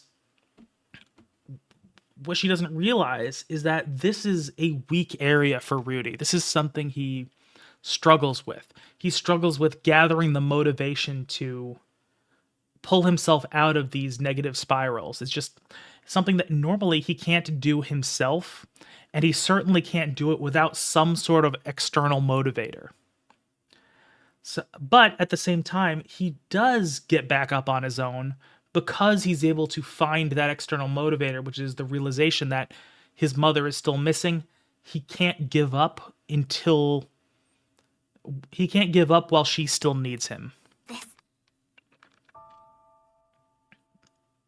And again, that's also what I was mentioning earlier, how they'll switch scenes and they'll immediately just have something to show that it's in one setting or another. Like in that one, it was the digital display of the computer monitor. Because obviously, they don't exactly have electricity, at least not to power things in Mushoku Tensei. どれだけやり直す機会を与えられたって、人間そう変われるもんじゃない。俺だって好きでこんなになんかなりたくなかった。周りの人は俺に手を差し伸べてくれていた。それを拒絶してしまった。And this is also a important moment for Rudy, because even though he is kind of flipped back into his old self in a lot of ways right now, he also is realizing the mistakes he made at that time. Because, you know, let's be real, Rudy definitely was a victim in his old life. Like, his situation was not caused by him necessarily, but it was exacerbated by the way he reacted to it. And one of the things he is regretful of is the fact that people tried to help him and he pushed them away. And yeah, and you're right, Rish. It is a difficult and interesting dynamic to be suffering, but everybody assumes you're able to just overpower it. But yeah, but thing is, one thing that's showing, yeah, and that's exactly what the problem was with Rudy's parents. Yeah, and that is sad. Batagati is great, but we'll see him before long anyway. But yeah, in every moment, Rudy just needs someone to lean on who can lift him up and give him a push. Those are the two things he needs. And like earlier in this episode, we saw Rudy's parents where the one just said, "Be strong," and the other said, "It's okay, just rest until you're ready." Where neither of those are the things he needed at that point. But Rudy is also realizing that people did try to help, even if they wasn't what he needed, and the fact that he pushed them away really did not help things. So as much as he is backsliding a little bit, he is aware of where he fucked up and has a desire to not fuck up in the same way again. あいつもこいつも俺をバカにしてる。そんな被害妄想がぐるぐるぐるぐる。やればできる。そう思っていた。Yeah. そんな夢に浸っていたかった。Yeah, and again, he's also kind of has that idea of, you know, I am alone, but then he looks back and realizes I wasn't as alone as I thought I was. And he's not going to fully accept that that's his situation now, but he's going to partially realize that and realize that there are things he still needs to do. And that'll give him enough motivation to actually get over the worst of his spiral. でももう遅い。手を差し伸べてくれる人もいなくなった。なら、もういいじゃないか。頑張らなくたって。夢の中で生きていこう。どうせ人間。Yeah, and I will say the fact that there's almost no movement during this monologue here. Well, okay, it's not a monologue, it's a soliloquy. They're close enough, who cares? But like that there's almost no motion during this except for a slow zoom out to really force you to, you know, all you can see is, you know, Rudy just sitting there looking sad and, but not like sad, but like numb, while his thoughts are going on about how much everything sucks. It really forces you to focus on those two elements. そう変われるもんじゃない。なあ。And again, and then of course the only movement there is for him to collapse into the fetal position, then to transition back to current Rudy, who is exactly the same way at the moment.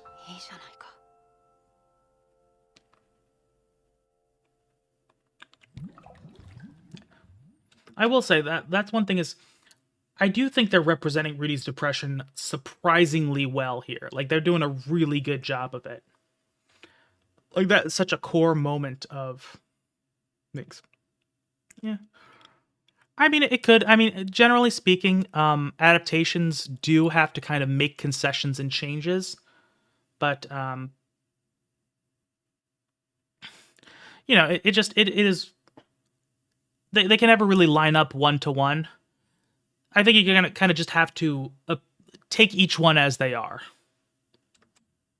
Especially with stuff like that, like Illinois fucking Batagati, that's a minor detail, really. It's not something that's super important to the overall narrative or to any individual character arc. And again, once again, we're seeing another scene with Zenith as the focus. And what I really like about this scene is that it is really uneventful. A lot of the stuff he's remembering and what we're seeing with other characters in this episode, things are happening. There's an event that's important. Even if it's a minor one, there's just something that makes things go. And yeah, Xavier, unfortunately you did. But with Zenith, her entire presentation here is not as, a driver of anything, but the fact that she is this constant, warm, loving presence. And the fact that the scene that kind of is meant to exemplify who she is and who she is to Rudy is just her being there for the family and her being happy when her family is happy. And yeah, and I will say, yeah, I did like this scene a lot as well. It was a really great way to show just who Zenith is as a character. And as much as I do think that the way the anime handles Zenith does a lot to make her more endearing and to really solidify her place. So, she has this kind of excited, upbeat personality as opposed to her more refined and noble personality in the light novels. But I do feel like this scene does a lot of the same kind of thing that the bonus chapter of the first light novel, which did not get an adaptation at all. I think it serves a lot of the same purposes to show that Zenith really loves having her family be happy, loves being a mother, being there for everybody, and their well-being is her well-being. Yeah, exactly, like I was just saying.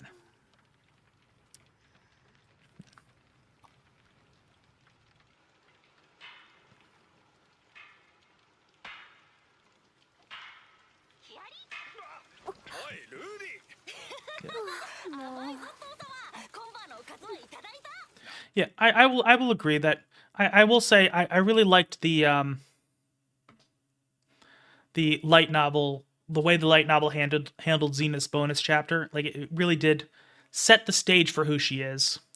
I think this is also a great way to really solidify the idea in Rudy's head that he needs to do something for her. That's what he goes. And again, I will say the fact that we don't really hear from Zenith at this point, but again, we see so much of who she is where nothing significant actually happens.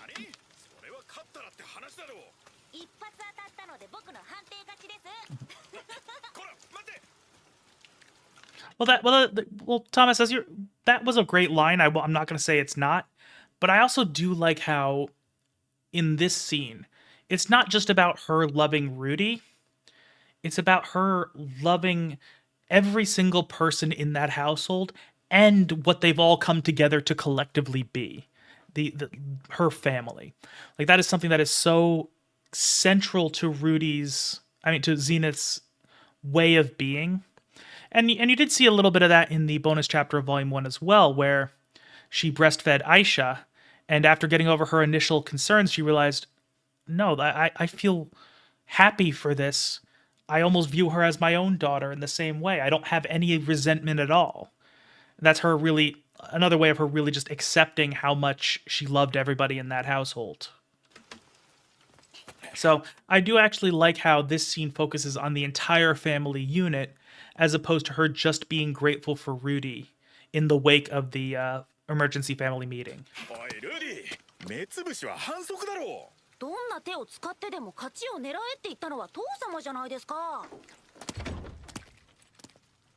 ルデウス様、ありがとうございます。リーリャ、旦那様も。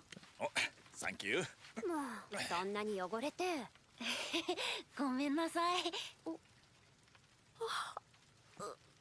あ、少し眠たいだけよ。大丈夫ですか、母様。片付けは僕がやっておくので休んでいてください。そう？じゃあ、ルディに任せようかしら。はい。And again, it's just the scene. Nothing is happening in this moment except normal family stuff, like loving family stuff. That, in my opinion, just makes it so much more powerful. And I definitely agree. That is one area that the anime, I think, really thrives, is that a lot of the emotional stuff, they're really just letting it take its time and showing it to the audience. And making them feel it. わかりました。必ず僕が責任を持って起こしますから。父様。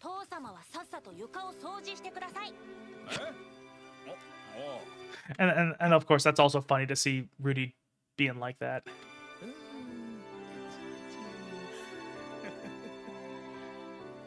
And of course, the soft glow really is also meant to highlight, you know, just all the love that Zenith feels in this moment.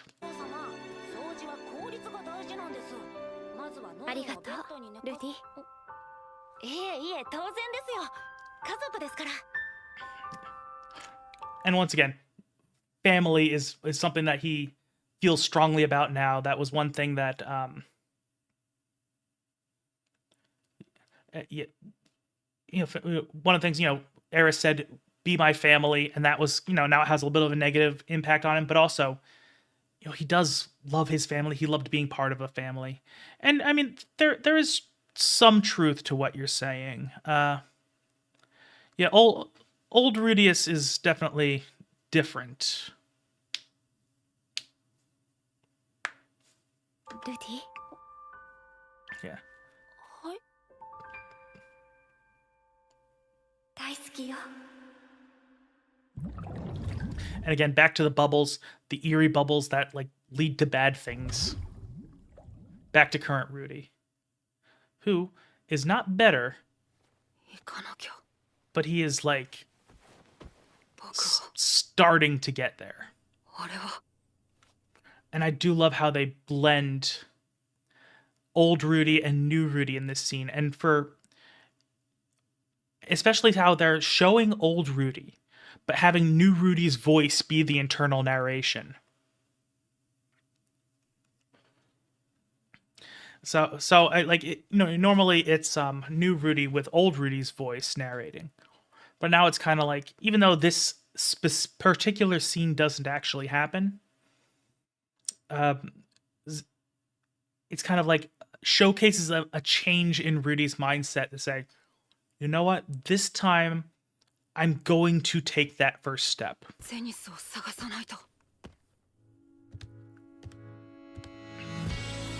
Oh, and I think I do have to mute this, unfortunately.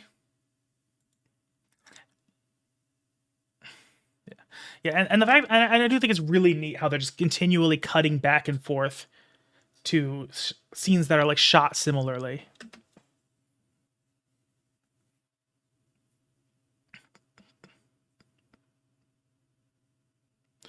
Oh yeah, I didn't even realize that. That little filter actually does have more meaning than you would think. I don't know how I didn't recognize it. That's actually that's a really neat detail.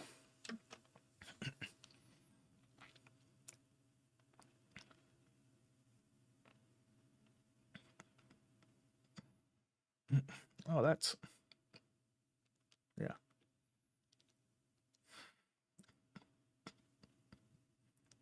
Yeah, and of course we're not done yet. There's still another scene.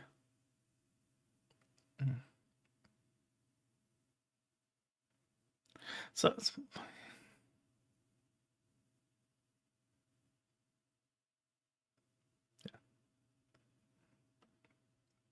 yeah. So, and again, and I do like how they're going to the again, back to Rudy's memories of his time leading up to this point. Now, he still has that kind of that tinge of sadness, but he's starting to think of it happy again.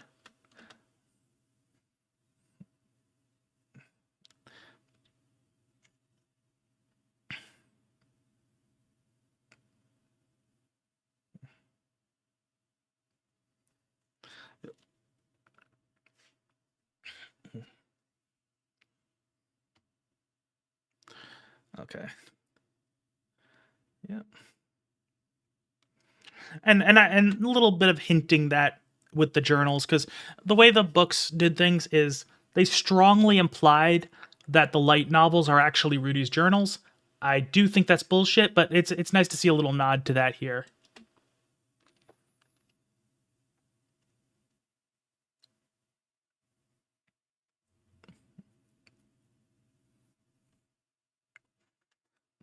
So I will say this scene is interesting because I know that when you know, they're gonna show Sylphie here, and they're kind of gonna reveal that it is Sylphie. Not directly, but in a way that it's hard to miss. I know that in the books, and it's been a long time since I've read them, but in the books they made it so that most people would be able to figure out that Fitz is Sylphie before the reveal. So they made it pretty obvious, but I don't think they revealed it this early in the book, because I know they had a few scenes with Sylphie as Fitz where they didn't tell you that she's Sylphie, or even that she's a girl. But yeah, But I mean, again, it is a spoiler, but they're gonna reveal it here. Like it's you kind of paying it any amount of attention, you'll know it in this scene. But in the books, I don't think they revealed it this early in the books.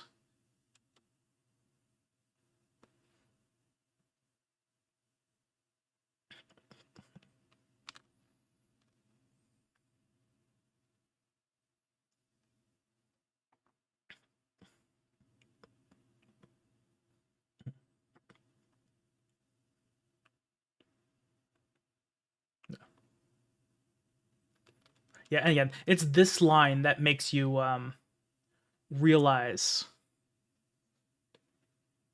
Yeah, that is true.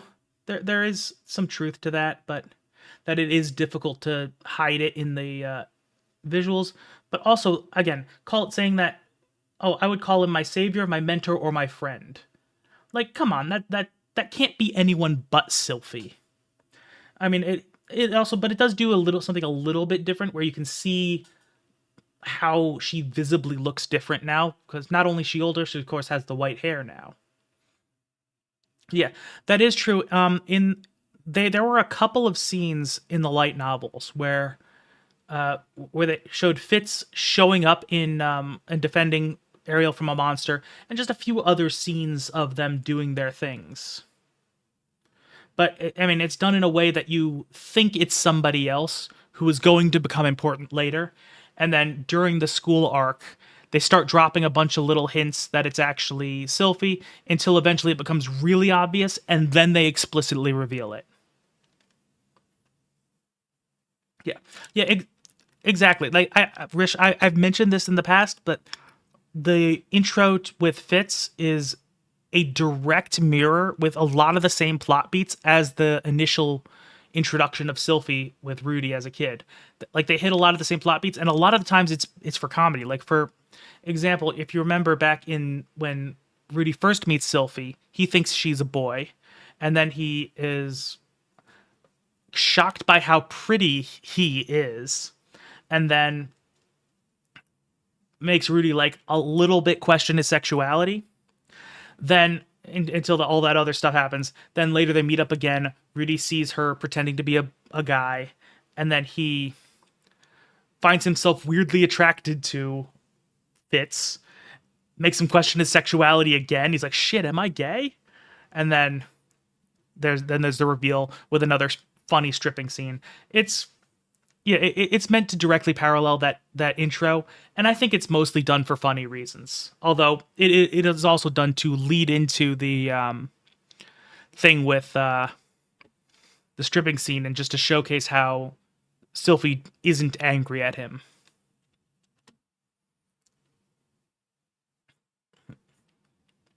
I will also say, if I'm remembering correctly, they had a similar scene to this, where the group is talking about Rudy, but it's kind of played off as if they know him by reputation, as opposed to being told about it by Sylphie, even though that's realistically what's happening.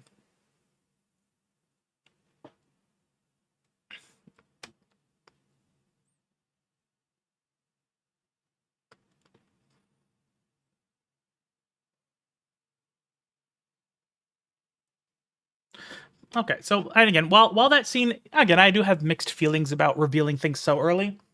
It is a neat way to close off the season and to tease that that future events that are going to happen, even though it's actually not going to come immediately, because Rudy still has, an arc ahead of him. Yeah, so ultimately, I think that's a pretty decent way to tease what's coming up. I don't know how long they're going to go before they get to the university, because I mean there is important stuff that happens up until that point, but I can imagine that getting condensed a bit, and especially since the series has been going on a pretty fast pace up until this point. But yeah, overall, I will say, as I've been saying the last couple weeks, seems like as the series goes on, it seems to be just getting better and better in a writing sense. Obviously, the animation is great, and the humor still lands, but it's just a lot more.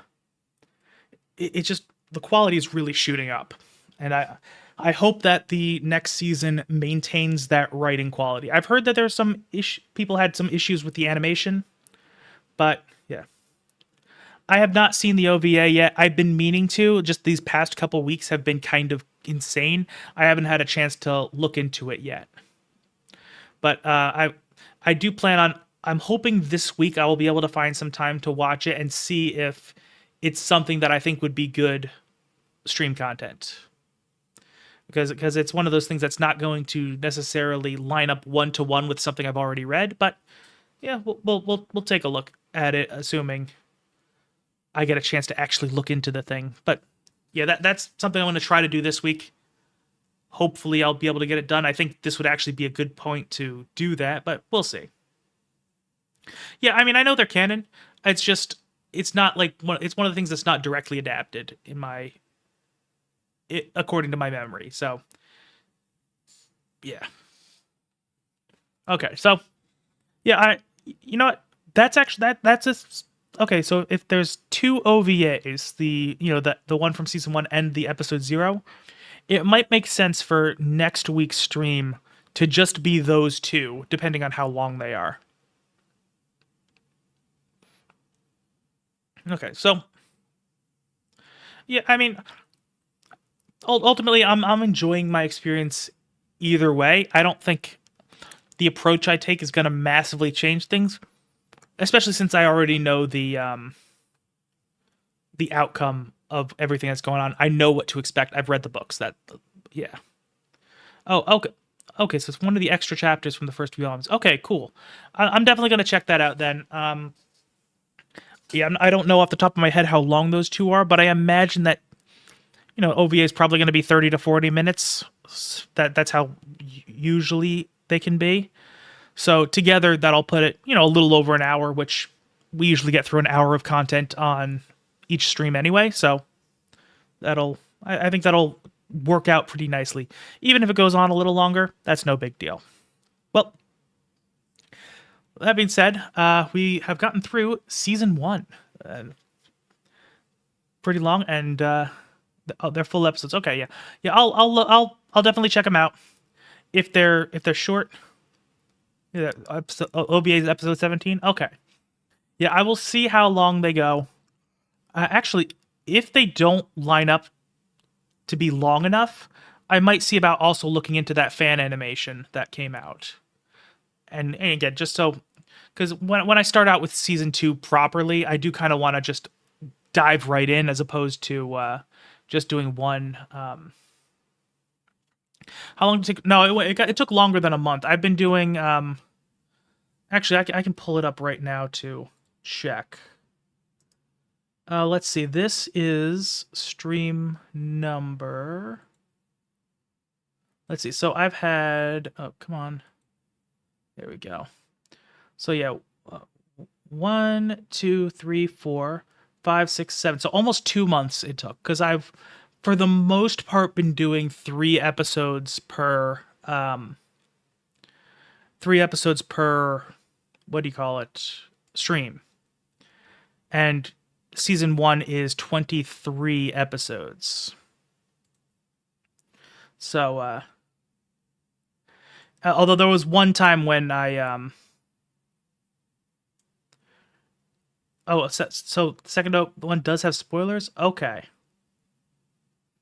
Okay, good to know. I mean, personally, I don't care about the OPs having spoilers because I obviously know what's going on, but that might be something I might have to have a bit of a warning on screen for viewers. Okay. I'll see if I can figure something out for that. But yeah, so yeah, this is my I believe my 7th stream so far, and doing one a week, so that's almost 2 months of streaming to get through season 1.